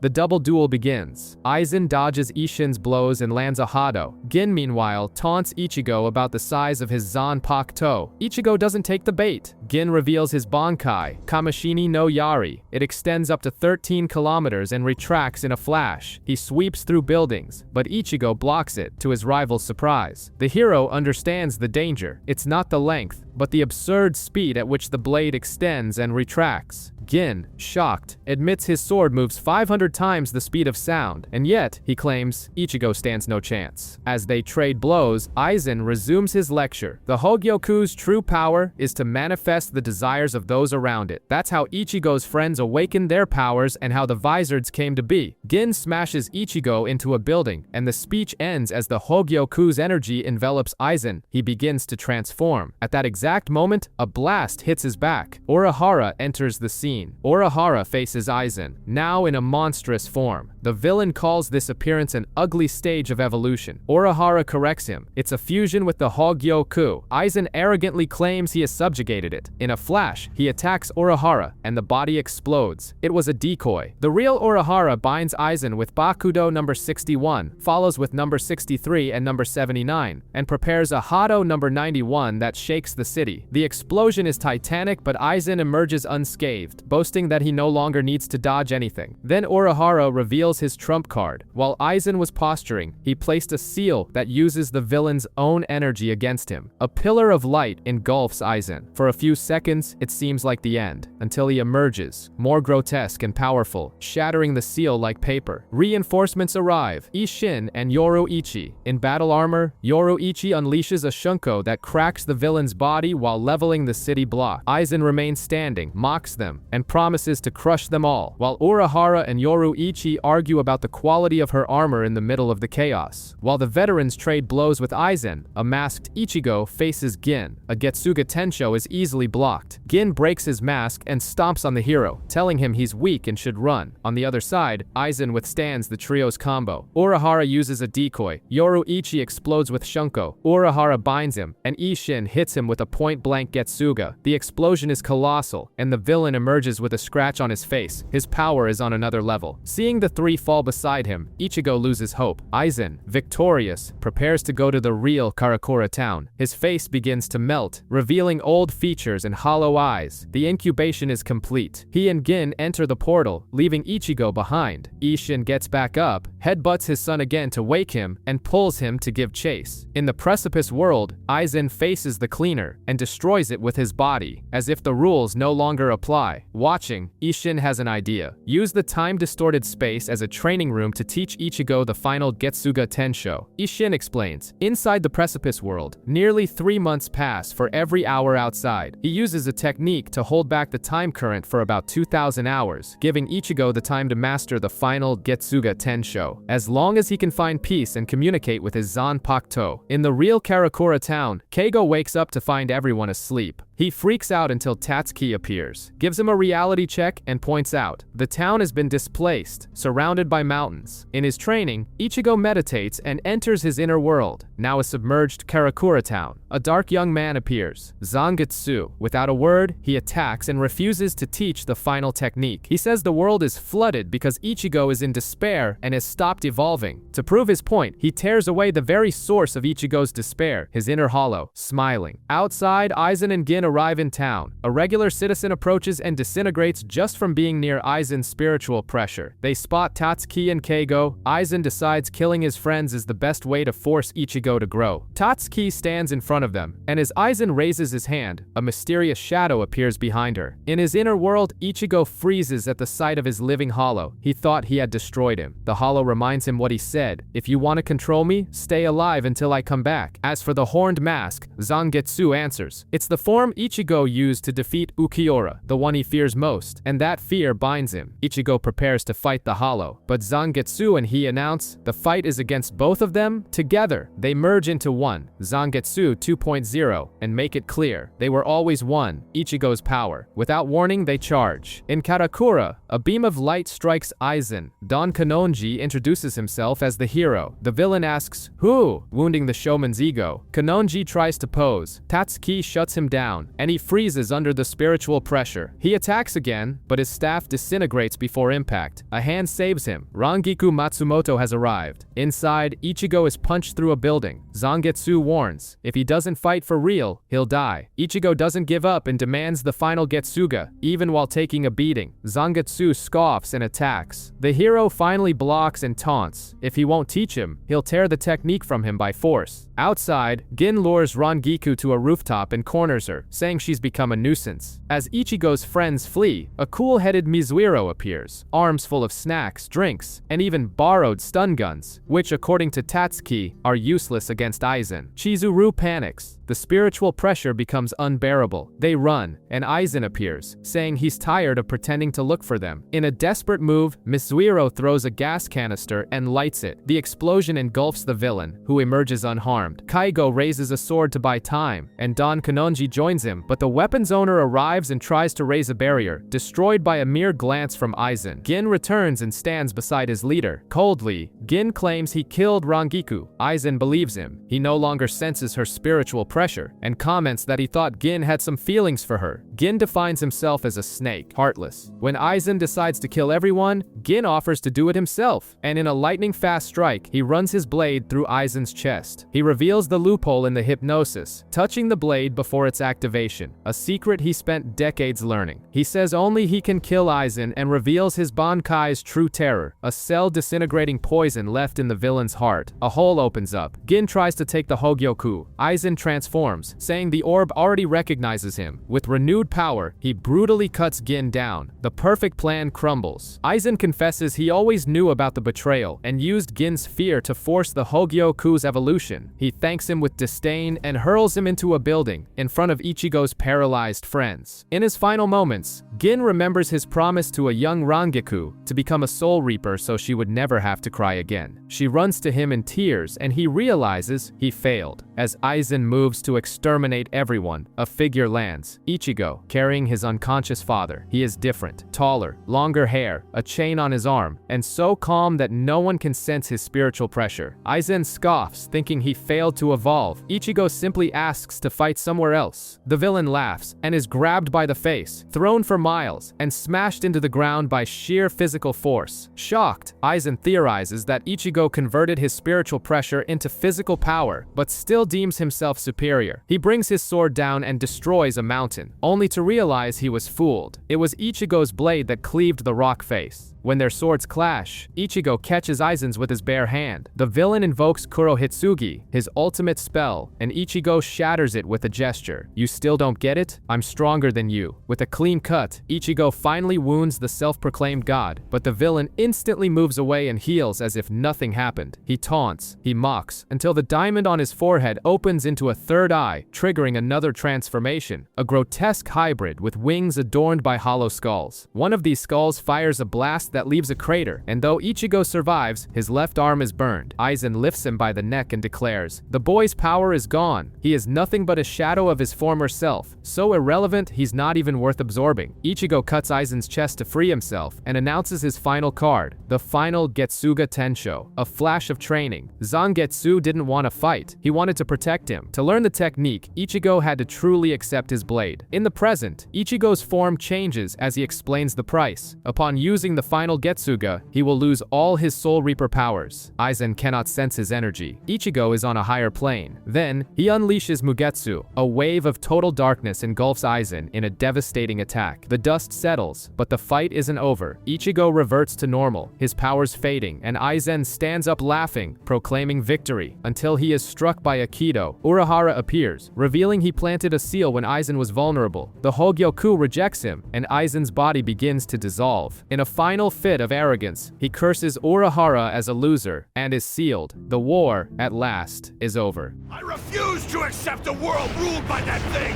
I am a victor! I shall decide how the world should be!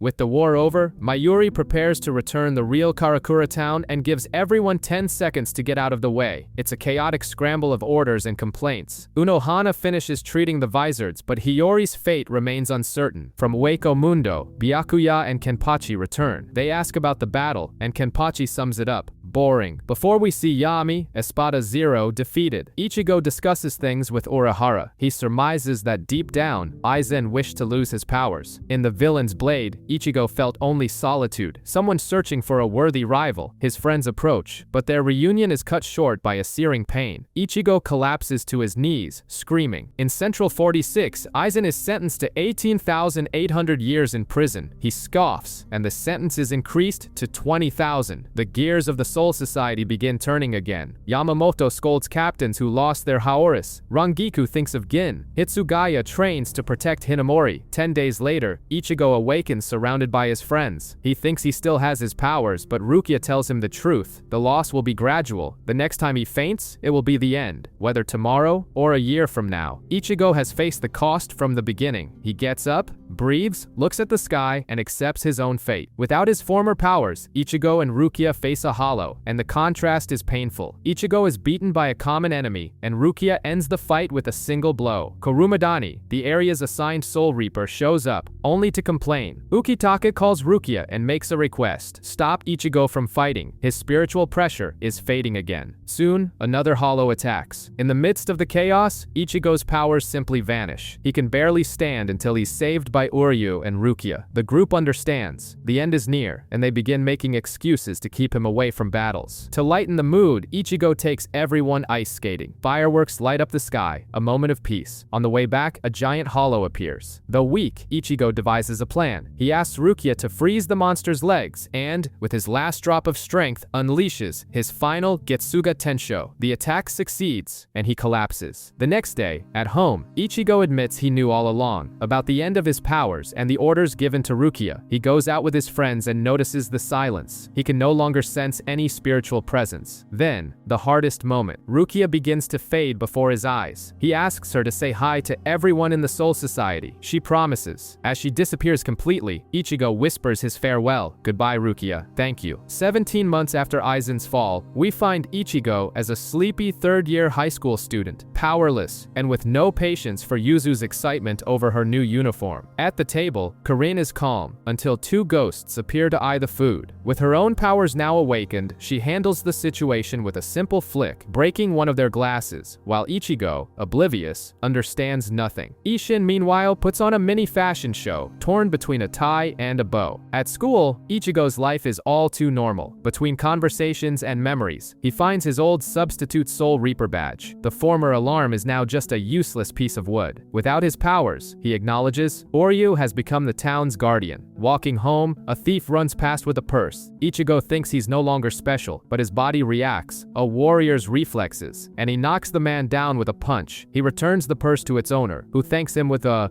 different kind of smile. As soon as Ichigo turns away, the man's expression changes. He knew exactly who Ichigo was, and a substitute Soul Reaper badge dangles from his bag. A gang invades the school looking for Ichigo, but runs into Oryu instead. They mistake one for the other, and an offended Oryu breaks the guy's nose. Ichigo joins the fight, and amid punches and kicks, the two argue with each other while wiping the floor with the gang. The brawl ends unexpectedly. Ikumi Unagia, Ichigo's boss, arrives furious and literally kidnaps him for work. There, the mysterious man from the robbery reappears, calmly eating ramen. He takes a picture of Ishin and asks Ichigo to investigate his own father. Meanwhile, Karin visits Urahara's shop, picks up some anti-spirit items, and says it's their turn to protect Ichigo. The man introduces himself, Kugo Ginjo. He advises Ichigo to keep an eye on his family and hands him a card with the word execution. That evening, Orihime goes to see Ichigo, but outside, Oryu senses a strange presence. He follows a figure leaping across rooftops with superhuman agility and is attacked before he can react. He falls to the asphalt, bleeding, as sirens approach. Oryu is rushed to the hospital. On another corner, Keigo and Mizuhiro are nearly flattened by a steel beam, saved by Tatsuki at the last second. We meet Ginjo's partners in Tsukushin. Riruka is already making fun of him for not recruiting Ichigo yet. Feeling useless, Ichigo goes to the river and throws his badge into the water, trying to say goodbye to his past.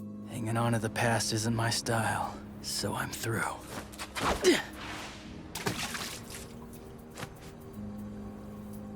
He visits Oryu, who refuses to talk. It's Ishida who reveals the truth to Orihime. The enemy is neither hollow, they are humans with powers, and she or Sado could be the next targets. The final straw comes when Ichigo discovers that the petty thief set a trap that left Keigo and Mizuhiro unconscious. Ichigo beats him up, but Oryu's attacker appears and vanishes into thin air. Ishida arrives shortly after and confronts him. Without powers, what can you do? Defeated on the inside, Ichigo takes Ginjo's card and makes the call. On the other end, a voice greets him. Welcome to Execution. The next day, Orihime appears at his classroom window. Sado is missing from school. Ichigo rushes out, and a worried Orihime leaves some bread at her friend's door. Ichigo heads to Ginjo's address. There, the talk about checking on your dad was just bait. He enters a luxurious space surrounded by eccentric figures, and here's the verdict. It's time to get his Soul Reaper powers back. Elsewhere, Riruka grumbles about being sent to pick up a big, quiet guy. Back at the base, Ichigo doesn't like what he hears and lunges. Ginjo demonstrates they aren't normal humans. They can draw out the soul of objects. He evaporates the drink in his glass, swallows its essence, and transforms his necklace pendant into a colossal sword. This is called Fullbring. The door opens and Riruka enters, complaining about the darkness, bringing Sado with her. Ichigo is first shocked, then furious. Riruka, upon noticing him, faints from being so impressed. The final explanation comes from Ginjo. Their mothers were attacked by hollows while pregnant. They hate these powers and want to transfer them to a hollow human hybrid, someone like Ichigo. Ichigo storms out, slamming the door, and Tsukushin debates if he's worth the trouble. Jackie is doubtful. Riruka blushes and denies any interest, and Yukio teases them. Elsewhere, a man named Tsukishima frees a hollow-like creature by stabbing it with a sword that looks like a bookmark. The next day, Riruka follows Ichigo through the streets, much to Jackie's dismay. Orihime visits Uryu. They sense a hollow, and she she handles it on her own. She runs into Ichigo, and as they walk together, he finally opens up. He can't protect anyone anymore. At home, Karin and Yuzu worry. Karin senses something strange outside. The following day, Chad finds Ichigo and says what no one else will. It's agonizing to see him powerless, and he shouldn't hide how he feels. At Excushin's base, Chad asks if Ginjo went to Ichigo's house. He denies it, and they all realize someone else is watching the boy, and that someone else appears. Ichigo spots Tsukishima and gives chase, but it leads nowhere. Suddenly, Yuzu appears, and a hollow invisible to Ichigo grabs her. He fights back with a pipe and loses. Ginjo arrives in the nick of time, saves Yuzu in mid-air, and slices the hollow in two with his full bring. He drops a taunt, then vanishes. At the base, Raruka is furious that Ginjo didn't seal the deal, and doesn't even notice Ichigo listening in. He walks in and declares he's here to get his powers back, not to repay any debt. Ginjo smiles, throws him back the substitute Soul Reaper badge, and tells him to take good care of the source of his own power. Ichigo arrives home late to find his sisters anxiously waiting, a moment of calm before the storm. At Excushin's headquarters, Raruka bursts through the door carrying a dollhouse. Yukio seizes the chance to tease her as she announces her full-bring dollhouse. She can place people inside things she finds cute. In a flash, she shrinks Ichigo and throws him into the tiny house. Inside, a large teddy bear, Mr. Pork, awaits him. The mission? Defeat him. The teddy bear speaks. There's a man trapped inside its body, and he begs Ichigo to fight and set him free. Outside, Giriko reveals his power. Time tells no lies. If Ichigo doesn't use his full bring within 15 minutes, Mr. Pork will enter beast mode. Time runs out and the teddy bear transforms into a five-eyed monster. Worse, no one can leave for 30 minutes. Trying to escape will ignite the flames of time, which will burn everything. Ichigo, Mr. Pork, and the house itself, and not even Giriko can stop it. Chad yells out a hint, use the badge. Fullbring is born from pride, just as his own power was born from the pride he takes in his own skin. Cornered, Ichigo relives every moment of pride he felt as a Soul Reaper. The badge ignites with a dark red energy, the same as his old Getsuga. Then, the item reshapes itself, taking the exact form of Zangetsu's guard. The tables have turned. At the height of the battle, Mr. Pork in beast mode roars and charges. Ichigo, guided by Chad's advice, focuses on the battles that shaped his journey. The badge pulses, spilling red and black spiritual pressure as it transforms into the guard of Zangetsu. Outside, Ginjo reveals the truth. The badge has stored the memories of every battle Ichigo has ever fought. Even without his powers, he remembers, like an external hard drive for the soul.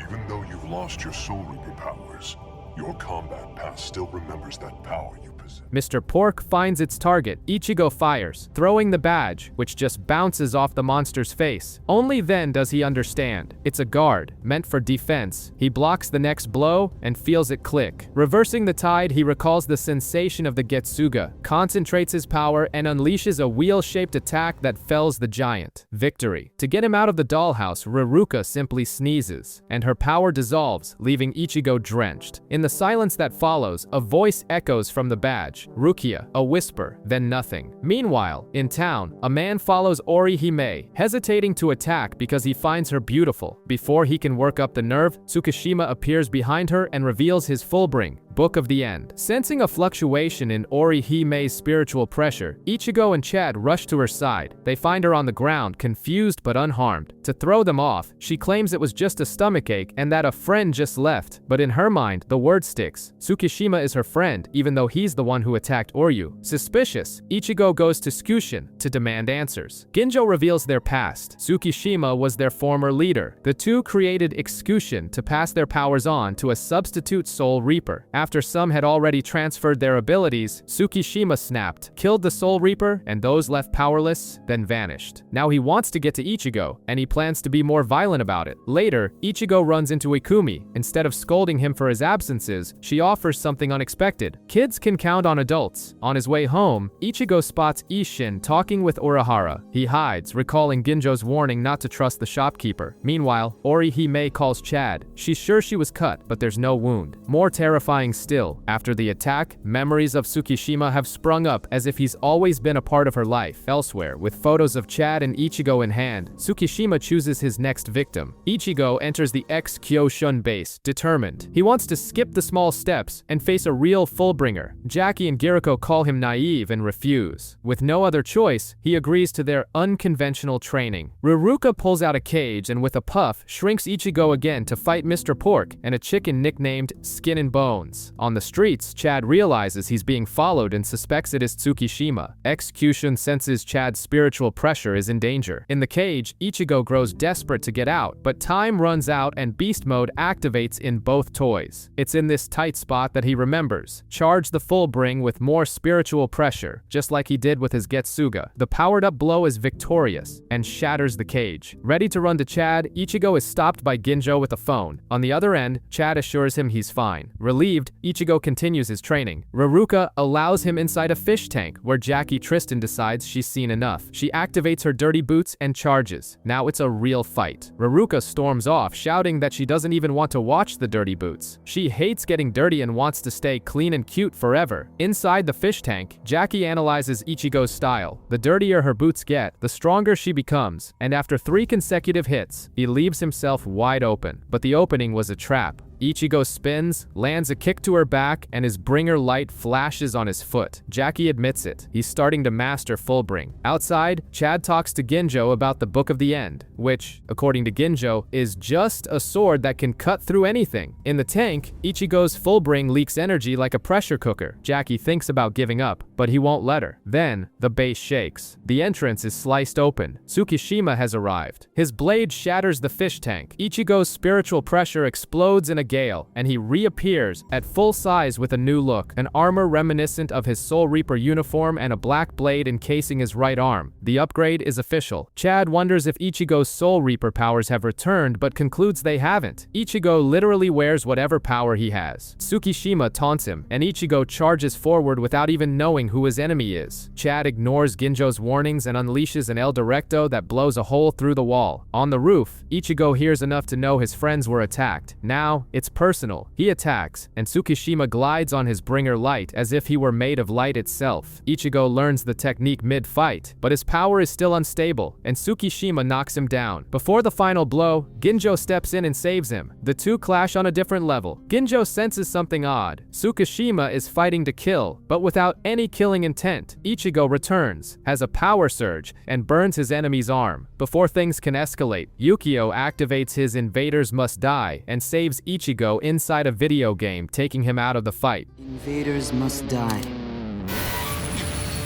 What the hell's this?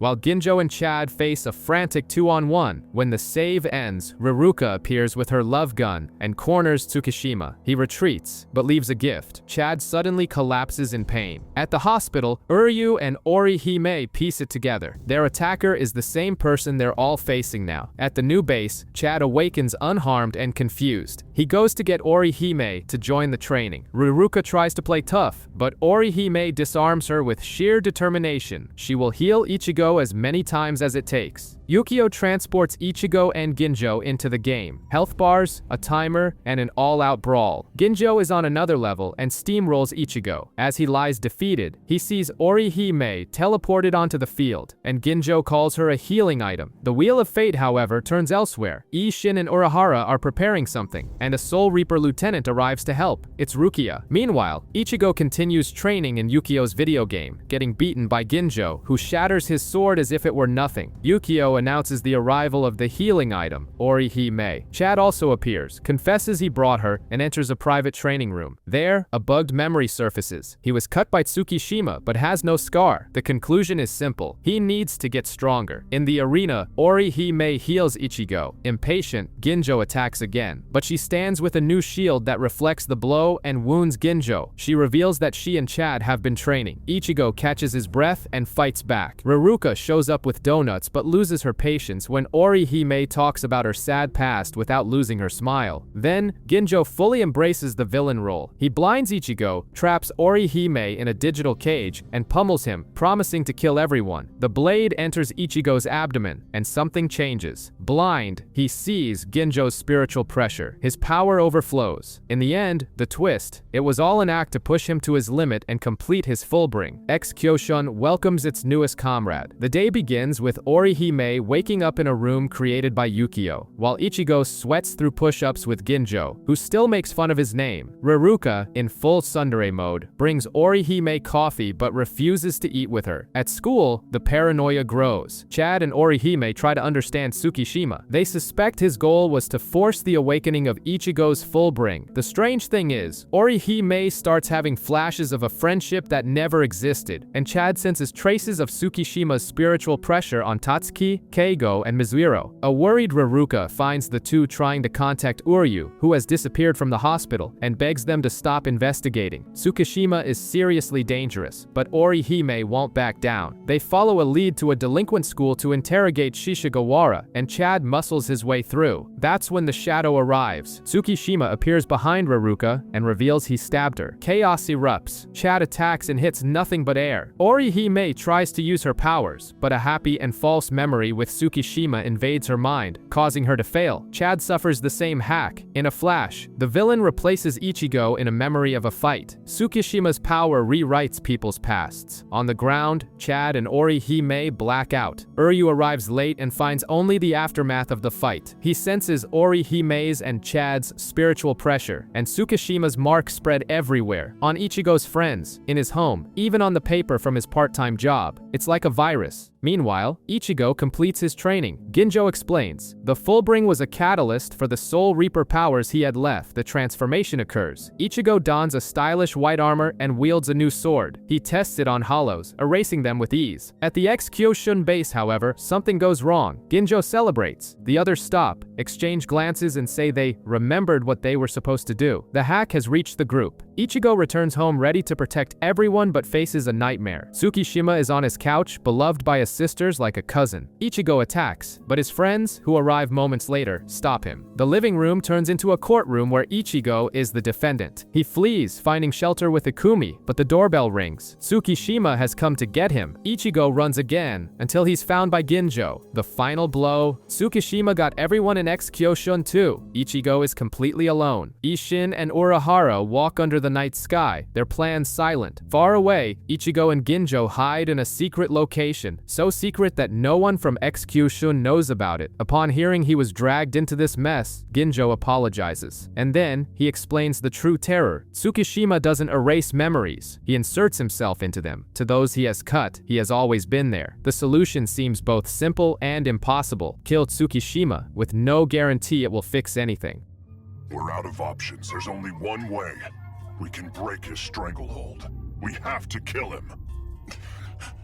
Yukio appears, mocking them, having tracked them with a GPS embedded in X-Kyoshun's members. He leads them to a mansion where Tsukishima waits, smiling like a host. Inside is a living hell. Friends and sisters treat Tsukishima like family and demand that Ichigo apologize. Panicked, Ichigo chases the villain up the stairs but runs straight into the rest of X-Kyoshun. Ginjo destroys the staircase, isolating the area, and yells for Ichigo to fight with all he's got. He activates his fullbring and overpowers Tsukishima, until Chad and Orihime appear like the enemy's guardian angels, blocking his attacks and healing his wounds. To them, Tsukishima has always fought alongside the group. Ichigo's world shatters. The battle splits. On the roof, Ichigo tries to attack, but Orihime blocks him with her shield, and Chad strikes him from behind. Tsukishima rubs in the cruel logic. He didn't change the past, he just inserted himself into it. Now Ichigo is the intruder, the liar. Down below, Ginjo faces all of X-Kyoshun, even Even a newcomer, Mo, joins the fray. The disadvantage is clear, and he flees to help Ichigo. At the top, the villain vanishes for a moment and reappears at Ichigo's back, ready to finish him. Ginjo throws himself in front and takes the cut. Ichigo clings to him, relieved. Ginjo wasn't affected, he thinks. Oryu appears, bow in hand. Whose side is he on? Yours, he says, but then points to Ginjo. The one who cut me is right behind you. The arrow flies. Ginjo dodges it, and in one swift move, strikes Ichigo. It's the ultimate betrayal. He laughs, confessing he let Tsukishima cut him, then pulls out the substitute Soul Reaper badge, merges it with his sword, and plunges the blade into Ichigo's chest. The full bring is now his. The ground gives way beneath the hero. As Ichigo lies fallen, Kugo Ginjo reveals the grand plan. In a flashback, we see him and Tsukishima plotting it all. Ginjo asks to be cut to infiltrate the group as Tsukishima's enemy, gain Ichigo's trust, and with all of XQ Shun in on the scheme, manipulate every step to corner him and steal his power. Ginjo's sword glows, and in a brutal scene, Ichigo's full bring is ripped from his body. Powerless, Ichigo collapses into his inner world, a dark, flooded expanse, chained by his own helplessness. But remembering everything he's been through, he finds a new resolve, shatters the chains, and returns to reality demanding his power back. Ginjo laughs until Ichigo is stabbed again. By Rukia, Isshin and Urahara are there. The blade is a tool created by Urahara, filled with spiritual pressure to reactivate his Soul Reaper powers. A Senkaimon opens, and the cavalry arrives. Renji, Byakuya, Kenpachi, Hitsugaya, and Ikaku all donated their energy to that sword. Rukia explains, Ginjo only stole the surface layer, the part fused with the full bring. Ichigo's true power remained untouched. The dust settles, and Ichigo re-emerges as a Soul Reaper, wielding a new Zanpakuto. Ginjo attacks, but Ichigo is on another level. A single swing unleashes an absurd wave of power, and when he finally prepares a true Getsuga Tensho, the energy tears through the rain clouds and slices off the top of the mansion, leaving Ginjo paralyzed. The tables have turned. Seeing the resolve in Ichigo's eyes, Ginjo tries to flee and regroup. There's no time. Ichigo catches him in the blink of an eye, knocks him down, and the fight resumes, even slicing through a fallen tree in their path. Ginjo wonders if the full bring he gave Ichigo boosted his original powers. The answer comes as another massive Getsuga, which engulfs him and slams him to the ground. Alone for a moment, Ichigo realizes his powers feel different, and that's when the Soul Reapers arrive. Renji asks if he felt the change. Rukia confirms it. They transferred a portion of the captain's and lieutenant's power to Ichigo, a decision Yamamoto only made after being convinced by Urahara. Suddenly, an explosion of purple spiritual pressure interrupts them. Hitsugaya reveals the second reason they returned Ichigo's powers. Ginjo was the very first substitute Soul Reaper, and he returns, transformed and more dangerous than ever. As Orihime and Chad, still under Tsukishima's influence, run to help Ginjo, Urahara and Isshin arrive and knock them out, taking them to safety. XQ Shun appears to claim their share of Ichigo's powers. Ginjo doesn't hold back. He injures them all and distributes the power. Ichigo tries to end the party, but Yukio reveals it's all a digital illusion and splits the battlefield into separate arenas. In one, Kenpachi faces Giriko, who transforms in a rage, and is cut down in a second. Classic Kenpachi. Ichigo and Ginjo's fight continues in a digital Karakura town, but Ichigo is no longer alone. Uryu appears, stitched up by Rukia, and admits he suspected there was a previous substitute Soul Reaper, and apologizes for not telling him. Ichigo ends the conversation with a kick, telling him to focus on the present. The duo springs into action. In the real world, Kenpachi is bored for having finished so quickly. Yachiru reminds him they promised to return together, or Yamamoto would be angry. In the other arenas, chaos reigns. Hitsugaya runs down a digital corridor dodging missiles while Yukio taunts him from screens. Rukia falls into a room of plush toys and hesitates, finding them cute. Byakuya faces Tsukishima with cold indifference, making it clear he'll show no mercy to someone who manipulates bonds and memories. Ikaku faces Mo, who dislocates his shoulder. Without drama, Ikaku flexes his muscles and pops his arm back into place, leaving his opponent stunned.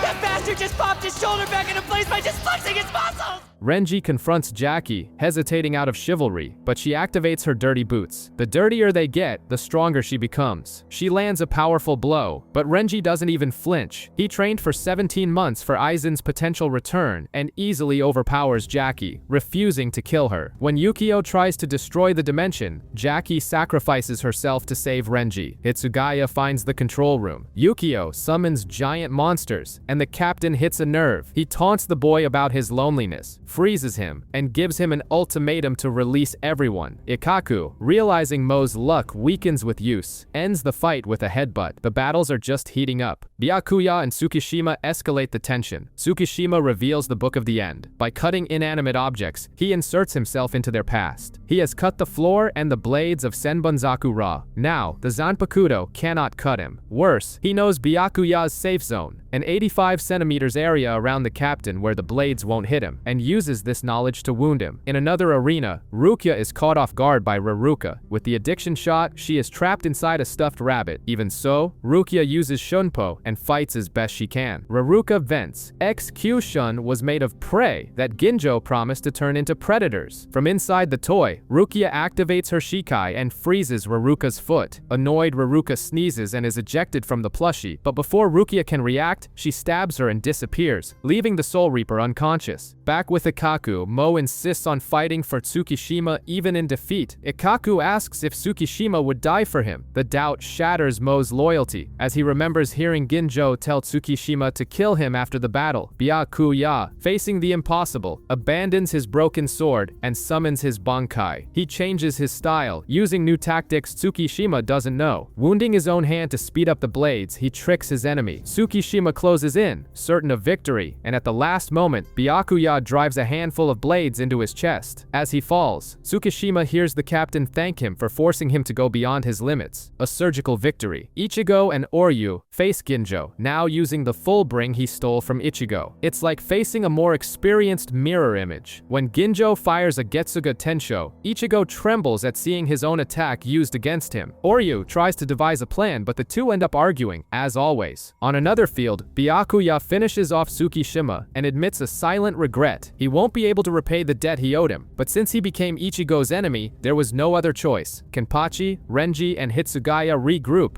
The ice captain brings a frozen Yukio, complaining about their deal. Hitsugaya explains, Ginjo has control over XQ-shun's powers, a failsafe. Back in the fight, Ginjo attacks with words. He reveals that the substitute Soul Reaper badge also serves to monitor and limit its user, a control device created by Ukitaka for the Soul Society. He tries to divide them. It's us against them. Ichigo snaps. He tells him to shut up and activates his Bankai. Ginjo responds with his own. Now it's Bankai versus Bankai. With both in Bankai, the battle escalates. And in parallel, something unexpected happens. The captains begin to withdraw. Rukia finds it strange, but Byakuya and Hitsugaya explain. Their mission wasn't just to return Ichigo's power, but to observe his decision. The Soul Society was prepared to eliminate Ginjo, and, if necessary, the new substitute Soul Reaper to prevent another betrayal. But Ichigo proved himself to be different, strong enough to change a millennium-old institution. In the fight, Ginjo realizes Ichigo isn't just trying to defeat him, but to understand him, and it shakes him. He goes all out. Ichigo, now on another level, blocks with one hand, and in a single slash, strikes him down. In his final moments, Ginjo wonders if things would have been different if he had been the second substitute Soul Reaper, not the first. The danger isn't over yet. Tsukishima appears from behind to kill Ichigo. Raruka, hidden inside Rukia, throws herself in front and takes the blow, shouting that the one who truly saved Ginjo was Ichigo himself by ending his friend's pain. Leaderless and lost, the members of XQ-shun disperse. Later, Ichigo goes to the Soul Society and makes a surprising request, Ginjo's body, so he can bury it. It's not forgiveness, but respect for the one who came before him. Yamamoto grants it. At the gate, Ichigo bids farewell to Rukia, promising they'll meet again, and returns to the human world, closing this chapter. In his lab, Mayuri investigates the disappearance of hollows. In Karakura town, we meet the newcomers Ryunosuke Yuki, a coward, and Shino Madaram, an impatient hothead. Annoyed, Shino orders Yuki to patrol alone, and it all goes wrong. He runs into a giant hollow, flees in terror, and when he finds Shino, she's unconscious and bleeding, surrounded by an army of hollows. Yuki tries to draw his sword but is struck from behind, and then a Getsuga Tensho slices through the night. Ichigo, Orihime, Chad, and Uryu arrive like heroes.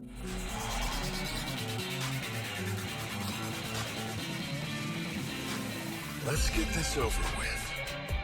Orihime heals, Chad smashes monsters with La Muerte, Uryu unleashes a rain of arrows, and Ichigo, in Bankai, cleans up the rest with a black Getsuga. Later, in Ichigo's room, amidst some playful banter, a stranger suddenly appears on his bed, Ebern. Ichigo resolves the situation with a kick, sending the intruder flying out the window, but Ebern pulls out a Quincy cross and attacks. At the same time, 7 masked figures invade Yamamoto's office and declare war. Chojiro is impaled by a spear of energy. The enemy, the Wandenreich, tries to steal Ichigo's Bankai, but fails. Chojiro, in his dying moments, gives a warning. They can steal Bankai. The war has begun. On the Wandenreich's throne, Yuha executes looters and Ebern for arguing and failing. The plan moves forward. Hueco Mundo has been conquered, and Tyr Harabel has been captured and chained. In Karakura town, Nell and Pesce fall from the sky begging for help. The Wandenreich has invaded the Hollow Desert. Ichigo agrees to go. Chad and Orihime accompany him, while Uryu declines,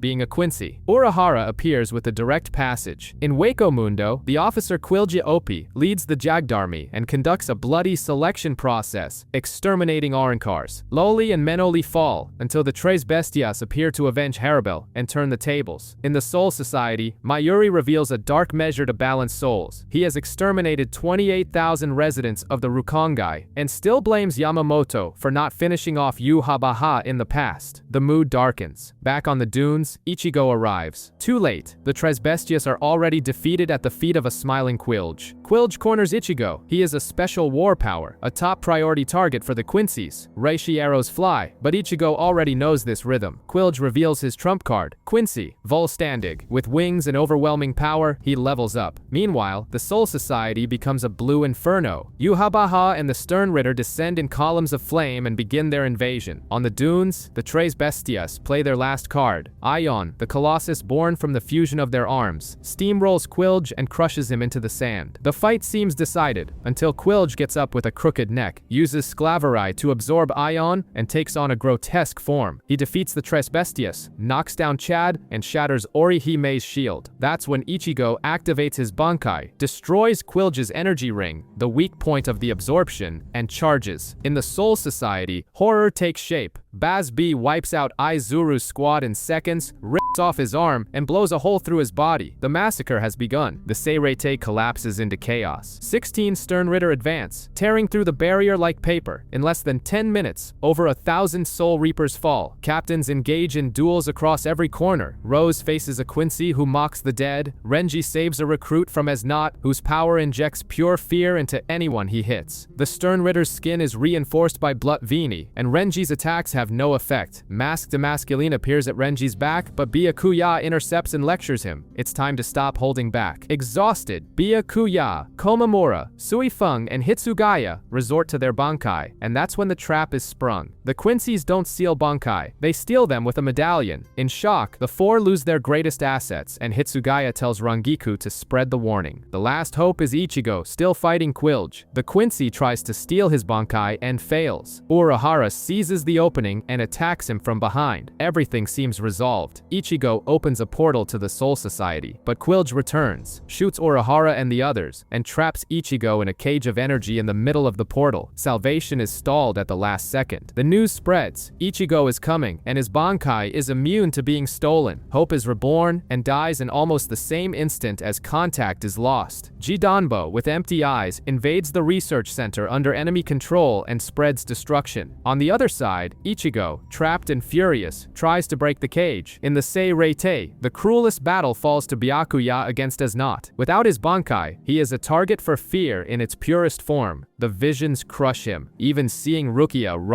in his arms, and in a lapse of concentration, he is pierced through the chest. To humiliate him, as finishes him off using his own stolen Senbunzaku-ra. Byakuya falls, his blade shattering. That's when Kenpachi enters the scene, dragging 3 dead Stern Ritter like sacks of flour. Without ceremony, he describes their deaths and asks who the boss is. On another front, Yamamoto finally makes his move. Saving Hisagi, he confronts Driscoll, Chojiro's killer, who still wields the lieutenant's Bankai. Yamamoto calls it a joke in those hands and incinerates the Quincy with his Shikai, vowing to destroy them all himself. The episode closes with the commander facing Yuha, who is holding an unconscious Kenpachi. The 1,000-year reunion is upon them. Yuha.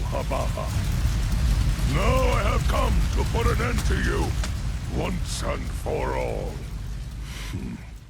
The time has come. Yamamoto versus Yhwach. 3 Sternritter turn to ash just for getting in the way. Forced to retreat, Yhwach faces the Bankai that set an era ablaze. Zanka no Tachi. The blade looks like a charred stick, but its power evaporates the moisture from the entire Soul Society. The East erases everything it touches. The West cloaks Yamamoto in 15 million degrees of heat. The South summons the skeletons of all he has ever killed to march under his command, forcing Yhwach to tread upon his own dead. And the North resolves it all in a single slash that disintegrates the enemy, a victory that lasts a breath. The Yhwach who fell was an imposter, a Sternritter who had copied his appearance and mind. The real one appears from behind, revealing he was visiting Aizen to recruit him, to no avail. He explains why they didn't steal Yamamoto's Bankai before, only he could withstand it. Exhausted, the old man tries to activate it again, and this time Yhwach steals it with a gesture. With a colossal blade of reishi, he cuts the commander down diagonally. The pillar of the Soul Society falls, and the defeat is absolute. We go back 1,000 years. The original 13 Division's Imperial Guards is a band of ruthless killers who tear the Quincy army to shreds. Yhwach faces Yamamoto, who raises a mountain of corpses with his Bankai. Before their duel, Chojiro, his unassuming right-hand man, emerges from the dead and stabs Yhwach in the back, distracting him long enough for Yamamoto to land a devastating blow. In the present, Shunsui stares at a painting of the monster in the commander's quarters and gets scolded for entering without permission, a final glimpse of the old man before the fall. Back in the now, Yhwach slices Yamamoto in half and humiliates him, saying he grew weak because he had something to protect. The 13 Division's Imperial Guards he respected died centuries ago, and to leave no remains, he disintegrates the commander's body with a shower of arrows. The Quincy massacre intensifies. That's when Ichigo, with a roar, shatters his cage Hulk-style, blasts through Shaz Domino, and finds Byakuya on the verge of death. The broken captain begs Ichigo to protect the Soul Society. This lights the fuse. He confronts Yhwach but takes a blade to the neck and survives thanks to the blood vein that awakens within him. Ichigo answers with a Getsuga to the enemy's face. Yhwach smiles. The boy's Quincy power has finally awakened. Before he can finish the job, his time runs out. Aizen has tampered with his senses. During the retreat, Hashwalt shatters Ichigo's Bankai like glass, and Yhwach calls him my son, born in the dark. The Seirei has become a disaster zone. Medics are overwhelmed. Unohana reminds her lieutenant that they stayed behind on Yamamoto's orders. Ichigo learns his friends in Hueco Mundo are safe but receives a grim sentence from Mayuri. His Zangetsu is beyond repair. At that moment, a colossal ship descends from the sky. Squad 0, the Royal Guard, has arrived. Eccentric and absolute. They've come to rebuild the 13 Division's Imperial Guards, and first, to take Ichigo, the critically injured Byakuya, Renji, and Rukia, and the broken sword to the Soul King Palace. Suifeng explodes with rage that they watched from the sidelines, but she is put in her place with a single breath. Suddenly, a call comes through from Khan's head. Urahara reports he's fine, and in the background, a certain Grimmjow makes an appearance. Ichigo accepts the trip. Kukaku Shiba launches them from a cannon into the heavens. Upon arrival, Ichigo gazes at the floating palace, and Ichibei explains, only invited guests or those who possess the royal key, the guard's own bones, may enter. The first stop is Kirinji's palace, a spa with 2 springs, the White Bone Hell, which drains bad blood and spiritual pressure, and the Blood Pond Hell, which replenishes it, a forced spiritual detox before the war resumes. In the Seirei, Shunsui is promoted to Captain Commander and, unceremoniously, gives his first order. Kenpachi will learn the true art of the sword. The master, Retsu Unohana, whose mask comes off. She is Yachiru Unohana, the first Kenpachi, the legendary criminal. In the heavens, Ichigo and Renji leave the spa and fly to the Gatonden, Kiryo Hikifune's palace of food. An endless banquet supercharges their spiritual pressure and reveals that Hikifune created the modified souls. Like Khan, well fed, they proceed to the palace of Oetsu Nimaya, the creator of all Zan Pakto.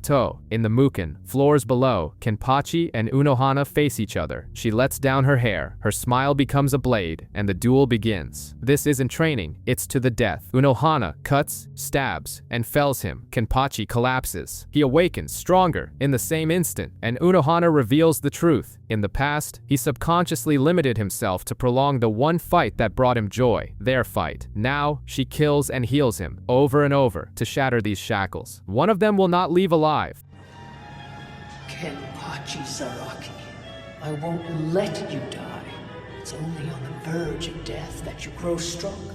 Kenpachi awakens from another blackout, floating in the air, and smiles. He hasn't had this much fun since the first time he fought Unohana. The past erupts. Centuries ago, the original Kenpachi, bored, seeks out fights in the Rukongai. Atop a pile of bodies, a boy with a Zanpakuto, Kenpachi, wounds her chest. She finds herself surpassed and, in ecstasy, discovers her purpose. To avoid losing his only true rival, the boy unknowingly nerfs himself. In the present, with each collapse, Kenpachi is reborn stronger. Unohana decides to complete her work. She activates her Bankai Minazuki and transforms the arena into a sea as thick as blood. Kenpachi melts and laughs, charges in and thanks her. At the climax, he impales her. Unohana dies happy, passing on the title of Kenpachi and her final lesson. For the first time, Kenpachi's Zanpakuto speaks to him. Meanwhile, Ichigo and Renji meet the eccentric Nimaya. After some tricks, he throws them into a pit of Asauchi. 3 days later, Renji passes. Ichigo fails. Fake Soul Reaper, Nimaya declares, expelling him back to the human world to discover his roots. Ichigo lands in front of his house in the rain, his world shattered. Nimaya explains to Renji, Ichigo never had a true Asauchi, the foundation of every Zanpakuto. The test was impossible because he lacked the proper origin. In the human world, Ichigo is adrift. Ikumi, his boss, takes him in and gives him a reality check. As he's about to leave, Ishin appears in Soul Reaper attire. It's time for the truth about Masaki. The clock turns back. Ishin, captain of the 10th Division, along with Rangiku and a young Hitsugaya, investigates deaths in Naruki City. Behind the scenes, Aizen, Gin, and Tosen create the hollow known as White. Masaki, a Quincy living with the Ishidas, is betrothed to Ishida. Ishin tracks down White and engages it. Aizen attacks him from the shadows, and the hollow prepares a final blow. Masaki breaks the rules, enters the battle, and faces it arrow for arrow. The monster dodges everything, so she changes plans. She lets it bite her to blow its head off at point-blank range. Ishin protects her from White's self-destruction. Their natural rivalry gives way to respect, and he discovers, with surprise and luck, who she is. 20 years ago, Ishin lies in his report to protect Masaki, but White's bite carries a poison. Hollowification. A hole begins to form in her chest. Ishida, desperate, carries her and runs into Ishin. The two argue until Urahara appears and takes them to his lab. The verdict, soul suicide. Masaki's soul will self-destruct without a counterbalance. She is now a Quincy Hollow hybrid and needs a Soul Reaper human hybrid to achieve balance. The price? Ishin must enter a human Gigai, lose his powers, and bind his soul to Masaki's to suppress the Hollow. He accepts without hesitation. Inside her soul, Ishin subjugates the Hollow. Masaki is saved. Ishida, heartbroken, finds comfort in Katagiri. Over time, Ishin and Masaki fall in love, marry, and have Ichigo.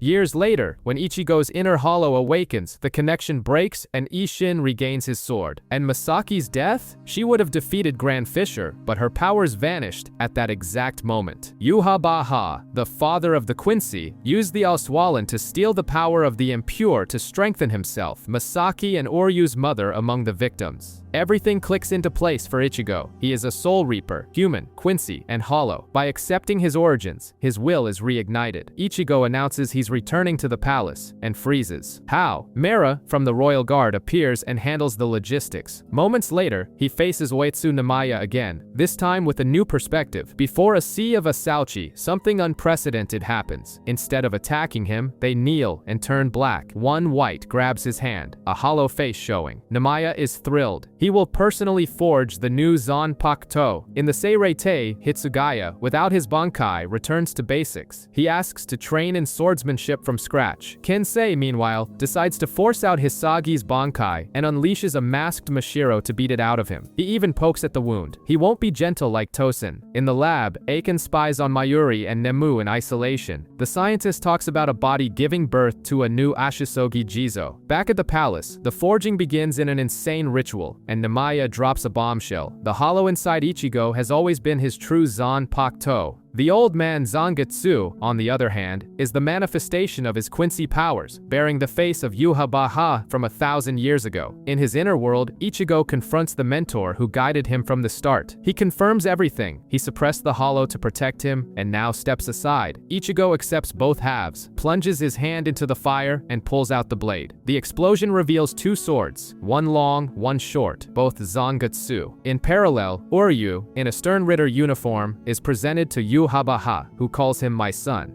I welcome you, Uryu Ishida. Now then, let us fight together, my son.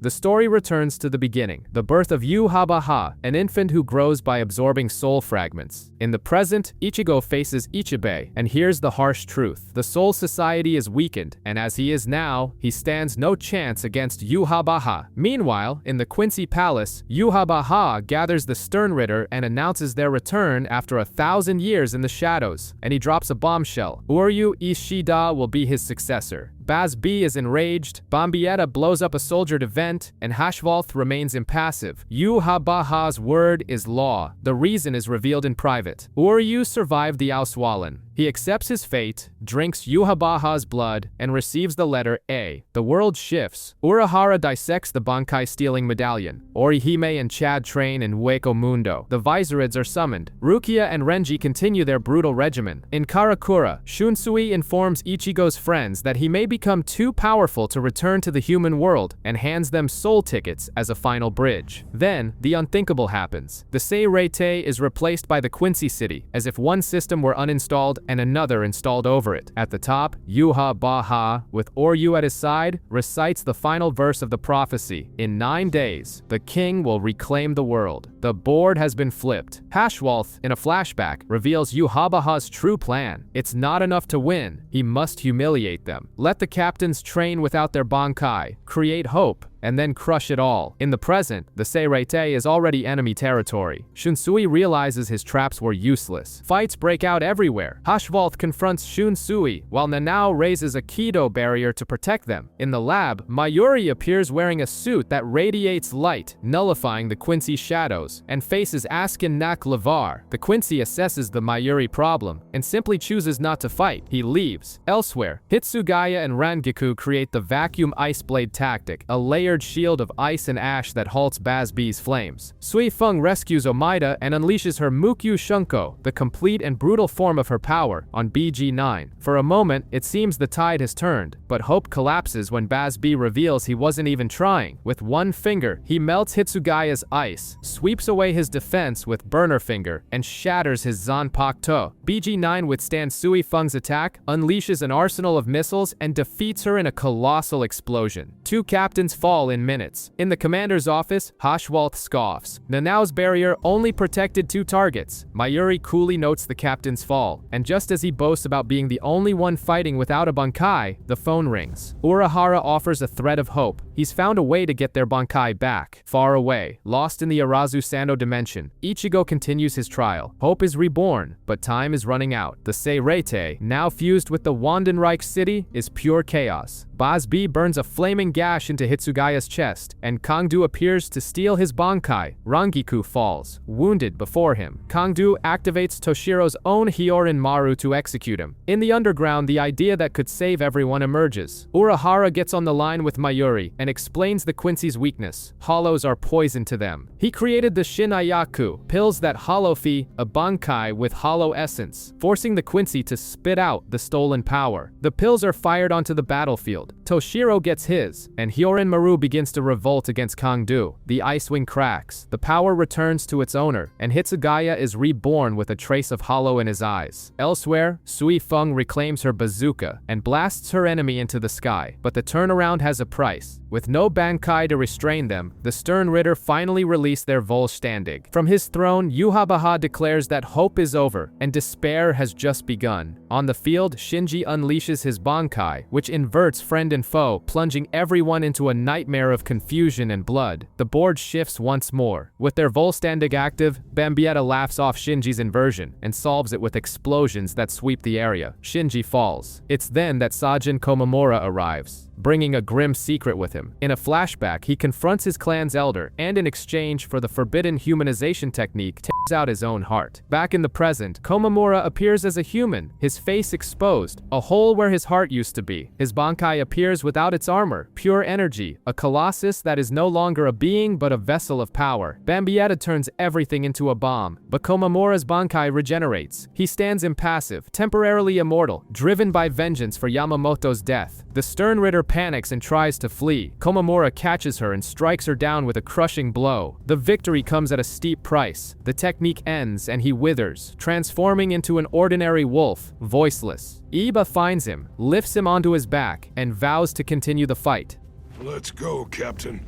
Let's go and kill that bastard Yuhabaha and avenge Master Genryu Yamamoto. Elsewhere on the field, Mask de Masculine, who should have been out of the fight, is resurrected by James's cheer and takes down 2 captains. The war, far from over, only deepens. The 13 Division's Imperial Guards is bleeding. 70% of its forces are lost. Mayuri informs Shunsui, who orders a general regroup. On the front lines, Kensei faces Mask de Masculine and releases his Tekken Tachikaze. It seems sufficient, but Hisagi had already warned him. As long as James exists, Mask always comes back. James cries, cheers, and injects power into his hero, and Kensei is massacred. Rose takes over with his Kinshara Butoden, a deadly ballet of musical illusions. Mask responds with an insane move. He bursts his own eardrums and delivers the final blow. Just when the stage seems empty, the duo who trained with Squad Zero makes their entrance. Renji, with a new look, faces the hero at the peak of his Volstandig and his Star Flash Supernova attack. Renji reveals his true Bankai, Suzabimaru, exposing that his previous one was just a rough draft. A colossal bone arm, a serpent firing energy, and Mask is vaporized. In the palace, Ichigo dons layer upon layer of garments woven by Senjumaru, each thread a key to passing through the 72 barriers to the Seirei. The descent is down an endless staircase. Ichigo vows to make it in half a day. Ichibei calmly informs him the second invasion began 3 hours ago. He launches himself down the stairs. In another corner, Hashwalt gives Uryu a grim lesson. Kangdu and BG9 are executed, and their power returns to the father. Back on the field, Rukia faces the incarnate terror of As Not. Spears of fear fly, but Rukia lowers her temperature to the point of suspending almost all life, where fear cannot reach. As Not goes mad, unleashes his Volstandig, and traps Rukia in a dome of eyes that exudes nightmares. The ice threatens to give way until Byakuya arrives. He clears a path, but leaves the honor to his sister. Rukia summons her Bankai, Haka no Togami. The world stops. Absolute zero. The monster becomes an ice sculpture, and the white blade signs her victory. Yachiru plays tag with an intruder who vanishes from memory, Gwenail Lee. She releases her Sampo Kenju, summoning 2 companions who mimic her movements, turning her into a storm of strikes. Then, the true trickster reveals himself. Gremi Tumo. Gwenail, a figment of imagination, erased with a thought. Gremi imagines, and it becomes real, and with a snap of his fingers, he turns Yakiru's bones into cookies. That's when the ceiling cracks, and Kenpachi enters. Without preamble, he announces, Unohana is dead by his blade, and he has returned as captain. Gremi imagines a body harder than steel. Kenpachi cuts it anyway. Lava, a cube of water. Nothing can contain the shark who only wants to fight. Desperate, Gremi summons a meteor to wipe out the Seirei. Farewells begin on the ground, but Kenpachi just laughs. He screams, Nozarashi, and releases his Shikai. A monstrous blade is born, and the meteor is split in 2 with a single slash. Gremi tries to imagine himself superior to the impossible, and collapses, a victim of his own excess. In the end, all that's left is a brain in a jar. Imagination went too far. Panting after his duel with Gremi, Kenpachi notices Yachiru has vanished, leaving only her lieutenant's uniform behind. Before doubt can turn to a search, the Bambis arrive for the kill. The captain can barely stand. The 4's combined explosion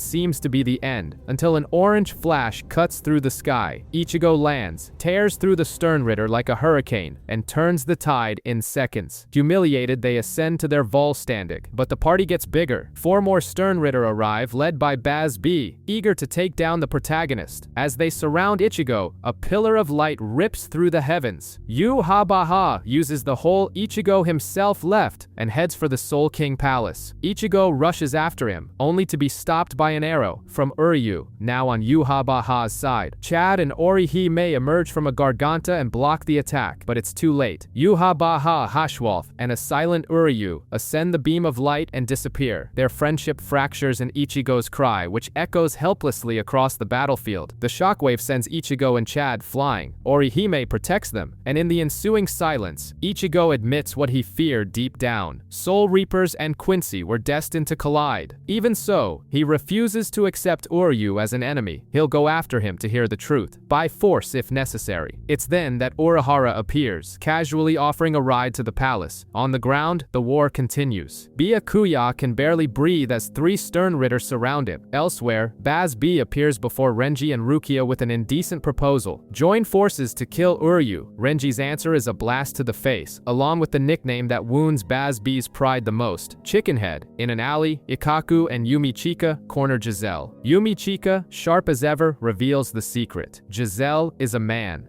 You're really a guy, aren't you? I know you're trying to hide it, but it's so obvious. The Stern Ritter summons her trump card, a zombified Bambietta, and the scene turns into a war-torn morgue. Mayuri, shining like a beacon, enters, finding it all most interesting, and brings company from beyond the grave. Resurrected Arankars, ready for research.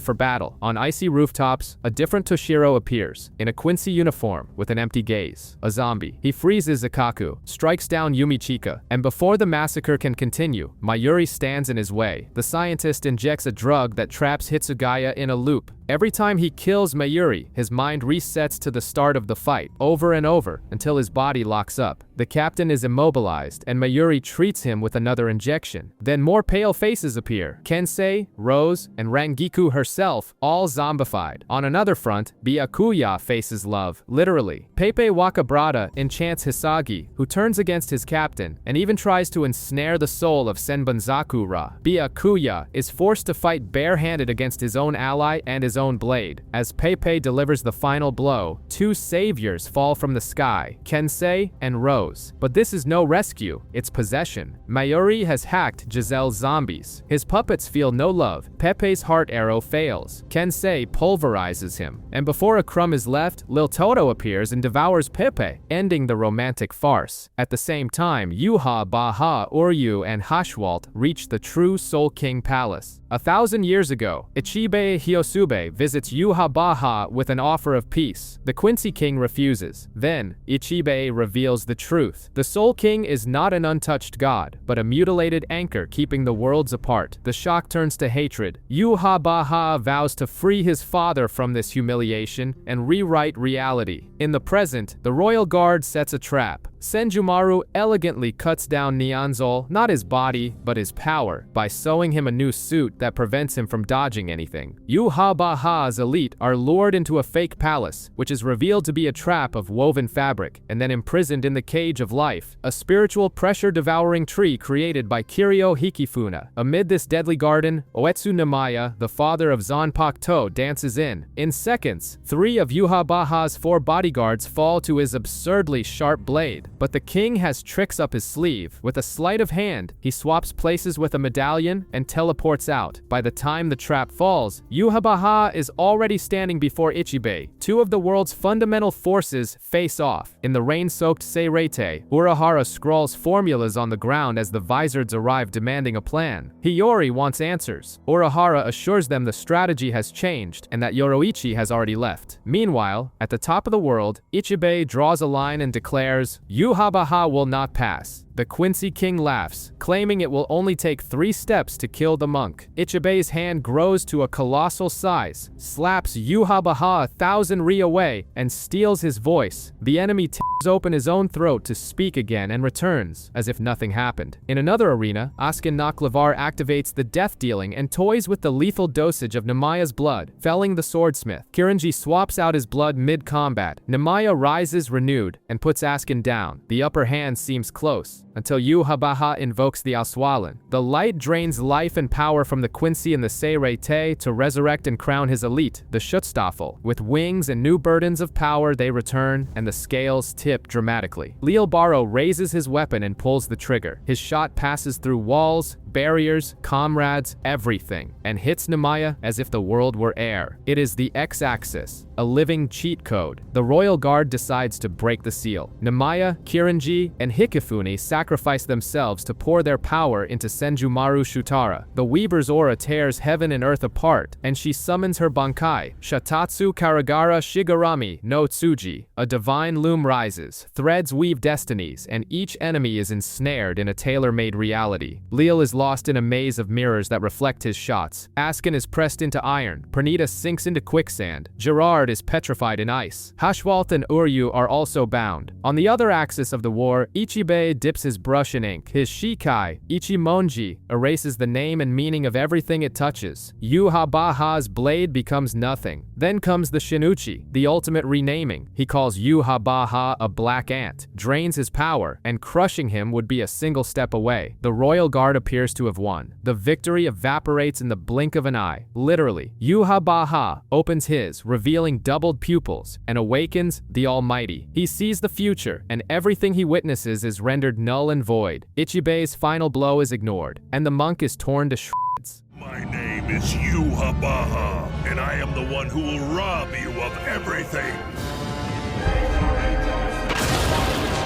In Senjumaru's woven worlds, Uryu also rises. A new power explodes from him, breaks his bonds, and with a single arrow, he fells the Weaver. The entire Schutzstaffel breaks free. When Ichigo and his friends arrive, they find Ichibei's remains scattered on the ground. Even in pieces, the monk speaks. He asks Ichigo to say his name, and upon doing so, Ichibei reforms like liquid mercury. Too weak to fight, he begs them, "Stop Yuhabaha! If the Soul King falls, all worlds will collapse." Ichigo runs. At the top of the world, Yuhabaha reaches the Soul King, plunges his sword in and whispers, "Goodbye, my father." Yuhabaha is lost in a delirium of memories. His father separating the worlds, the infant he once was, the king's severed limbs. Disgust becomes purpose. On their way to the palace, Ichigo, Orihime, Sado, Yoruichi, and Ganju feel the universe tremble. Mayuri understands. The Quincy have removed the keystone that holds everything together. On the throne, Yuhabaha reveals his triple-pupiled eyes. He has already seen Ichigo's arrival. The hero, fired up from his training, charges. The duel is a tempest. Ichigo unleashes a Getsuga Jujisho and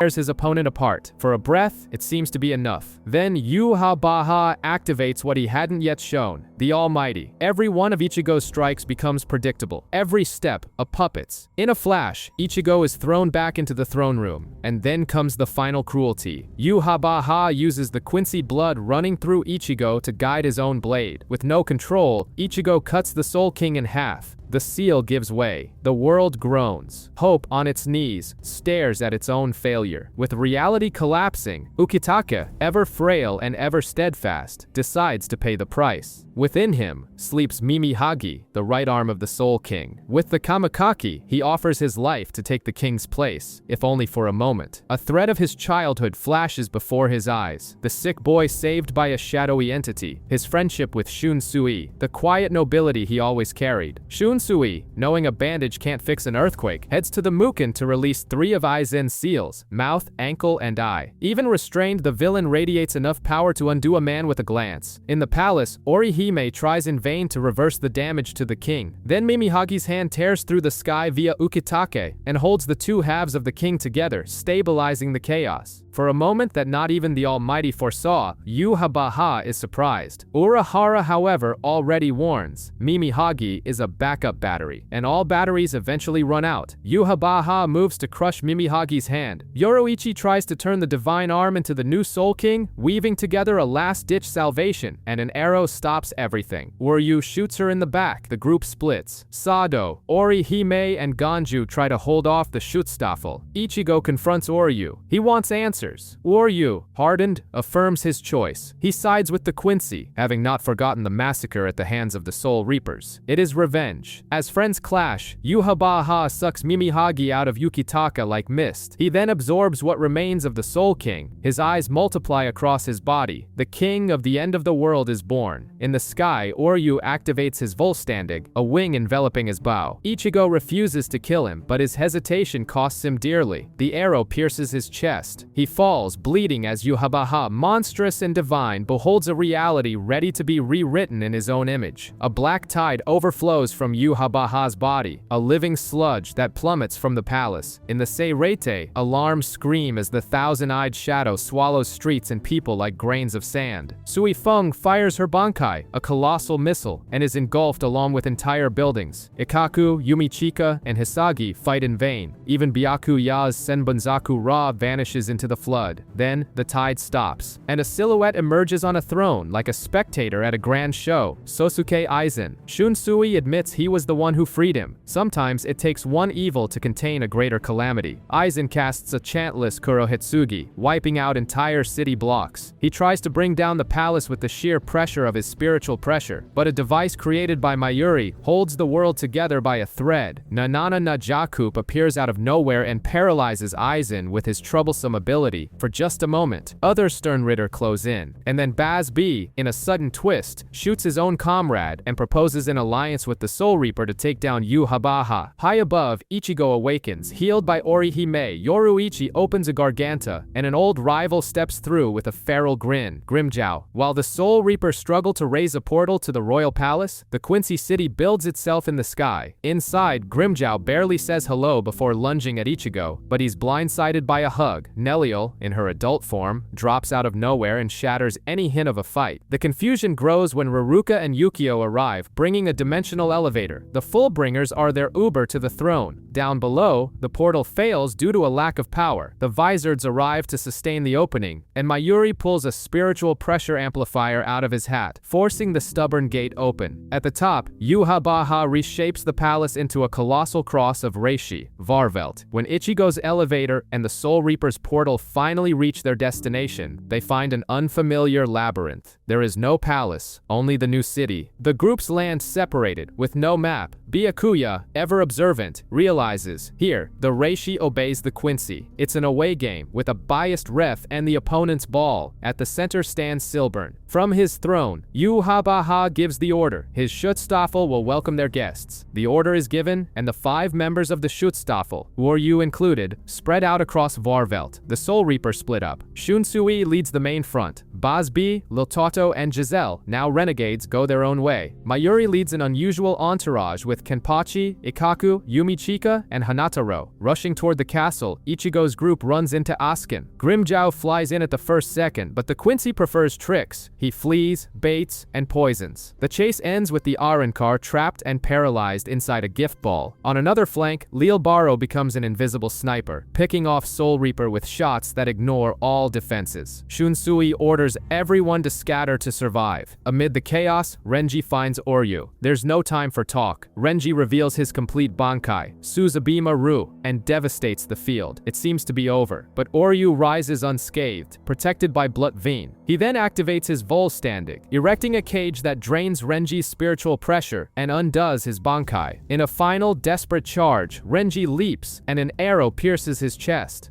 And how about this trick?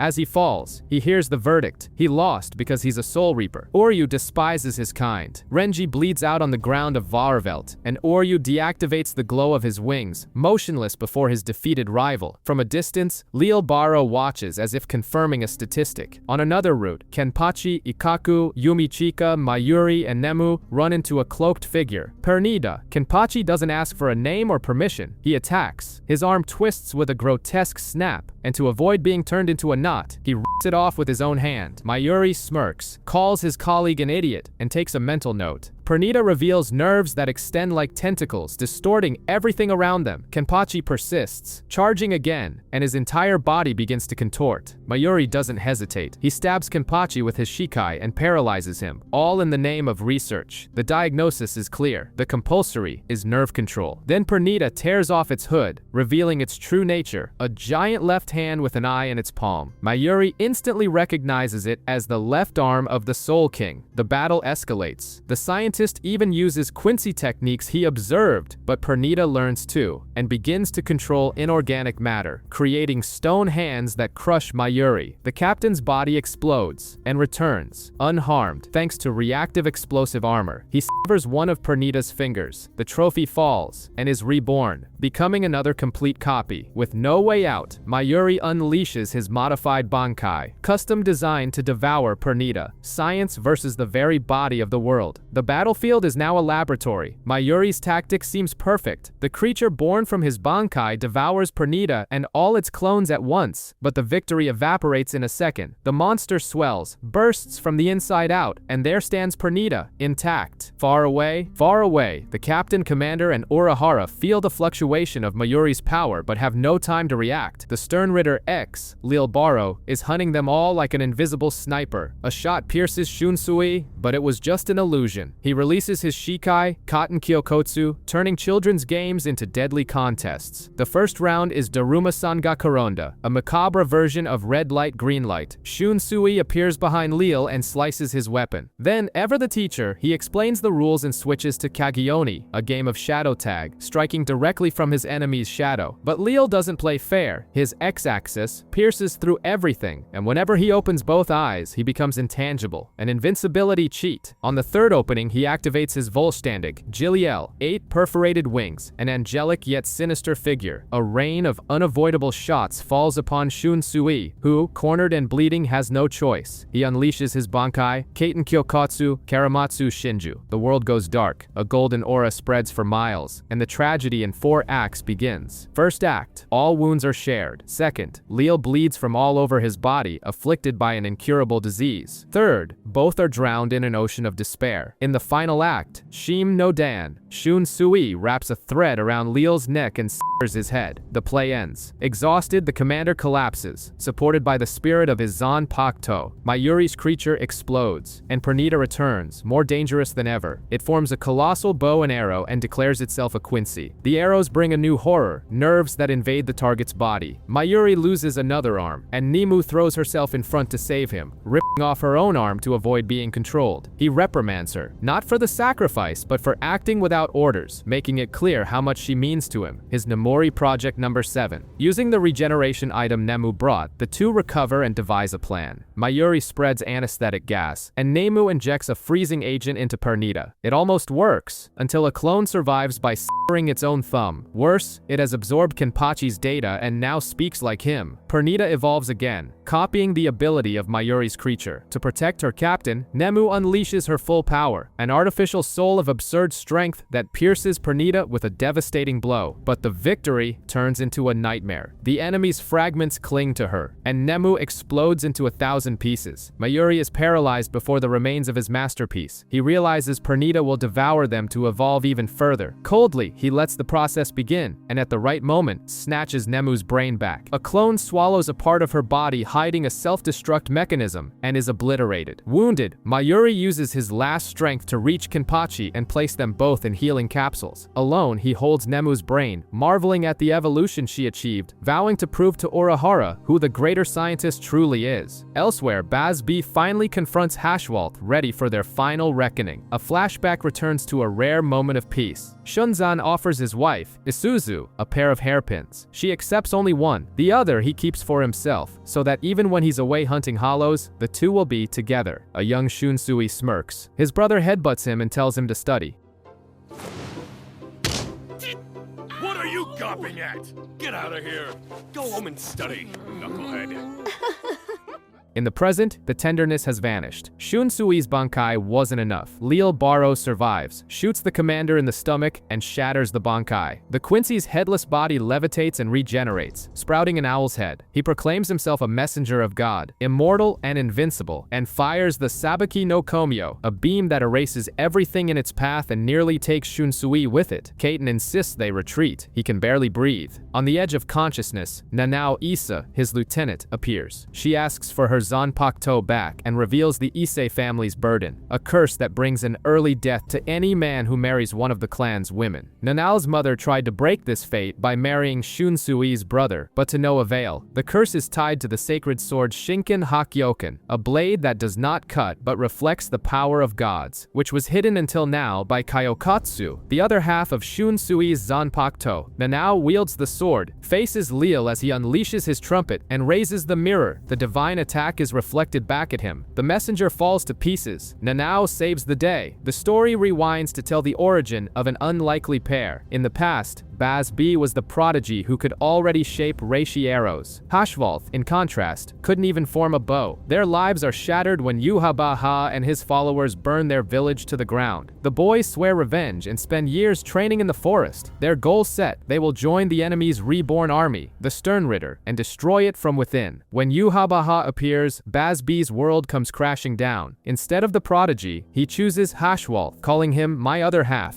The humiliating revelation follows. Much of Baz B's talent was, unknowingly, power that Hashvalth was sharing with him. Their friendship cracks. In the present, Baz B invades the palace and confronts Hashvalth. The fight is fierce, flames against calculated coldness, memories of their childhood crossing with every blow. With the Almighty at his disposal, Hashvalth observes, predicts, severs Baz B's arm, and ends the duel with deadly precision. In his final moments, Baz B lets go of his hatred and holds on to only the memory of their old promise to become the strongest Quincy. A tragic end for the duo. Chaos erupts on all stages simultaneously. Ukitaka activates his power to hold down the fort while the Soul Reaper invades the enemy castle. The gate is guarded by Gerard Valkyrie, a colossus who introduces himself as the Miracle. Renji arrives by surprise, saved by the Vizards, and joins the fray. The captains advance and seem to take him down, but Gerard's miracle is to convert damage into size and power. He returns, now enormous, and begins to overwhelm the captains. On another front, Ichigo's group clashes with Askin Naklavar. His power is wicked, adjusting the lethal dose of any substance, turning even the reishi in the air into a threat. Ichigo and the others weaken, on the verge of collapse, when Yoroichi appears with a new Shunko, Thunder God mode, and obliterates Askin. But he survives, and having taken so much of her spiritual pressure, he becomes immune. Yushiro jumps in to help, but only fuels Askin's resistance further. In parallel, Hashvalth, now wielding Yuhabaha's eyes, attacks Oryu and sends him directly into Ichigo's path, setting up a fight no one wanted. In the world of the living, a final image. Isshin and Ishida arm themselves to enter the war. The family reunion is set. Ichigo, Orihime, and Sado finally reach Oryu, but the reunion is over before it begins. Hashvalth appears, the Grandmaster's second-in-command, and orders Oryu to prove his loyalty by killing his former friends. With the same coldness he uses to announce he sees the future through Yuhabaha's eyes, he pushes them all toward the abyss. Oryu activates his angelic blue form and attacks Ichigo. The duel is fast and tense, and it makes way for the truth. In his grandfather's diary, Oryu read that Yuhabaha used the Aswalan years ago to steal the life force of other Quincy to heal himself, his own mother among the victims. Yet, he still allied himself with her murderer. As their fight echoes, the rest of the world burns. Yoroichi faces Askin in a ballet of speed. Gerard is about to turn Momo to dust, when the visored captains arrive in their masks to save her, and Izuru, previously thought dead, reappears, patched together like a Terminator, cutting down creatures invading the Seirete and introducing himself dryly as a dead man. Ichigo and Uryu fall to a lower level, and the key piece is finally revealed. Uryu is a double agent. He hands Ichigo a key to escape, but Hashvalth has foreseen everything, destroys the escape route, and reveals the palace's dark rule. While Yuhabaha sleeps, he and Hashvalth exchange powers. Yuhabaha, therefore, is without his future sight. Uryu yells for Ichigo to run and face the nerfed enemy while he holds off the blonde Quincy. At the same time, Isshin and Ishida arrive at the war, and it becomes clear that Yuhabaha wasn't sleeping at all. He has already wiped out Liltaro's squad. The countdown has begun. I thought you were supposed to be asleep. Damn it. It's a shame. We couldn't kill you.